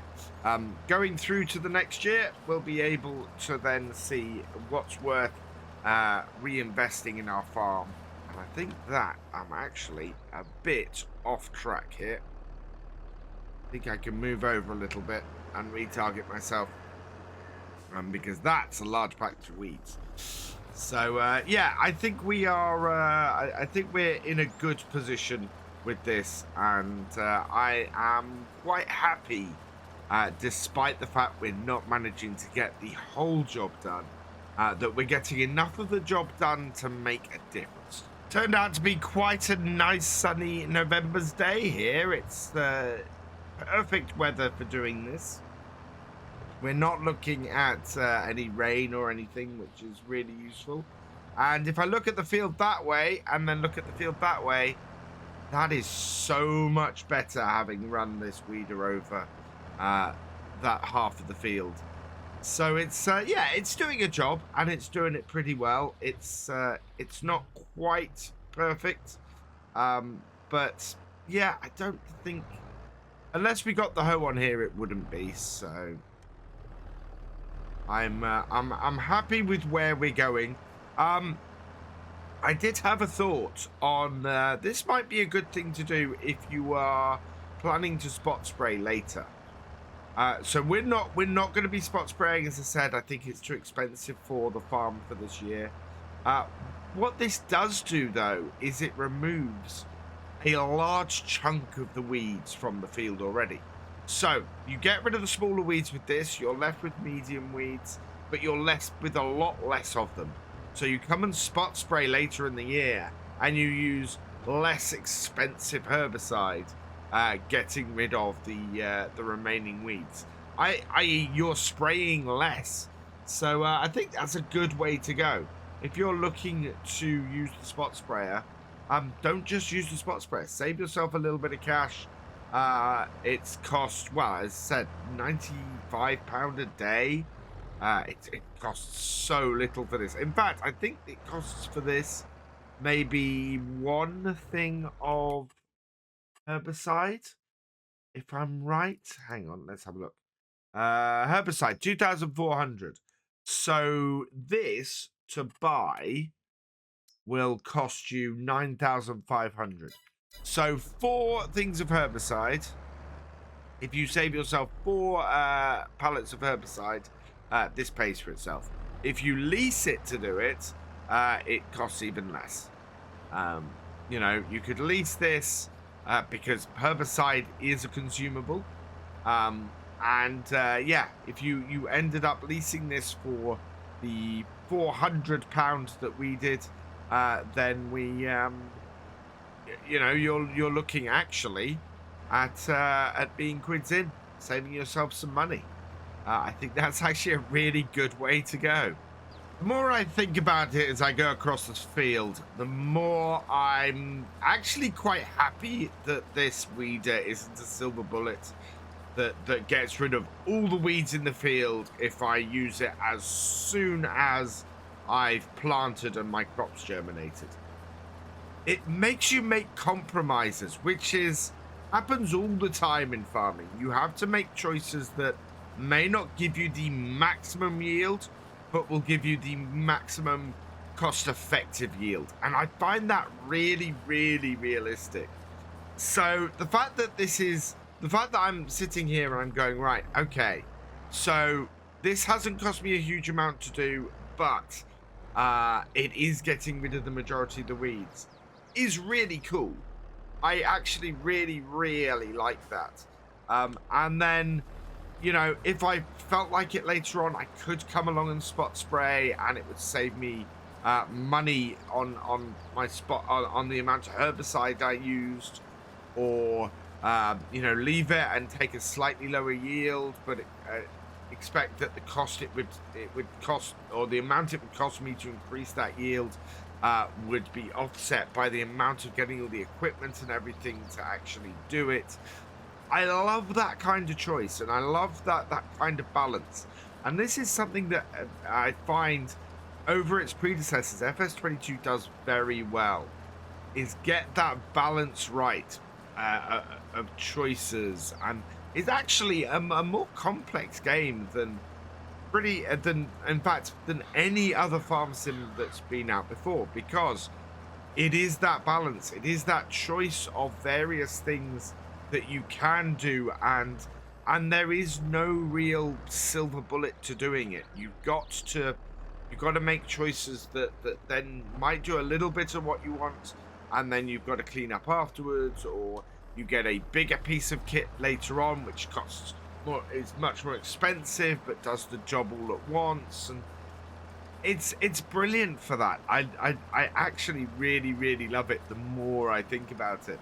And yeah, it's really cool just sitting back here and thinking about how that affects the game and how the realism aspect for me comes through in that balance. Our last row on this field, and I'm hoping this is going to pick up everything at the edge. It might not. Gonna have to come in a little bit, I think. I was hoping if I ran across the edge we'd get everything. I think we're getting everything except for the medium weeds still, which of course we just can't get with this. We've got a fairly big patch at the end here. This will be telling, and yeah, we got all of that, so that's all good. And there we go. That's all done. Fold that up. One thing I did notice I was doing this field is field 14 here, which is potatoes, is completely ready to harvest.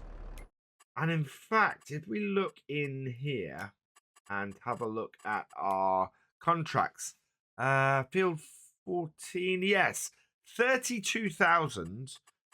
Full details though would be 44,000 off that potato contract.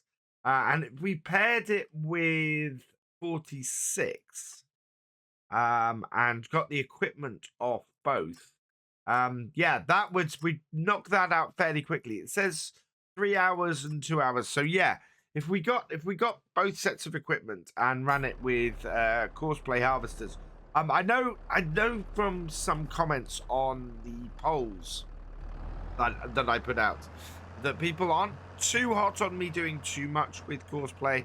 I only really do courseplay if I need to get multiple stuff done at the same time. Yeah, that would be a contract that would benefit from that. We could go and do that over the winter, sort of second day of November. So let me know in the comments.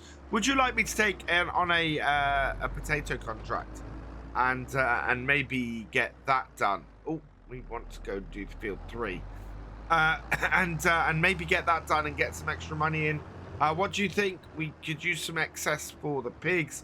Not that we need to, but very much. Yeah, I'd like to know. Would you like to see me do some extra stuff with that? It would be the Christmas Eve video that we'd be doing the potato contract. So yeah, let me know down in the comments below. Do you want to see me do the potatoes, or shall we just keep going and get through to the new year and continue with our own farm? I'm not sure about this little area at the top of field 3. It's a little bit annoying. It doesn't quite fit with the rest of the field, and both myself and courseplay have trouble turning around along that tree line there. I just wonder if it's possible to take everything a little bit closer to the river, maybe on this side. And maybe expand this end of the field a little bit, or alternatively just set this little bit out here to grass so that it's a little bit easier to work, and just have a nice rectangular field down that end. I don't know, it's one of those bits that's a little bit of a chore to do, and I'd quite like to make it a little bit easier on myself. But having said that, you know what? Expanding it out towards the river a little bit wouldn't be a bad idea. I think that I'm not looking to take any trees down. Would just pull it a little bit closer to the tree line, and maybe just add a little bit out there so that it's not quite so thin at this top end and fiddly to work. Because that is the biggest issue with it, is that you spend more time turning round and lifting and setting down your implement up here than you actually do working it when you get to this point. So, yeah, you can see here, we're now getting into the really fiddly bit. And having to spin round all the time. And I think that there is actually some room for maneuver up this top end here that we can expand. And then make the field a little bit bigger. Because this is our smallest field on the farm. And we could do with getting a little bit more off it. I mean, this year, we've got the wheat in it. And all the wheat from this field will go to feeding the pigs. The stuff from 12B will probably just keep and sell. So, yeah, it's a good sized field for that. But of course, we can't put the wheat in it every year. So, yeah, I'm very much thinking that we could pull it out to about here. So add that much onto it there. Come up to here and add this much onto it at the top here. And yeah, that would add a reasonable amount to the field. Would mean getting a plough, which is also going to mean that we need to get the... we need to get a destoner as well, because it'll pull up a whole load of stones. Does mean that we'd need to get the plough, because we'd need to get and mean we'd need to get the stoner as well. So there is that extra hassle that's assigned to it. And we're looking to expand the farm next year. Very much is what the plan is. I want to get more fields. We are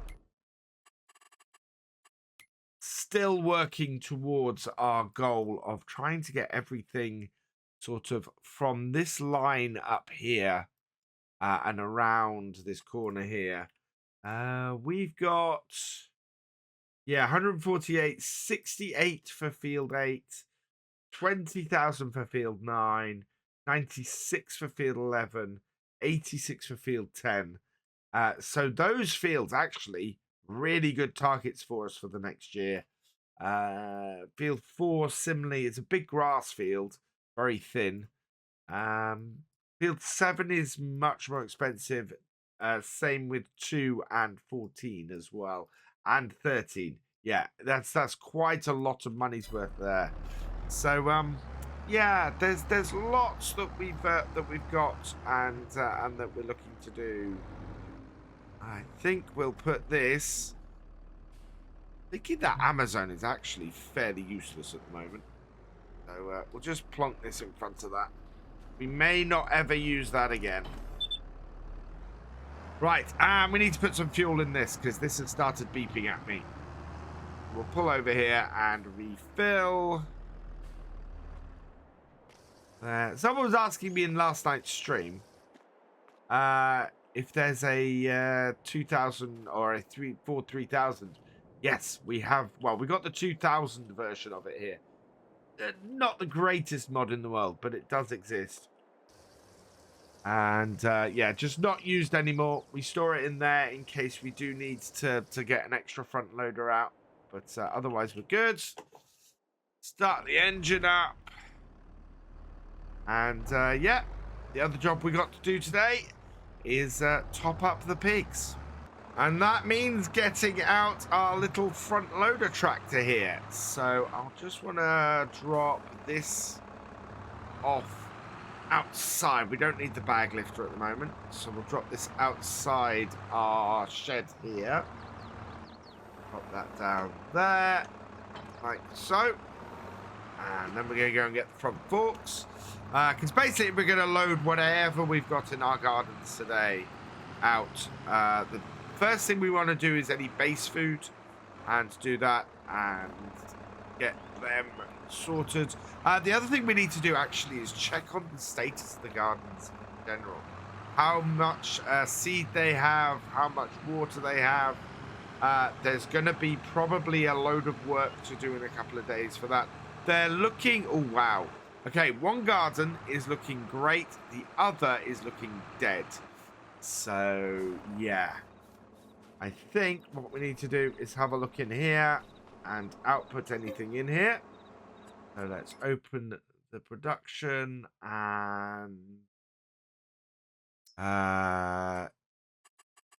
yeah, we have, so in our 2 open air gardens, the corn one is completely out of water, so we need to put more water into that.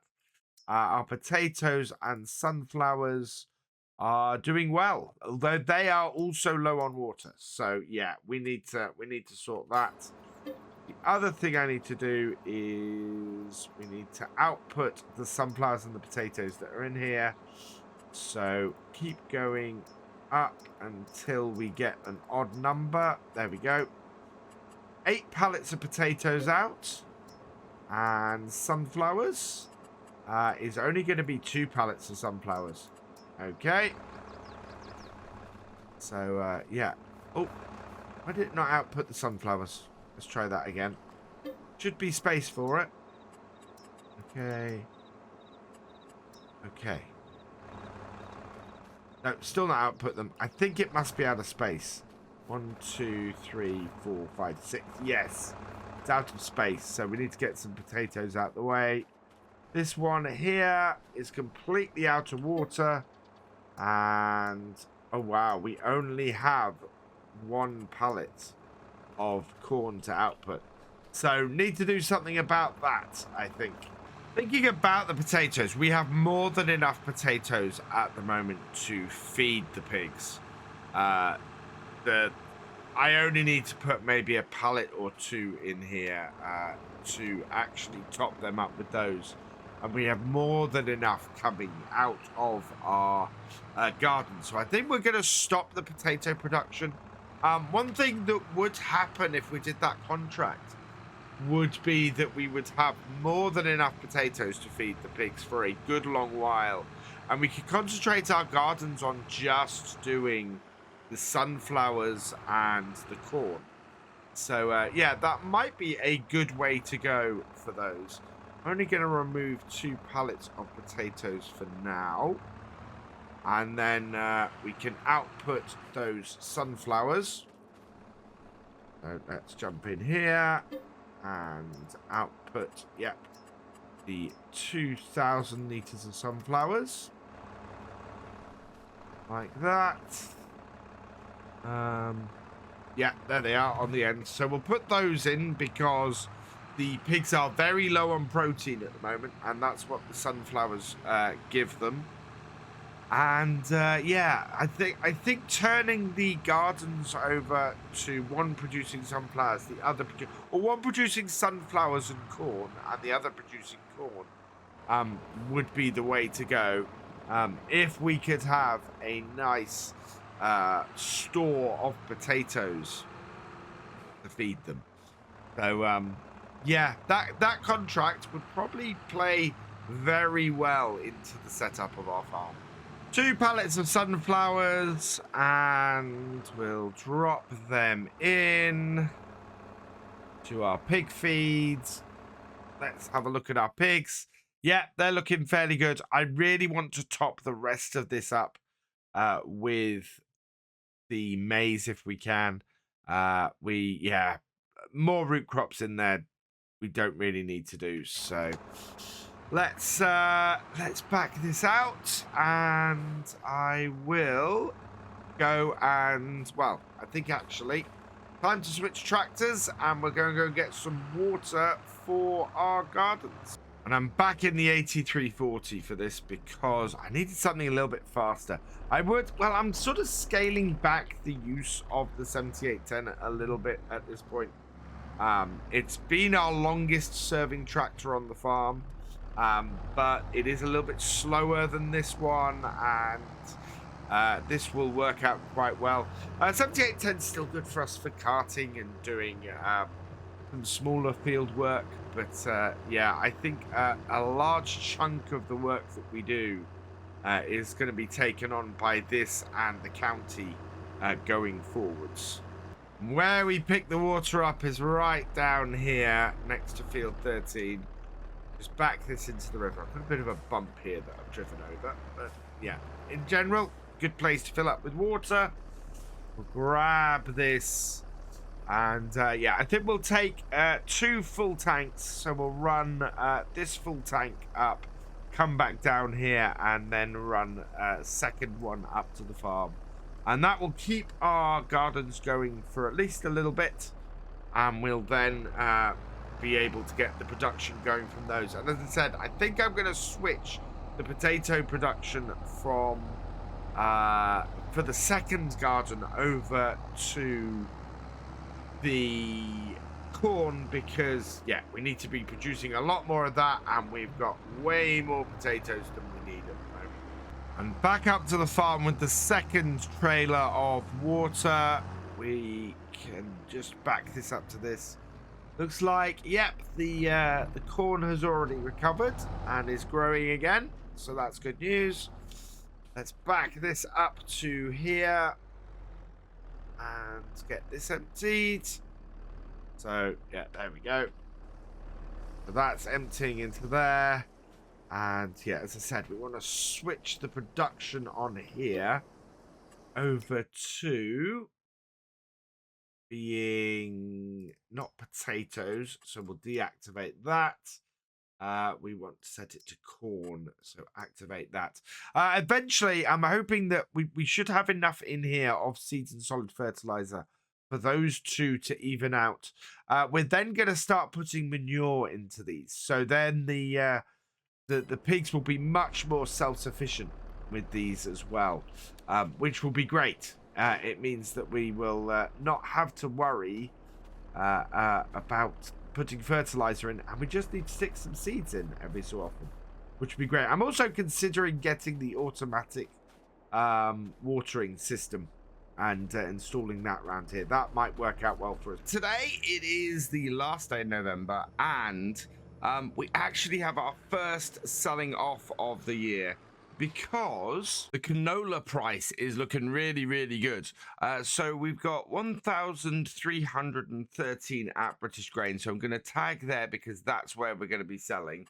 And if I show the fluctuations, that is well above our top price. And in fact, you can see it is maxing out right now. So yeah, we're heading off to British Grain with all of our canola today. And I'm going to be selling well above the maximum price, which is absolutely fantastic. So let's fill this up. We've got canola there. This is going to take a couple of runs in our truck, I think, which is quite nice to have. We've had this sitting around for a while.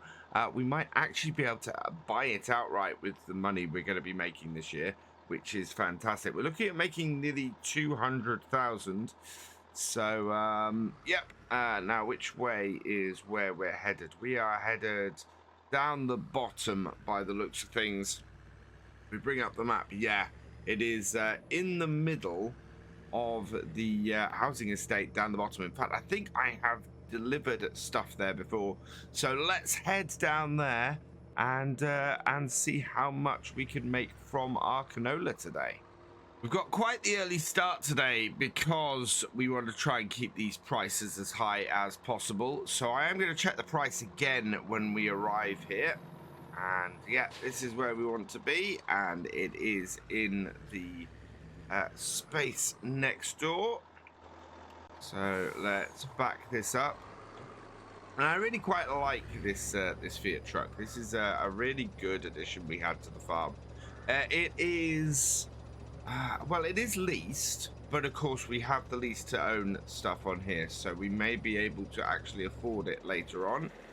Let's tip this up. So we're at minus 423 pounds at the moment, and as this goes up, the price, or the amount of money we have, of course, goes up with it as we sell. And I'm going to be really intrigued to see what we have. And with the last of it in, 39,440 in harvest income. But what a turnaround on our environmental score from last year. 3,504. That is absolutely fantastic. So yeah, up to 42,522. So in fact, we made nearly 43,000 off that. That is fantastic. I nearly missed this best price for the canola because originally I was looking at doing possibly a potato harvesting contract. We've got field 14, which is actually very near our farm, is looking at, well, is ready to do. And it was only because I was going over stuff and going, well, there's not a huge amount of time to do this contract, that I had a look and went, oh, actually, we need to sell off our canola today. And I have one rule, even if it would make us a lot more money to do the contract, our farm comes first. And if we got to sell off our crops for the best price, then that's what I have to do first. So we're really good in the price at the moment. We've got another 12,000 liters to go, so this is going to be about another 15 to 20,000 that we get off this. And if our best price is still, is still at British Grain, it very much, it's gone up actually very slightly since we started selling. So we are looking pretty good for selling at the best price we can today, which makes me very, very happy. It does mean we probably won't get onto the potatoes, because while if I pick up a potato contract today, it would still be available next time, and we'd have to continue it into the next video or do it on the next video. For October or for December, it's not very realistic to be harvesting potatoes. I mean, you're out of season for that. Having said that, there is still a sugar beet contract. So what I'm thinking is, for December, we do have another sell-off to do, but for December, we might go and do the sugar beet contract, bring some extra money in realistically during that time. And at the same time, also get our sorghum sold off and make a whole load of money from that as well. All in all, I think our first year on here has been pretty good. We're looking at making a lot of money. We're probably making upward of 200,000 off our crops this year, which in itself is amazing, especially considering that we have fed a big chunk of our crop to our pigs. I mean, all of our barley went into the pigs this year, who all seem to be doing pretty well, to be honest. Reproduction, we are well on the way. And base food, and so they're slowly working this grain down, and we're slowly building the rest of the food up and keeping them fully fed at the same time. Their health is good. They've got lots of straw, and their slurry is we've got 22,000 liters, so that should be fairly good at the end of the year as well. Money wise, we're up to 59,901. I actually missed exactly how much we made, but I said we'd be up to 50,000. We're knocking on the door of 60,000 actually, and our total harvest income today is 55,232, plus 4,900 in the environmental score. That is utterly fantastic. It really is. I've used that word to describe this quite a bit today, but that is such a good start, and what a wonderful Christmas present to the farm to get ourselves in a position where we've made that kind of money just off our secondary crop, because our main crop is going to be the one we're selling next month. That, of course, as I was saying earlier, is our sorghum. We have 107,000 liters of it, and it's going to bring us in a whole load of money. I think 939 is the top price we can expect. Let's just lean out here and back this up properly. There we go. Up we go. And back. 100 or 900 and 939, I think, is the best price we're expecting. So we're going to sell when it breaches that upper limit. So it's going to be heading for around £1,000 per 1,000 litres. So that's over £107,000. Oh, we left the lights on. That we could be looking at getting from that. Oh, those are still on. There we go. And yeah, so that will send us up to the 160,000 plus the environment score on top. Means that we are going to be earning, well, as I said, we're going to be getting very close to that £200,000 mark. So our fields are looking pretty good at the moment. We've still got patches of weeds in 12B and 3. We've got nothing that needs plowing on any of our fields, nothing that needs rolling. Everything is mulched except for field 6, and I probably should have mulched the cover crop that we had in there before I went and cultivated it in. But never mind. And yeah, we are all clear of stones across our fields. As far as actually getting things planted, so we've got the wheat into fields 3 and 12B. We are looking at putting the canola in March into 1 and 12C, and both of those are already mulched and ready to go. And then 12A and 6 are going to be our 2 fields for sorghum for this year. So that is all set up. Having a look at the price of some of the fields, 7 would be 148,000. So that is a very obvious target for us. As is actually field 2 if we're going for 7. If we go for something smaller, we're looking at field 8 and field 10 could both be bought, possibly with field 9 at the same time. So we could expand our way over that side.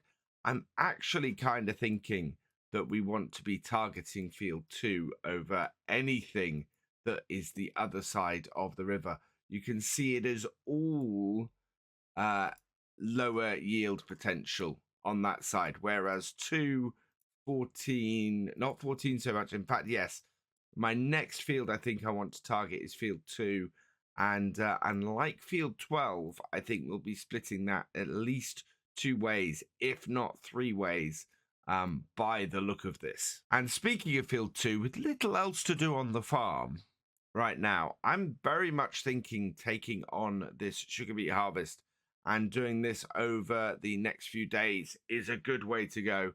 As I said, it's comparable to the 2 potato harvests.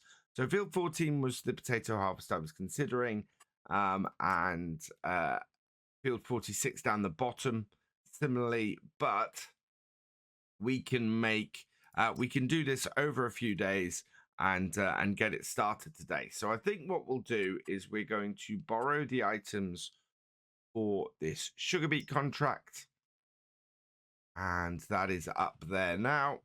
And yeah, let's go grab that and get that to the field and get it set up.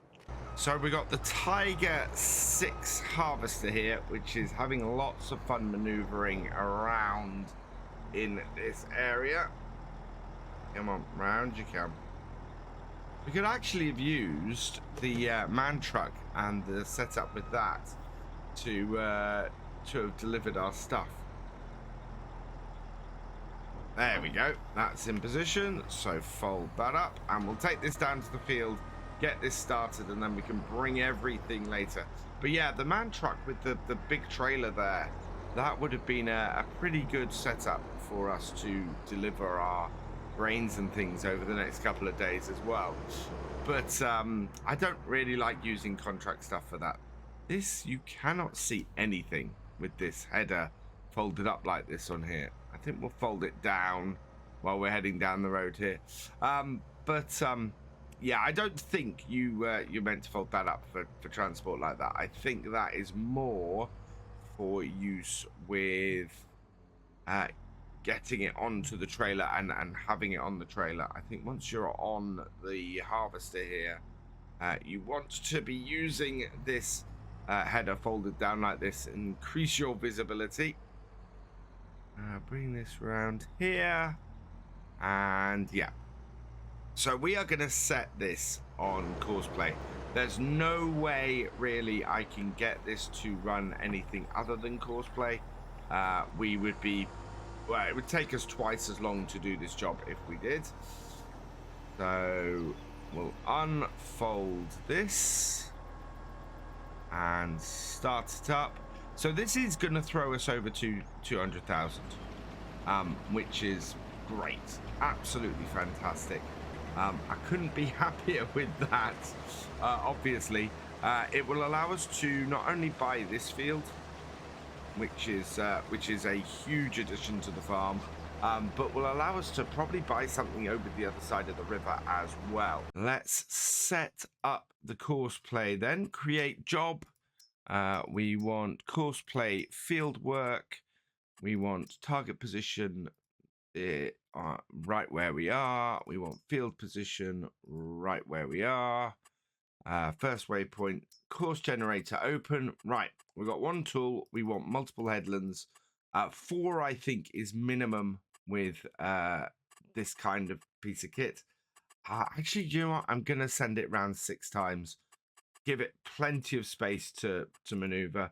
I want sharp turns in the corner. We want to start on the headland clockwise. An overlap of 7%.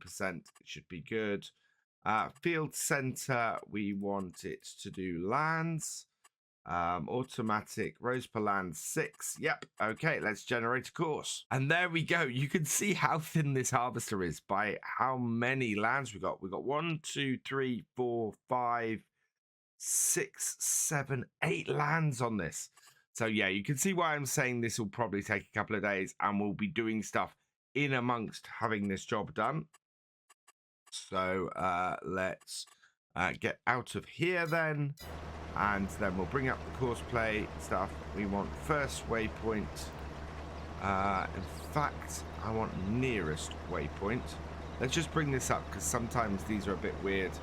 Yeah, we'll move this forward a bit, stop it going across to the next line, and then we'll go nearest waypoint and start it off. And away it goes, and we can go and get the rest of the equipment for this contract. The second piece of kit we've got on here is probably, definitely the biggest tractor I've had on this series so far. This John Deere 8R 370. That is hooking up to this Bergman trailer. I've not used the sugar beet overloader yet, so I'm looking forward to this. This is a new setup for me.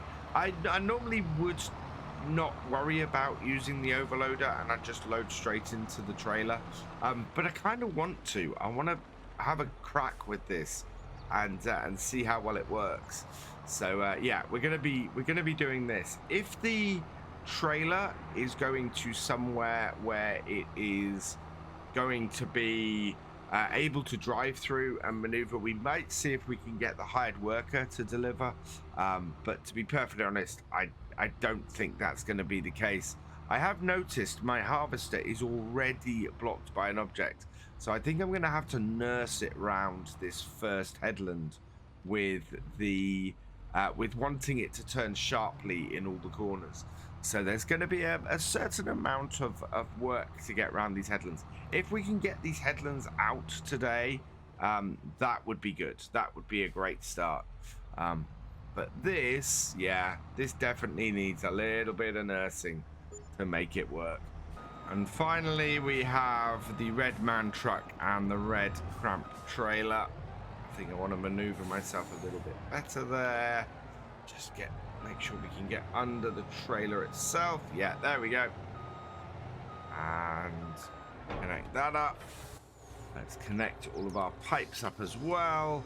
And yeah, we'll just sit this at the side of the field and see if we can't get it to either automate or we'll just fill it up and take it ourselves.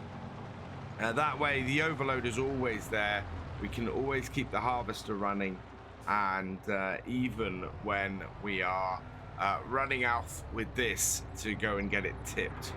So with this first headland, I'm just going to run the harvester myself for a bit. We are getting fairly full. When we get to about 80%, I'll switch over to my tractor, or the tractor for this contract, and go and grab that so that we can get the overloader loading up. Despite the space at the side here, it is having a little bit of trouble in some of these corners.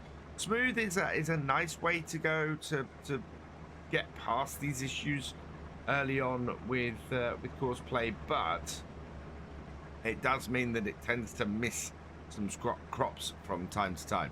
So I tend to prefer to do the sharp corners and work some of the headlands myself initially, just to make sure that everything works as it should. However, of course, we always have this thing where it gets quite full with things like sugar beet fairly quickly. So let's set this onto the hired worker again, like so. And then we can take this and head down to the bottom corner, follow our harvest around, and I don't know whether I have to actually unfold this. I don't think I have to unfold this to unload into it. We'll find out in a moment. Seems I picked the one corner to leave it to its own devices that actually had a roadway in it, and it had no issue whatsoever, which is brilliant. So we can just come up alongside now, and no, we don't have to do that to sort our overloader. We just need to, I don't know why this won't unload into this trailer. Maybe I do have to unfold this trailer. Unfold auger? Yeah. If I don't unfold the auger, that's exactly what the problem is. So, as I was saying earlier, no, you do actually have to unfold it. It doesn't tell you if there's a problem there. It just goes ahead and has an issue, which is really, really interesting. I didn't expect that. Makes sense, but I didn't expect it. Right, so that has unloaded into that. We want to turn this back on, turn our harvester on and down, and I'm going to bring the pipe or the auger back in for this. It's not really a pipe, and we're going to maneuver this around this corner. I think this will have problems in these corners for at least the first 2 to 3 rounds around this field. I'm going to have to kind of nurse it round for a little bit, but that's fine. This is running pretty well at the moment, though, now that we're getting past these teething problems. And yeah, one last little bit of cleanup, and you can see the issues here. Until the 3rd row, that is not going to be able to cut into here properly. So we've got to keep an eye on that, I think. So I'm just going to try and top off this trailer or the overloader as we come to the end of the field. Should be easy enough to do. In fact, there we go. And that means I can come around here now and unload into my trailer. So we've got 50,000 litres in the overloader here. I'll take that out. How far away do I have to be? Oh, further than I thought. Will this even do that? There we go. Yeah, I need to be a little further away, and I'm not sure this overloader will actually reach over the side of this trailer without doing some weird things with it. And yeah, our harvester has got blocked again. So let's get this back in position, get this overloading, and then we can go and sort the harvester out. Yeah, that does not easily get over the side of that trailer. Now this is the tricky corner because It comes back in here and then cuts in to the next row here. And then cuts across like that to do that. And then we can set it going again. There, I like that. That works. Well, kind of works. 85% full trailer, 50,000. There's not much point in us hanging around to empty the overloader again. If we did that, we would, yeah, that would sort of muck everything up. So, where are we going to deliver this contract? This needs to go down to British Grain, which is where we started off today. So British Grain is down here and is this one here, I believe. Yep. So, yeah, this is why we need the overloader. There's a good possibility that our harvester will get full before we come anywhere near getting back with this truck. Especially as we've got to go a little bit of a long way out in the first place. So, yeah, away we go down to the bottom of the map again. Looks like we're going to be spending a lot of time at British Grain today. I think Field 2 is going to be actually a very good target for us. It's got a high yield potential. It's got a very obvious place to actually split it as well. So we should be able to get the split in fairly easily into 3 fields off it. And we'll also be able to, we might be able to get some spring wheat into it too, if we play our cards right. It does mean that if we buy it, if we manage to buy it in December, we'll kind of have January and February to get it ready, which would be great. We'd be able to very easily and very quickly turn that around. I think it's a wonderful target for us to have to grab Field 2. Oh, this does not like this shed. Yeah, done a little bit of damage there. We've also transported 8% of the total sugar beet we need to transport for this field. So that's good news. Next time we'll keep the trailer a little bit out of the shed though, I think. Meanwhile, our harvester is reaching the end of the field and looking rather full again. So we need to get it unloaded into our overloader. And then that will be nice and full and ready when the truck gets back up to the farm. I'm kind of wondering if I can send the truck via a hired worker back after we have delivered that. That might be the way to go.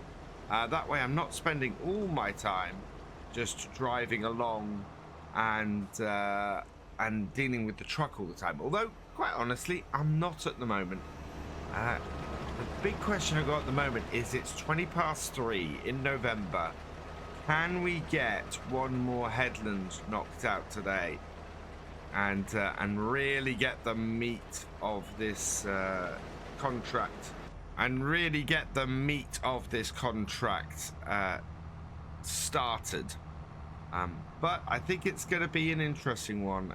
The harvester is definitely having an easier time going around the field this time, which it didn't last time. It managed to, I think I only had one corner where I had to reposition it this time. No, 2. The bottom corner in the south east and the bottom corner in the southwest, I think, were the 2 that gave me trouble. So yeah, we'll get this emptied out. We have a little bit of rain, but it looks like it's only going to be a shower. It'll make things a little bit darker though. I was expecting to skip the winter this year, but the way things are going, it looks like we might have a very busy one ahead of us. Yep, I think I definitely want to see if I can get a hired worker to navigate this back, down to British Grain and back, because we're spending a long time getting down there. Also, I've lifted the belt here up a little bit, so it now doesn't clip quite so badly, which is good. Kind of pleased I found that function. But yeah, we're beginning to get this to work. in the way I want it to. Nice and smooth, a well-oiled machine will make this whole job much, much easier going into the final stages of it. So that has emptied out 85%. Let's see if we can get a hired worker doing the transport part of this. So I know it won't be able to tip at British Grain because I can barely tip at British Grain. So we will do a go to, and I want you to go to here. So just outside. Is it going to go? No, that hasn't worked. Let's try that again. So create job, go to, and I want you to, I will send it to go to here. Start job. No, looks like it thinks it's unreachable. The evening is drawing in as we make it down to British Grain. Yeah, there was no way I could get the hired worker to navigate down to here. It would just not do it. So I've brought it down myself, and we're just going to back into the sheds here and then pull out far enough that our trailer doesn't catch the roof this time. Back it in, straighten up a bit. That's not going to straighten up in time. And then, yeah, we can just maneuver this in and get it to tip. And as soon as it tells me it can tip, is when I'm going to tip.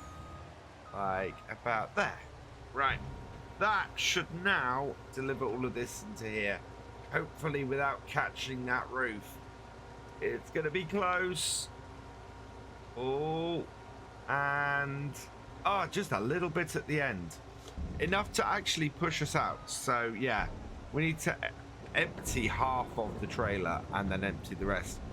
We are 16% complete for transported. But also, we are 22% of the way through the contract. And this is why I'm pleased we have the overloader up at the field. Because with our truck going to be coming back, we can get this emptied and keep it moving. Because we really want this field to keep running as smoothly as we can. And there we go, 3.5 of the headlands are done, and now we have a nice full overloader to fill into here, and we'll just take the last little bits out of the harvester and get that done as well. But that is a great start. We are about 25%, in fact 24% at the moment of the way through. By the time I've delivered this trailer full of sugar beet, we should be 25% of the way through, and that is a good place for us to leave it for today. We will continue this and get this done, get some nice money in from it, as well as selling our sorghum next time.